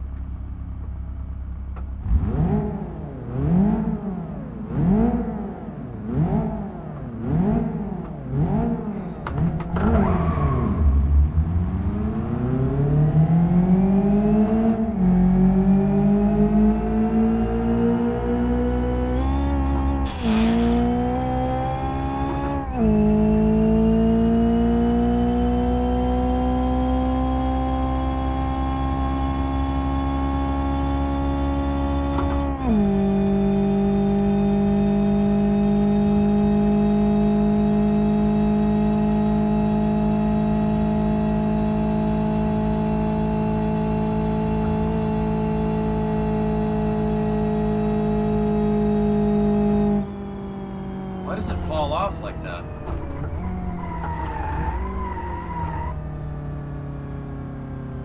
That was 187, man. Why does it fall off? I don't know why it's falling off so quickly.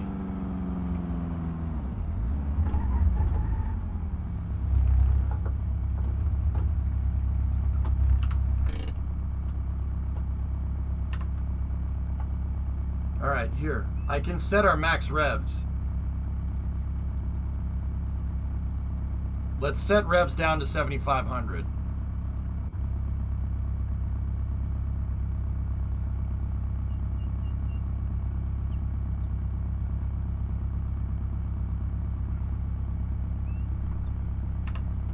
I don't know if there's a W8 a la carte. I'm not sure.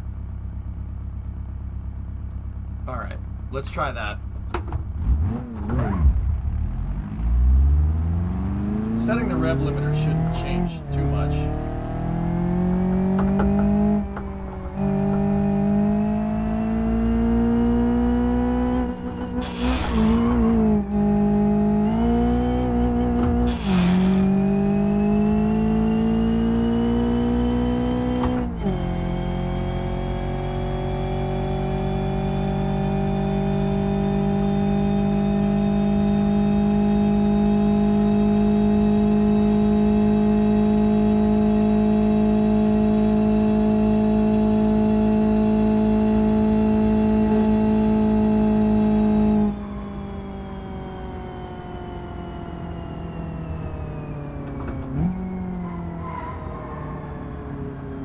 I put the max kilowatt shot and put it on 4th gear, 5,500.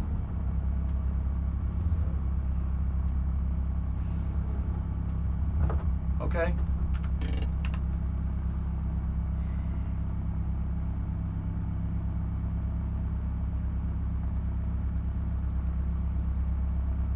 Put that up there.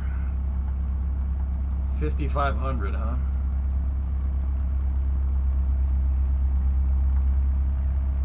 In 4th?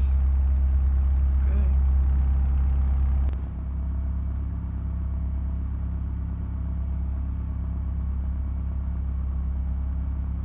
No, I put it back up, Supercraft. Let's do this. Last test. Here we go. Let's see if we get 190 with Chuck with your nitrous upgrades.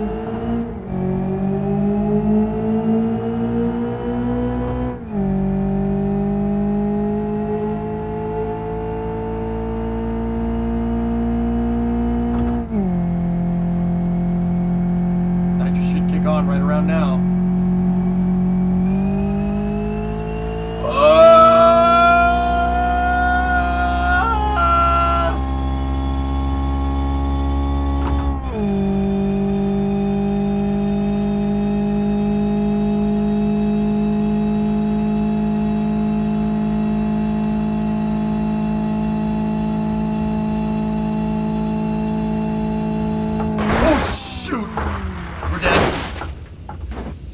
Gotten thrown from the car.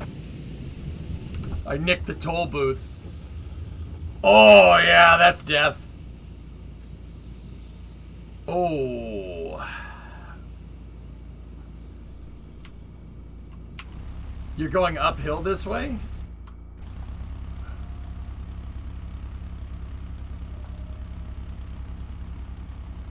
It was 187 for a very brief moment. Oh, come on!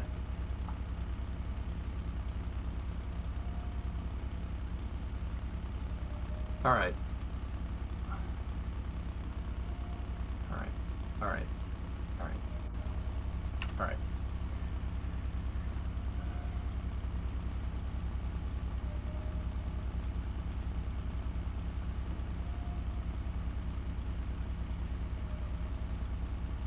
Yeah, right. Yeah, John, you're not wrong.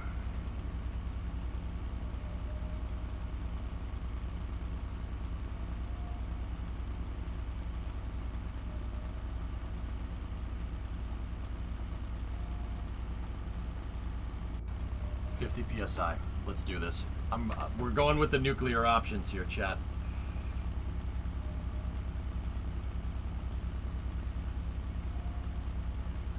Keep that right there.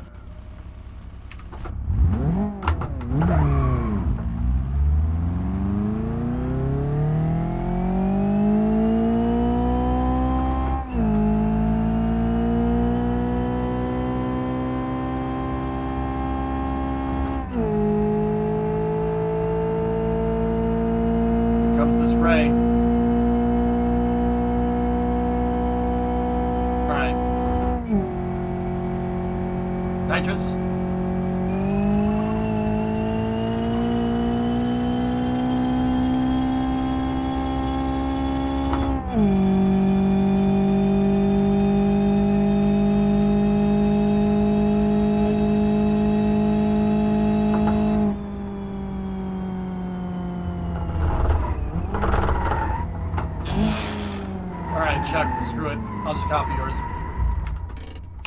Let's do this. Last test. 2.1, 121, 85, 75.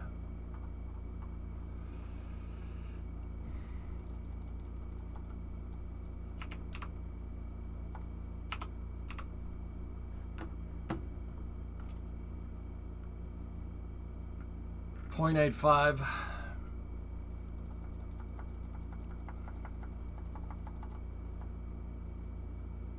Jesus, man. That's...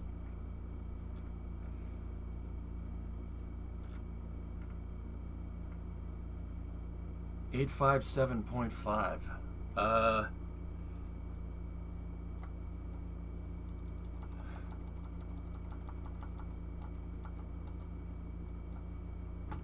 Yeah, let's just take that and put that like right there. That'll...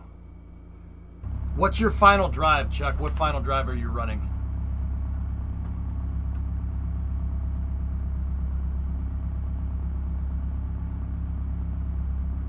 You also must have the heavy block for it to work.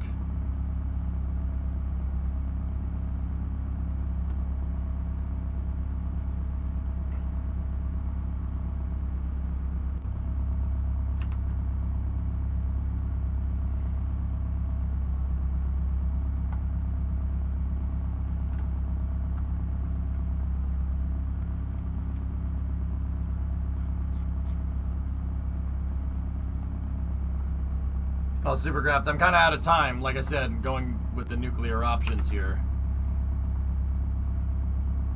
I'm going to do some slight modifications to yours. There. That should do it. The rebound, I already tweaked the suspension, Louiso. It's, yeah, we're out of time because we have to do space news, so here we go.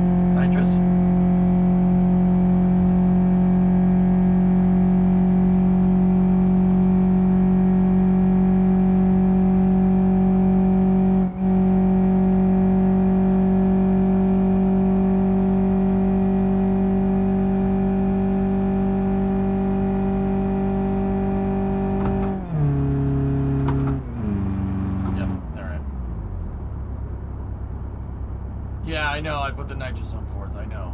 I thought I switched it to third, but whatever. It's fine.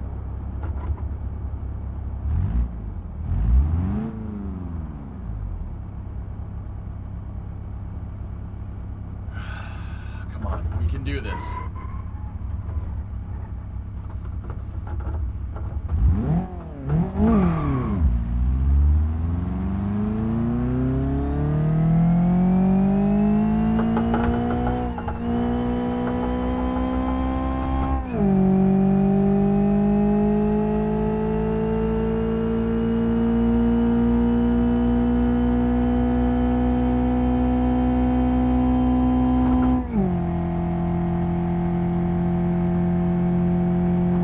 That nitrous to kick on right there.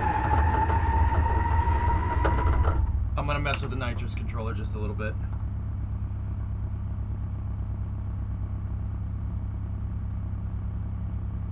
Kick on at 4,000 in third.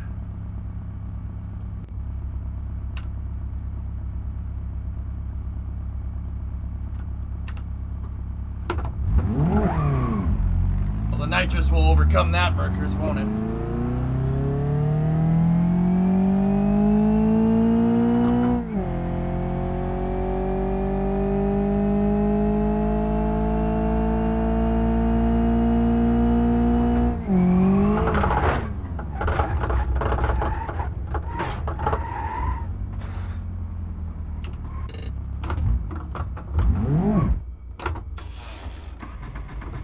She boogies.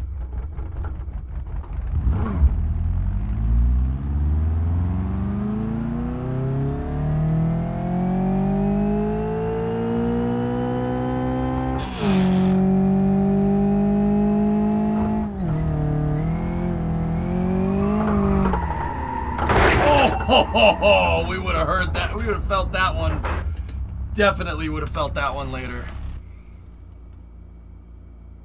It's breaking the rear end loose.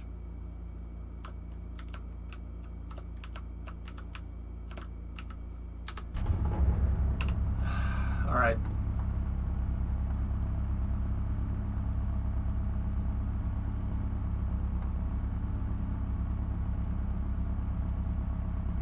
Let's go.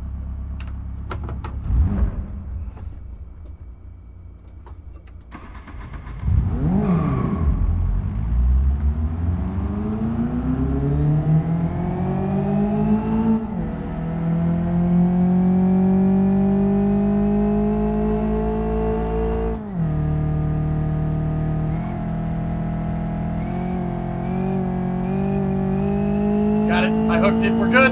Here we go. To the moon.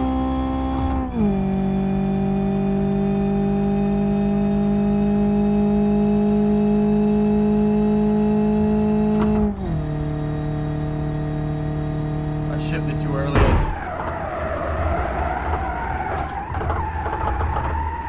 Well, we did something.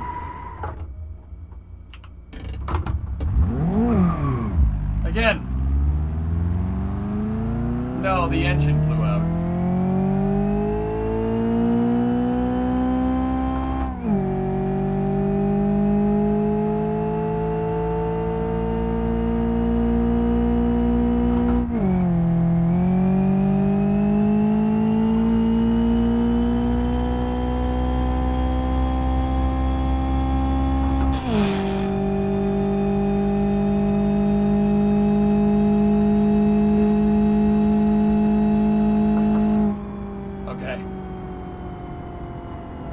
That was only a half run and we got up to 180.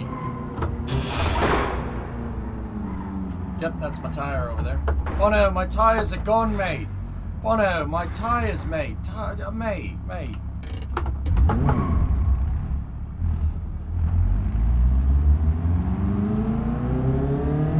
Here we go.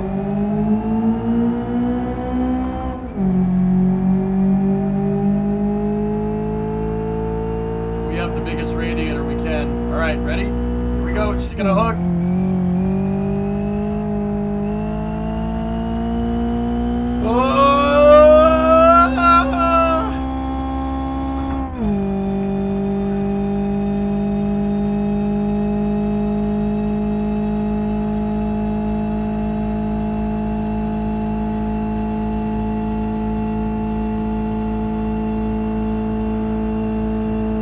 What did I tell you? 188 miles an hour! I'm on the wall. I'm driving on the wall.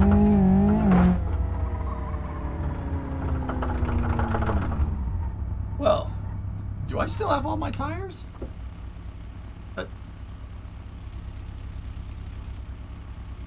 I mean, that one got a little messed up, but yeah, all right, I'll take the wall ride bonus there. Wait, RB that one. Yeah, but in Beam, that's impressive. When RB does it, it's just lame. Did you just Trackmania that? I did. You disintegrated Einstein! Well, where the hell are... The appropriate question is, when the hell are they? You see, Einstein has just become the world's first time traveler. I sent him into the future. Alright. I got 188, Chuck, and did you use my suspension settings? Was that CNC red alert? No!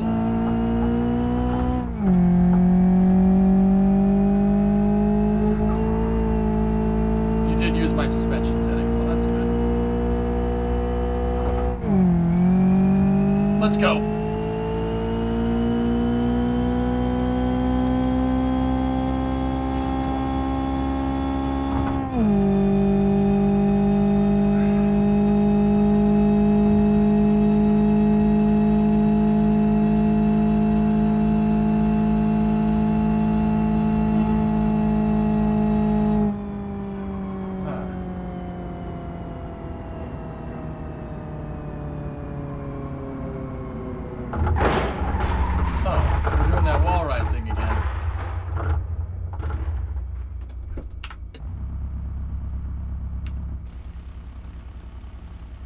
It goes faster when we're going this way. When we're going the opposite direction. Yeah, this way. It's a car that has no business going 188 miles an hour. It's not supercharged tin can. It has nitrous. 250 or 200 kilowatt shot of nitrous, which is 260 shot nitrous. It's got a 1.3 liter 4-cylinder in it with dual overhead cams. Can you make it drive on the ceiling? With aerodynamics and the way they are in the game, yes, you can, Frill. The car does better when the tires are on the road.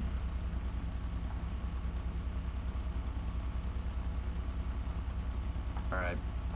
One last tweak to the final drive and then we'll go. Here we go.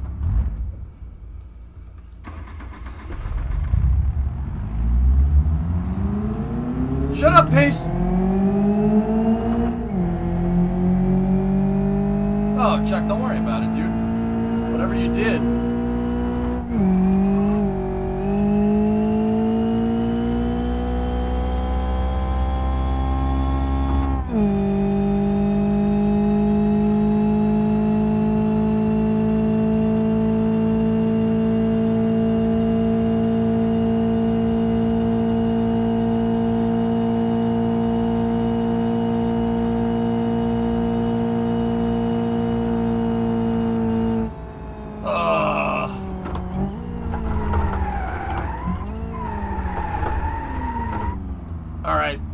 Alright, Chuck, I know what it is. Yeah. Your nitrous is popping on in fourth. The nitrous makes the engine hot. So the engine is overheating before I can reach maximum speed. So, yeah, I'm pretty sure that's what's going on here. So let me flip that to fourth at 4,000 and see what it does.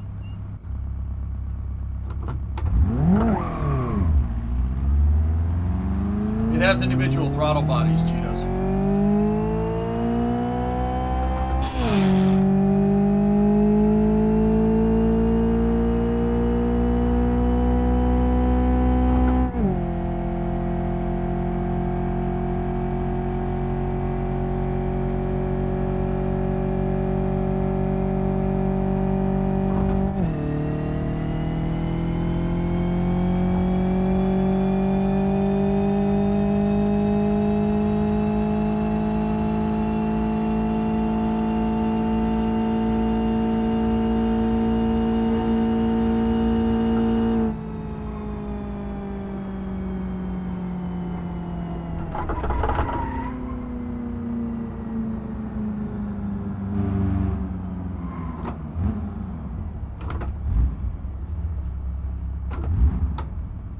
I'm gonna get a huge run up this road here.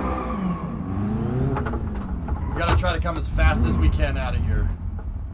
Ready? Of course you can, Panta.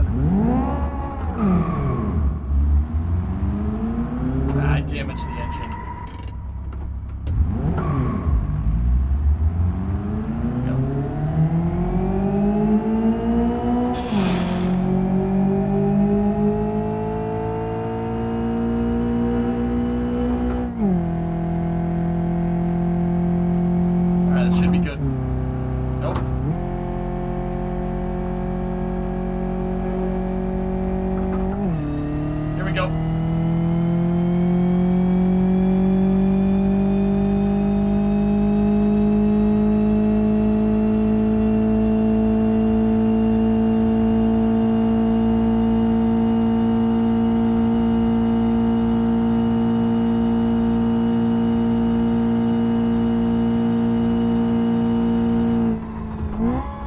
Time.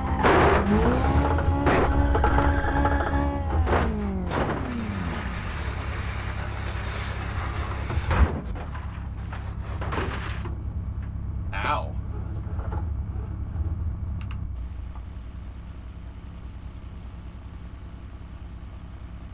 Bono, my tires, mate, they're gone. Bono, mate.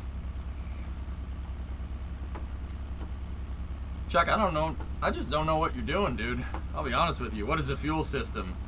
It's just gasoline, dude. You can't... It's not that configurable, unfortunately, engine side of things. Well, are we stopped? Good.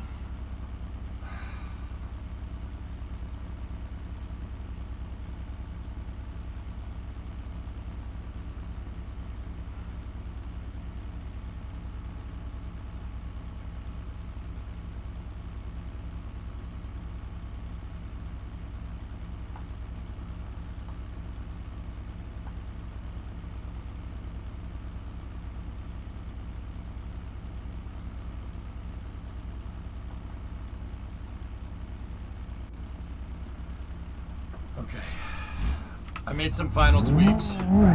This is the last one, guys. I'm late for Space News.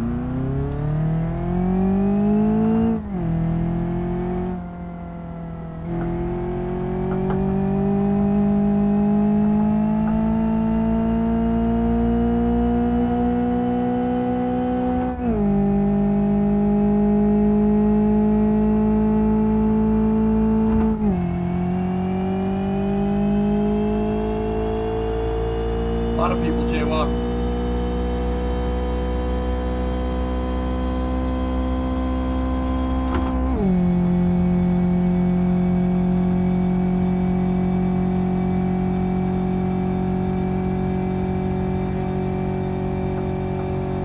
Yeah, this way is always never as fast as going the other way.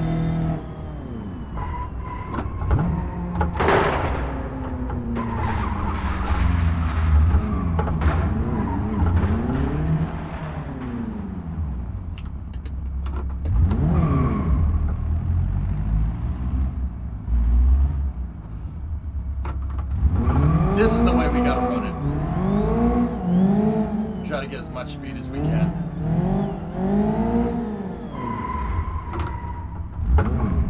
Here we go.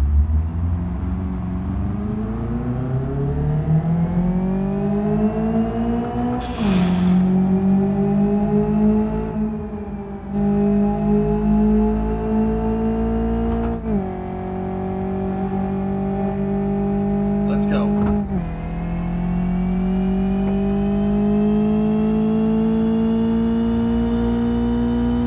Come on.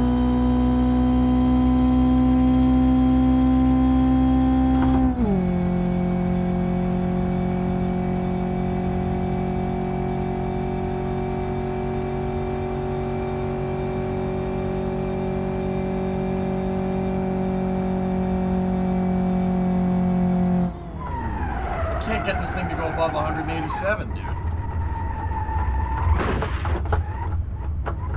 Well, Dan, the whole point is to do it in this stretch of road, or else, yeah, whatever. If you car with a crazy amount of distance can go as fast as you want. Like, I like using this to see how much in this stretch. Like, I like using a stretch of road to see how, like, it works like a standing mile basically. See how fast you can go in a standing mile. It's just a good metric to test it. And I think this, dude, I got it to 187. I mean, Chuck did something. He did something to be able to get it up that high. I just don't know I don't know what, I think you might be running a different final drive than me. I think that's what it is.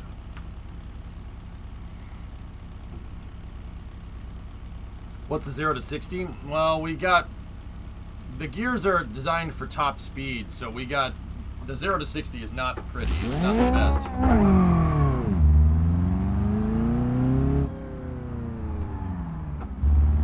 We'll check, yeah, we can check it, dude. I'm gonna get ready for Space News, though.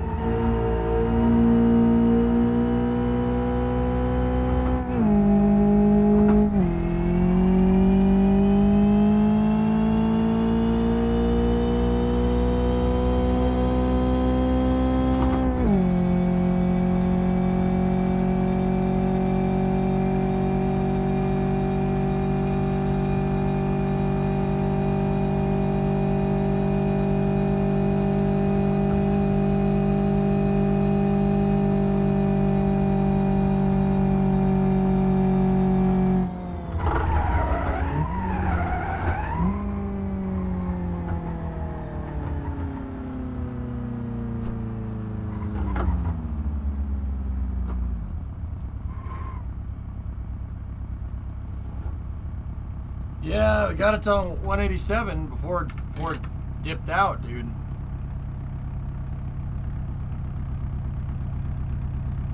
Alright. Alright. I'm gonna do something dumb.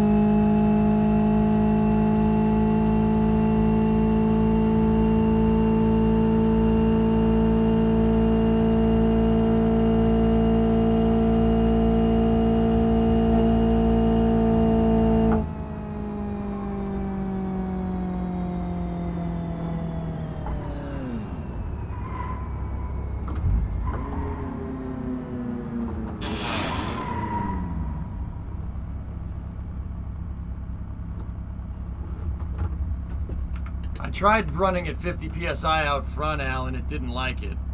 But I'll do it again.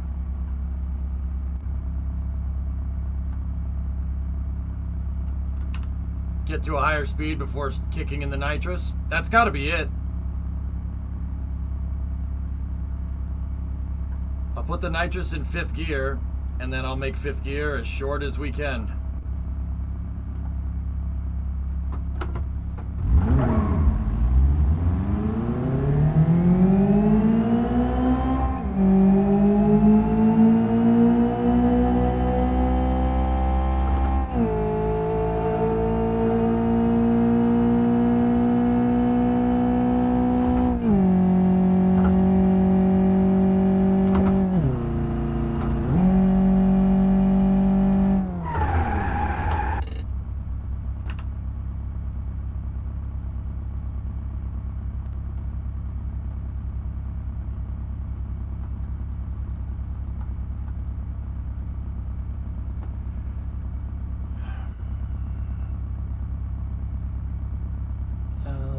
Jay, yeah, I suppose. The problem is that we're not even going to get close to top speed with this thing.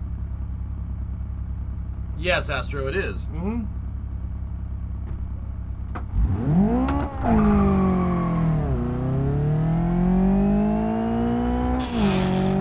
I put the clutch in. What car is this? It's a widget. It's the new car that they added.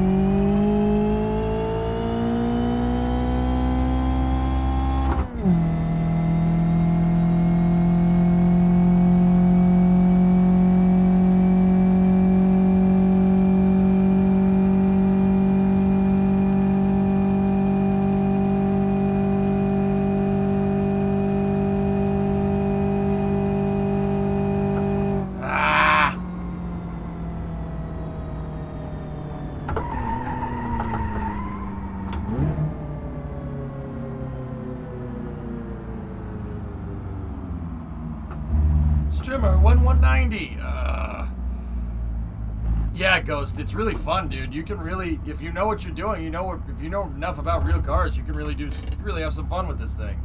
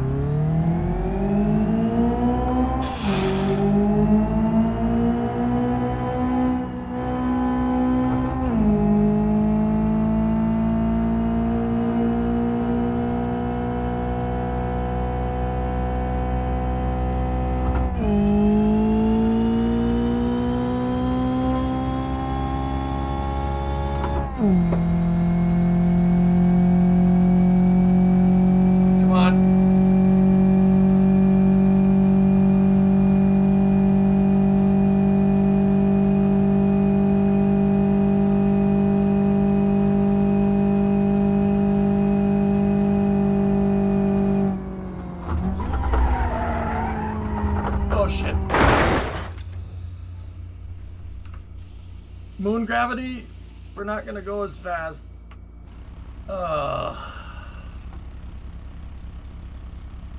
Chuck, I'm trying to figure it out without looking at your specs, but I can't get it, dude. I don't know.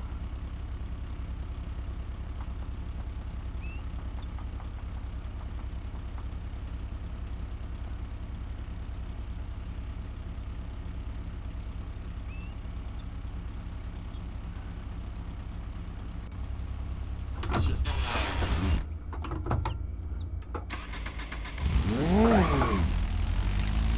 Well, people clearly want to see this, so I think I'm going to do the last run now, Blueland.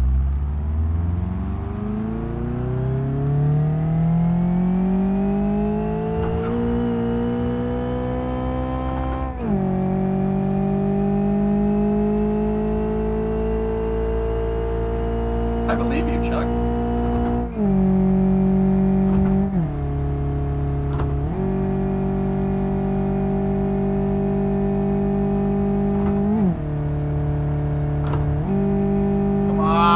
Nitrous.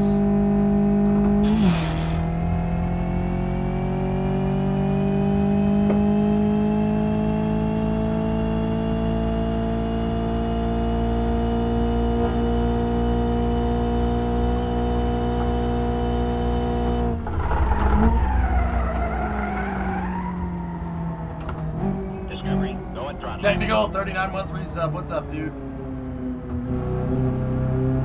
Usually rubbish at this gets the stars aligned. Whatever you did, you tweaked it right.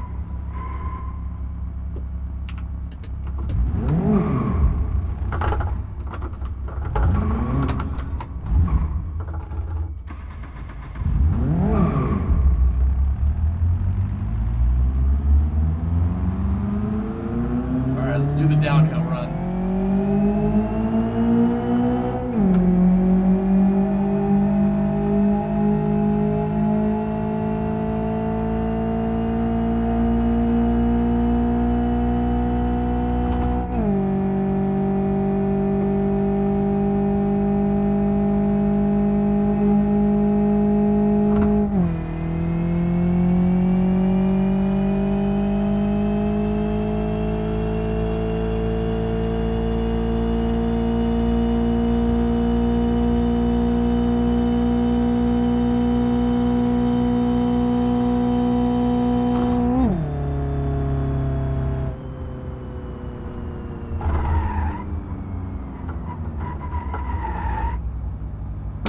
Can't get it.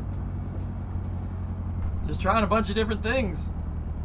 That's what I was trying to shoot for, JWAT 190. I got to 188, but I'm just... Chuck did something in his settings that I'm not understanding, and that's fine. Like, I know a lot about cars, but I'm not an expert by any means.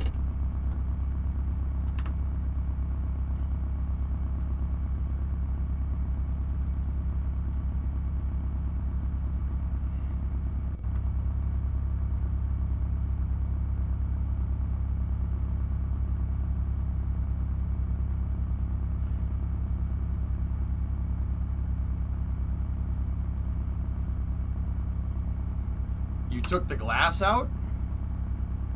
Huh. That shouldn't make that much of a difference. Yeah, but it won't get up to fifth in time, Goose. That's the game that we're playing. That's why I like doing it on a stretch of road. We like doing standing mile. You remove the rear window, which removes low pressure.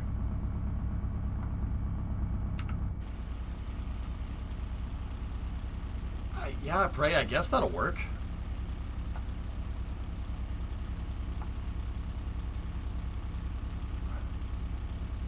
All right, I'll try.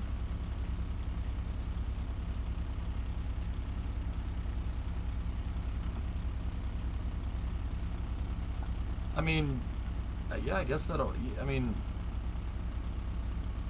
there's still going to be a ton of low pressure back there, but I guess there won't be as much. Where the heck is it? Tailgate.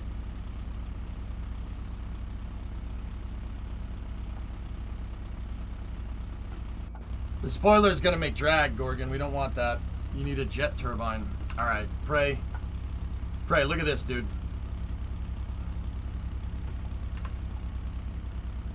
It's using blade element theory. This is a similar... I know this. This is a very similar aerodynamic simulation to Flight Sim, believe it or not. Yeah. Blade element theory. That's very close to what Flight Simulator... like an older Flight Simulator, not the new one.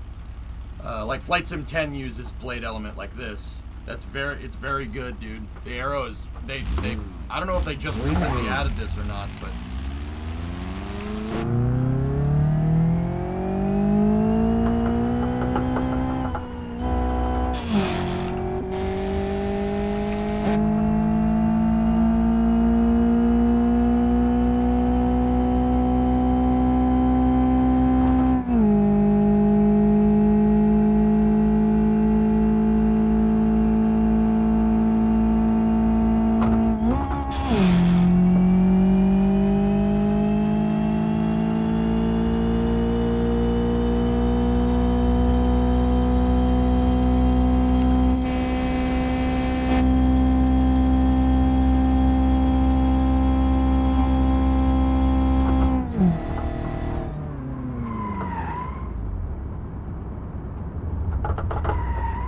Got off work. It's the Widgeon. It's the new car that they added. Look at all the drag, man. What he did was he had a giant spoiler for downforce in place of the front glass airflow. He took... Oh, Chuck, you took the windshield out?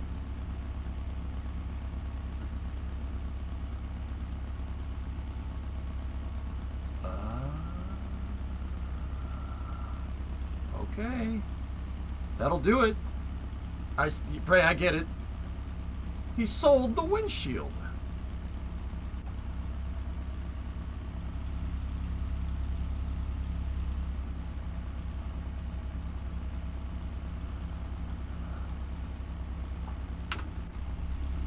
No, that'll just make airflow through this. I mean, this is still going to create drag, but I guess it won't make as much. Well, we'll put that theory to the test here. Let me go back over to the tuning real quick, and let me put something with a little more gear in here. Let's put 370s in it and see what it does. I took both of the windows out, so air's just going to pass right through the cabin. If this simulation is as good as I think it is, yeah, Chuck, that would make a difference, yeah. And I know that you told me that, but... Oh, I didn't put the spoiler on.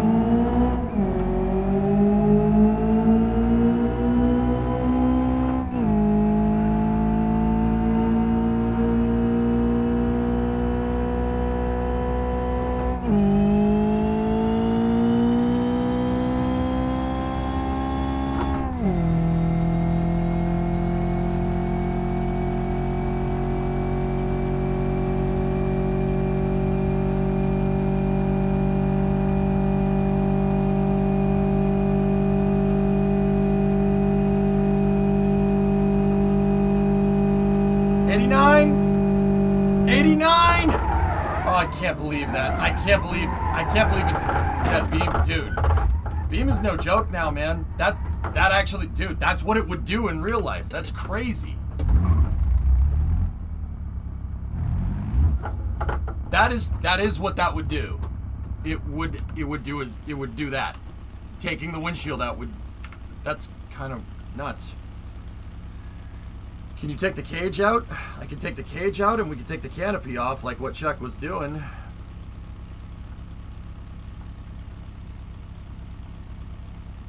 We could just cowl it and run it like a go-kart. Wow. That's cool that it freaking understands that. This will make it even crazier because we won't make drag up there. And it's also lighter, so let's... Top speed, override it. Yeah, Smith, yeah, you'd probably need a racing helmet for this. I have the cowl on there, dude.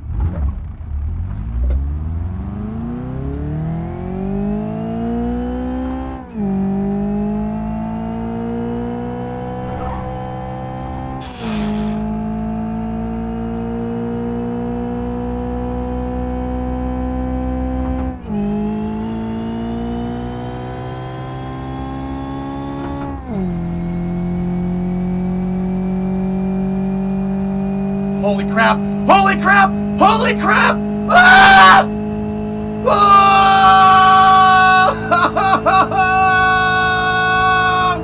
Ah! 212! Oh my goodness!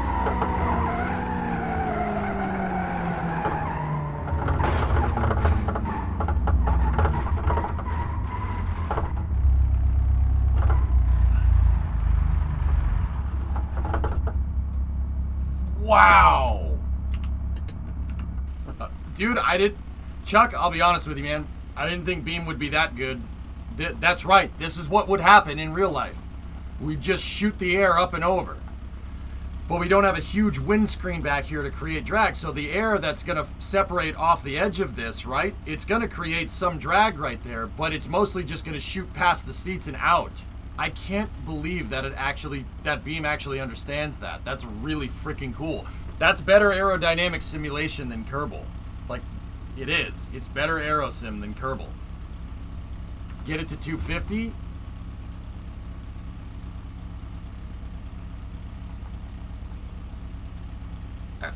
I'll try.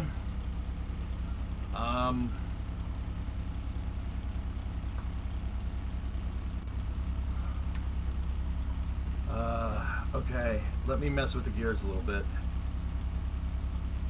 Let me bring 5 out of the hole just a little bit, make it a little bit longer. Trust me on that one. Lowered the final drive, but lengthened out 5. That should do it.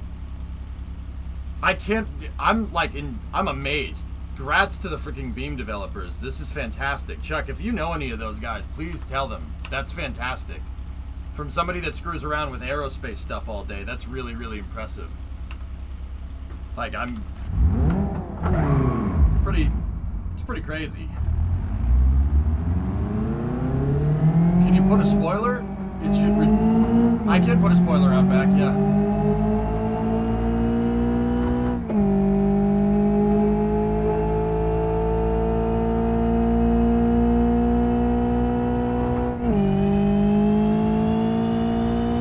$150, $160, $170, $180, $190, $200,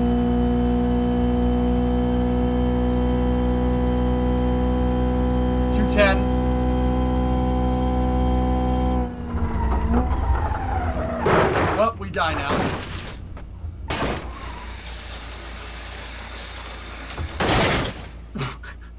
That last hit, though. Dude, I don't think the spoiler's gonna... Pray I don't... Alright, well, here. I don't think the spoiler's gonna mess with it. But I think it's just gonna create too much drag. But I think I might be able to set the angle of attack on the spoiler.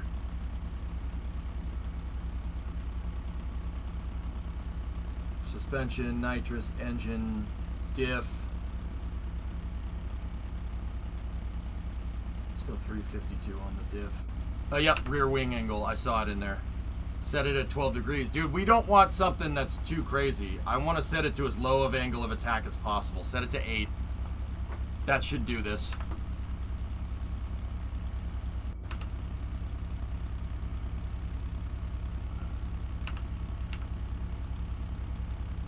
Well, I had me in it, Tessa, to be honest with you.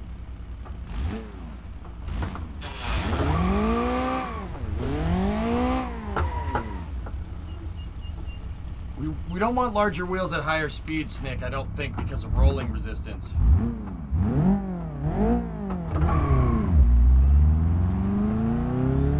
Scots are always faster.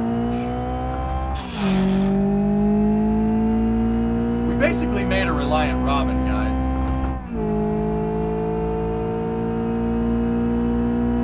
The splitter created too much drag, Louiso.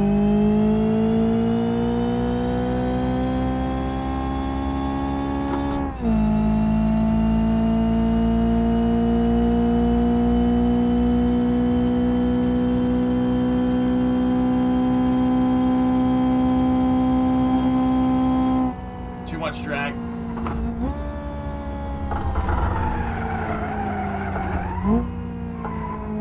Too much drag.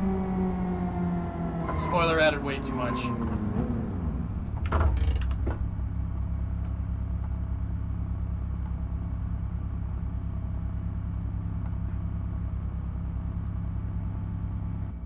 Yeah, the coolant's overheating, I know. I wish I could give it a bigger coolant reservoir, bigger, like a coolant overflow tank or something. Go and throttle up.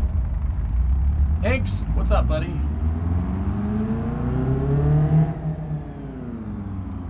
We've removed a good deal of it already, Stein.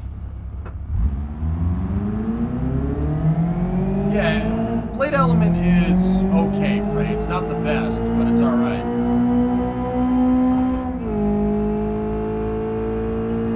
It's got the performance one in there, Dex.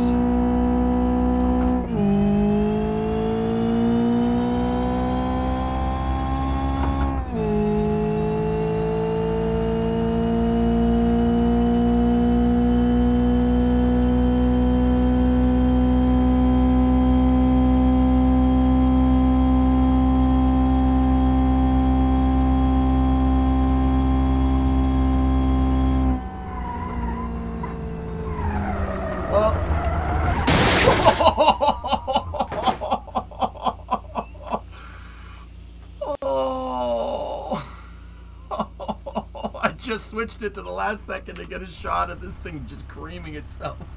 That's so much death. All right. Last thing. Weight reduction. Get rid of the passenger seat. Dump it.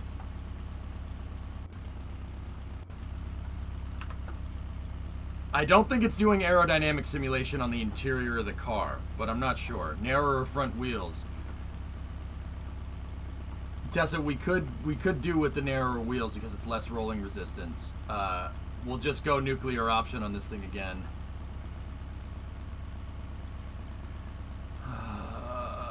4x5 slots. 165/70R. Okay. Oh, I hit the wrong button. 4.5. 165/70s. Those should be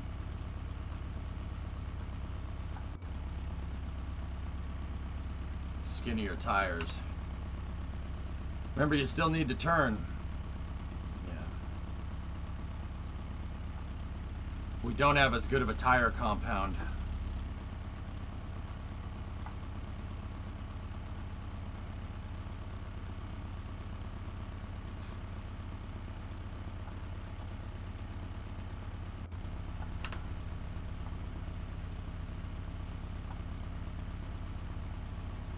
The slot wheels is a skinnier tire, or no, they're not. It's not. It's a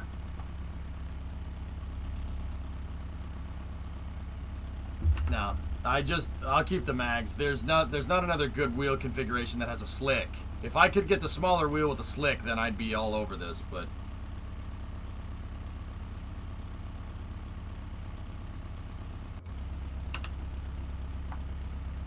these are actually skinnier tires. 165/70s, despite it being a bigger rim. Be honest, would you drive this? I would drive this on the Assault Flat Penta, and that's pretty much it. Or a standing mile, and other than that, no. No, I would not. I would not do this on this highway. You're asking to get killed. It's too many things to hit. It's the performance exhaust, Tessa. The tow hook is not going to make any difference, dude. It's not enough.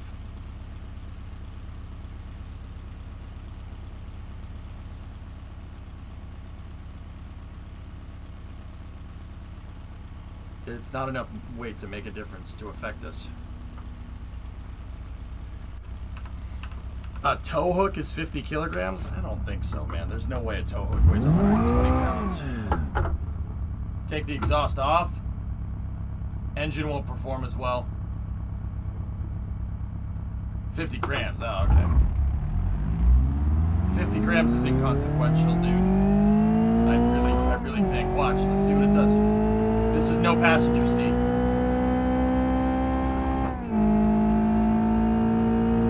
Basically made a Formula 1 car here. Like,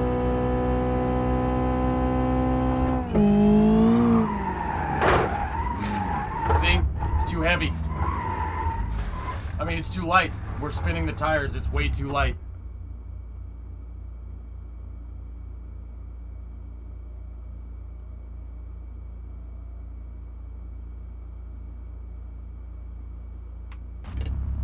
And Bio, what I'm saying is 1.5 pounds is not going to make that much of a difference with this, dude. Just put the wing on for downforce. I mean... Okay. It's gonna... I mean, the spoiler is... It's gonna slow it down, dudes.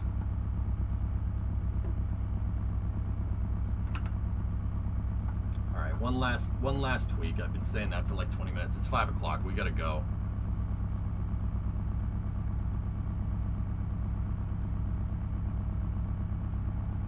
Spoiler alert, it's gonna add drag. Larger rear tires. There's really not much larger tires, Snickers, and what I'm trying to tell you is that larger tires will get us grip. They'll get us grip, so we'll be able to get to speed higher, but at top speed, more tire touching the ground is more rolling resistance. It's not necessarily about putting the power to the ground at that point. It's it's you don't want friction down there. Please, heavy gravity. No. What? Why? What? What? Why? Wait. Why do I want to do? No. No. I'm not doing that.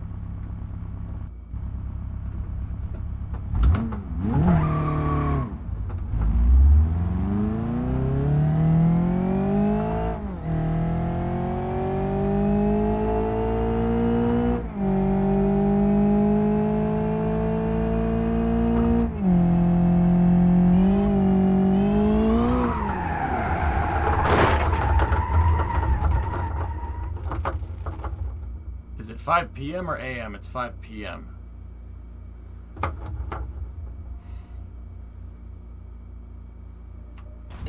That's right, Prey. I mean, it looks like Blade Element. I don't know that for sure. Here. All right, I got an idea. I know what we can do. There's an option here.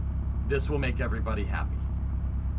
I don't want the spoiler. I don't want it. But we can carry 15 kilogram sandbags here in the rear underneath the nitrous tank. That should fix our problems. Remove the cage?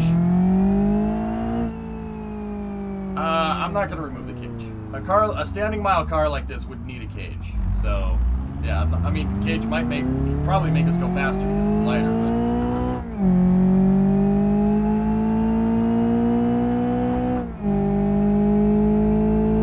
Get rid of Nick Cage? Why would you want to do that? Hook up. See, it hooked up that time. Here we go.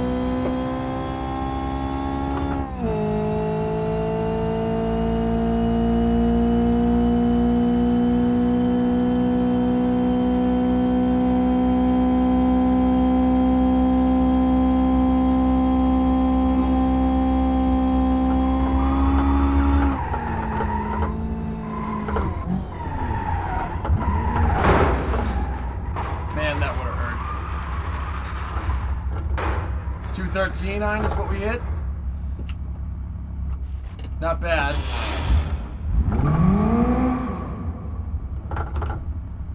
Sandbagged it during testing. I don't know what you're talking about.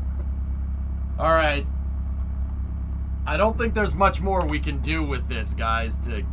I think this is about as good as she's gonna get. 213 mile an hour drift to. Yeah, Merkers, I almost had it if the road didn't turn.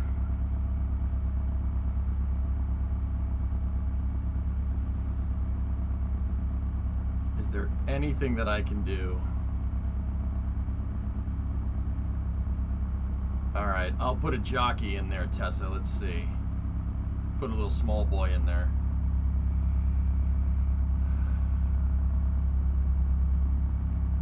One sandbag versus two. We need something to put the...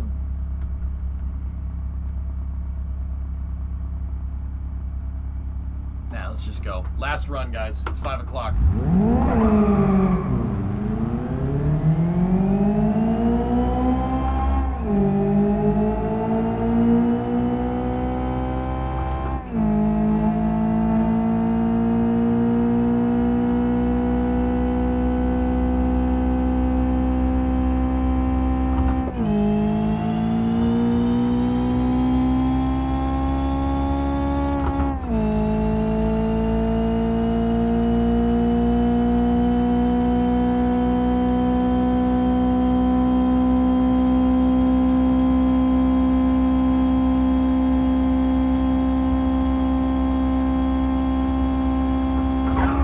Oh, crap.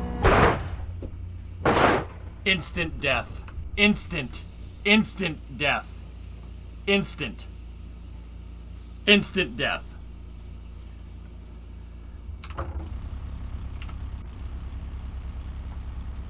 See, I think that going this way down the road, the way that we were just going, is better because there's a straight at the end of the track, basically. So, because there's a straightaway there, we can end up hitting the top speed longer.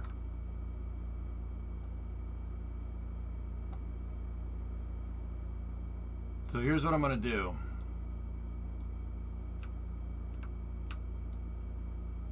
What the hell? That tunnel goes over there. That's not the tunnel we want.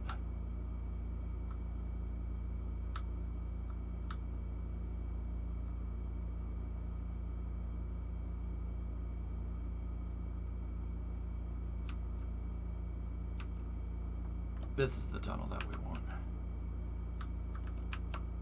Oh, looks like we got a bigger hill on this side. Alright. Alright, let's do this. Right here. This is it.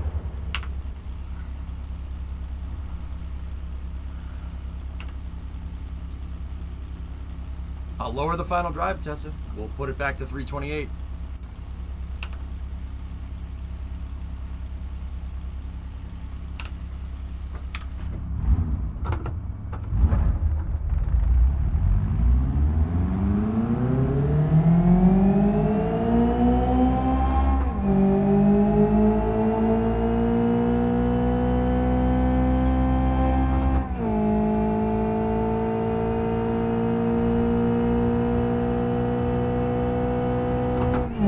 Goes the dynamite.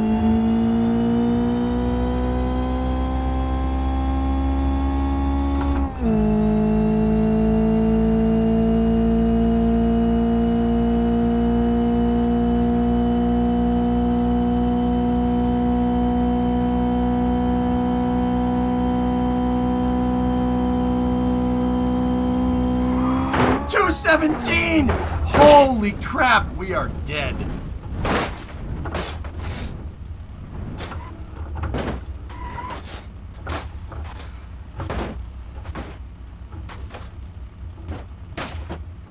Can I have your gun when you are dead? Invalidated due to driver death. Wait, is that straight longer over there? Hold on. It's not longer, but it's... Oh, it connects into that elevated road. I see. I mean, we don't have the toll booth that way. Dead brought back again and dead again. Yep. Why not do it on a modded map? Because Dex tops, anybody can make a car go fast. It takes skill to make a car go fast in a given distance. Understand? That's called this is called standing mile racing. See how fast you can go within a certain distance. That's what makes it fun. I mean, you could go top speed, that's fine. You can make any car go over 200 miles an hour if you have a long enough distance, right? You know what I'm saying? It's like drag racing, dude. But a lot longer. Is it actually a mile? I don't know if it's actually a mile, 7 stars, but it's close.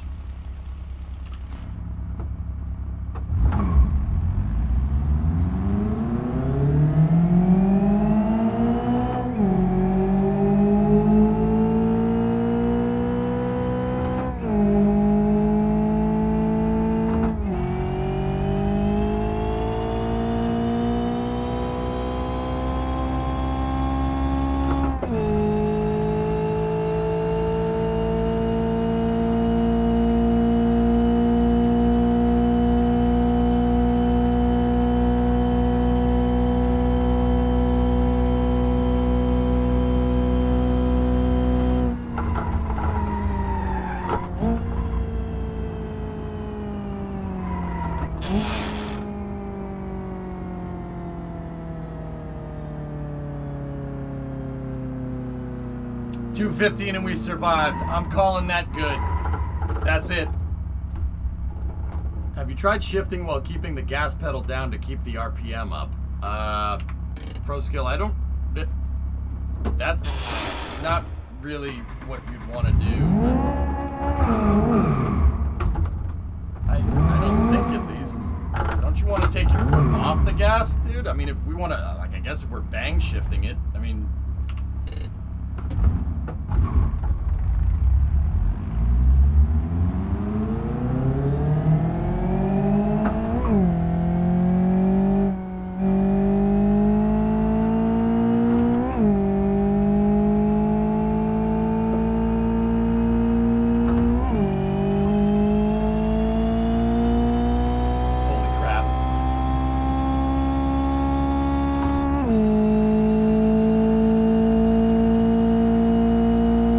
we rolled down a hill. That's why.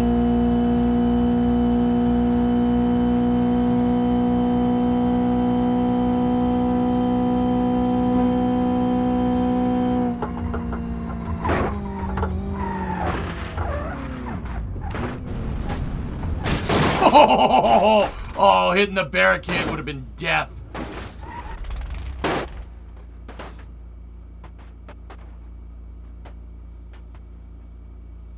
Actually, maybe it would have been death for the passenger. I think we would have been all right.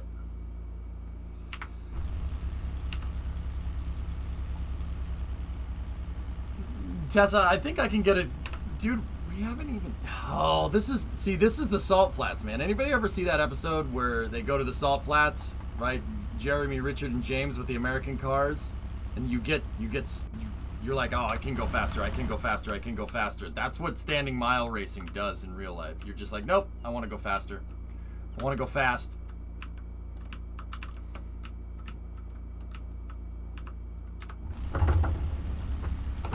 I lowered the final drive back down to 292.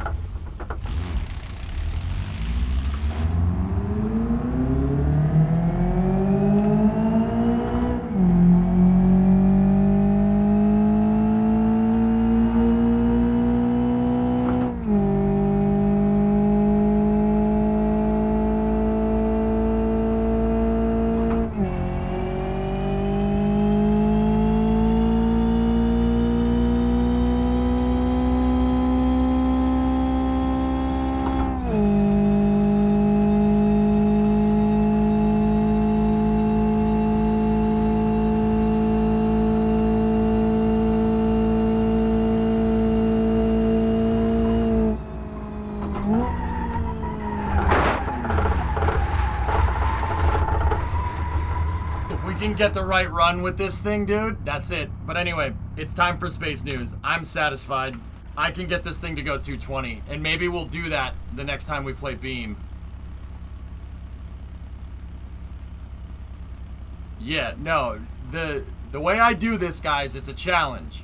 How fast can you go without crashing? If you crash, it doesn't count. That's my like stupid EJ rule that I came up with.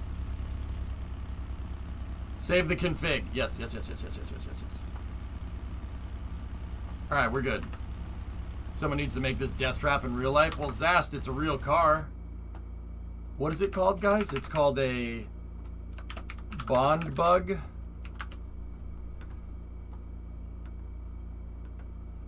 Yeah, that's stupid. I like to live rules. Zast, it's a real car. It's based off of a real vehicle. Yeah, that thing. It's freaking ugly as hell. It looks better with four wheels in the front. I already did a lot of suspension tweaks, Tessa. It's designed to really absorb the bumps. Oh, they're still going, Thomas. Jeez. Anyway, Chuck, thank you for your help and thank you for telling me about Beam. It's amazing, dude. I love that game. I have a whole new love is rekindled for that. We can go back and do all of our stupid car shenanigans with it and have a lot of fun, actually. That's really cool. You have a DM. It's very short. I just need a yes or a no. Of course. Yes. No. Maybe. Alright, guys. So I'm not gonna take a break, but I'm gonna just... Oh, I didn't know anything about that? About what?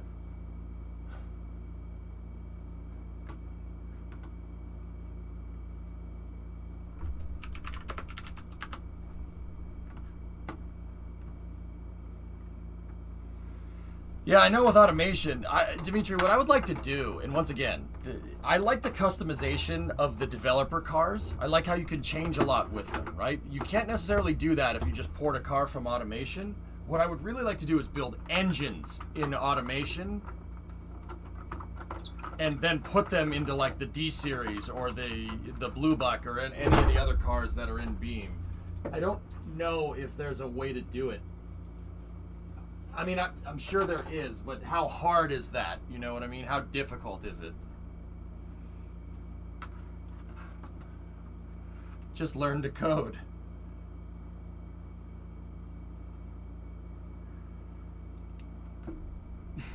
But that was fun, man. We got that thing to what was it? 215, 216 without dying. I got you if you want to code. Well, I mean, see, at that point, I'm asking myself this, like, why bother messing with automation? Why not just make it? Like, I can 3D model. Why not just do that? Can I cry? What is this?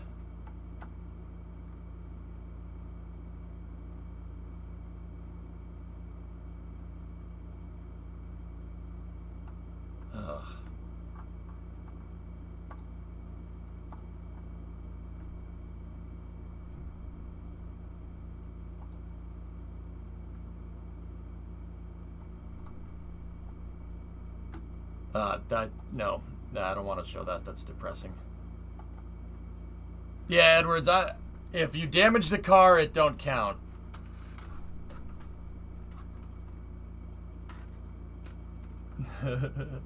Tezo, yeah, we'll make we'll adopt the old Enzo Ferrari moniker of people that use turbochargers don't know how to build engines.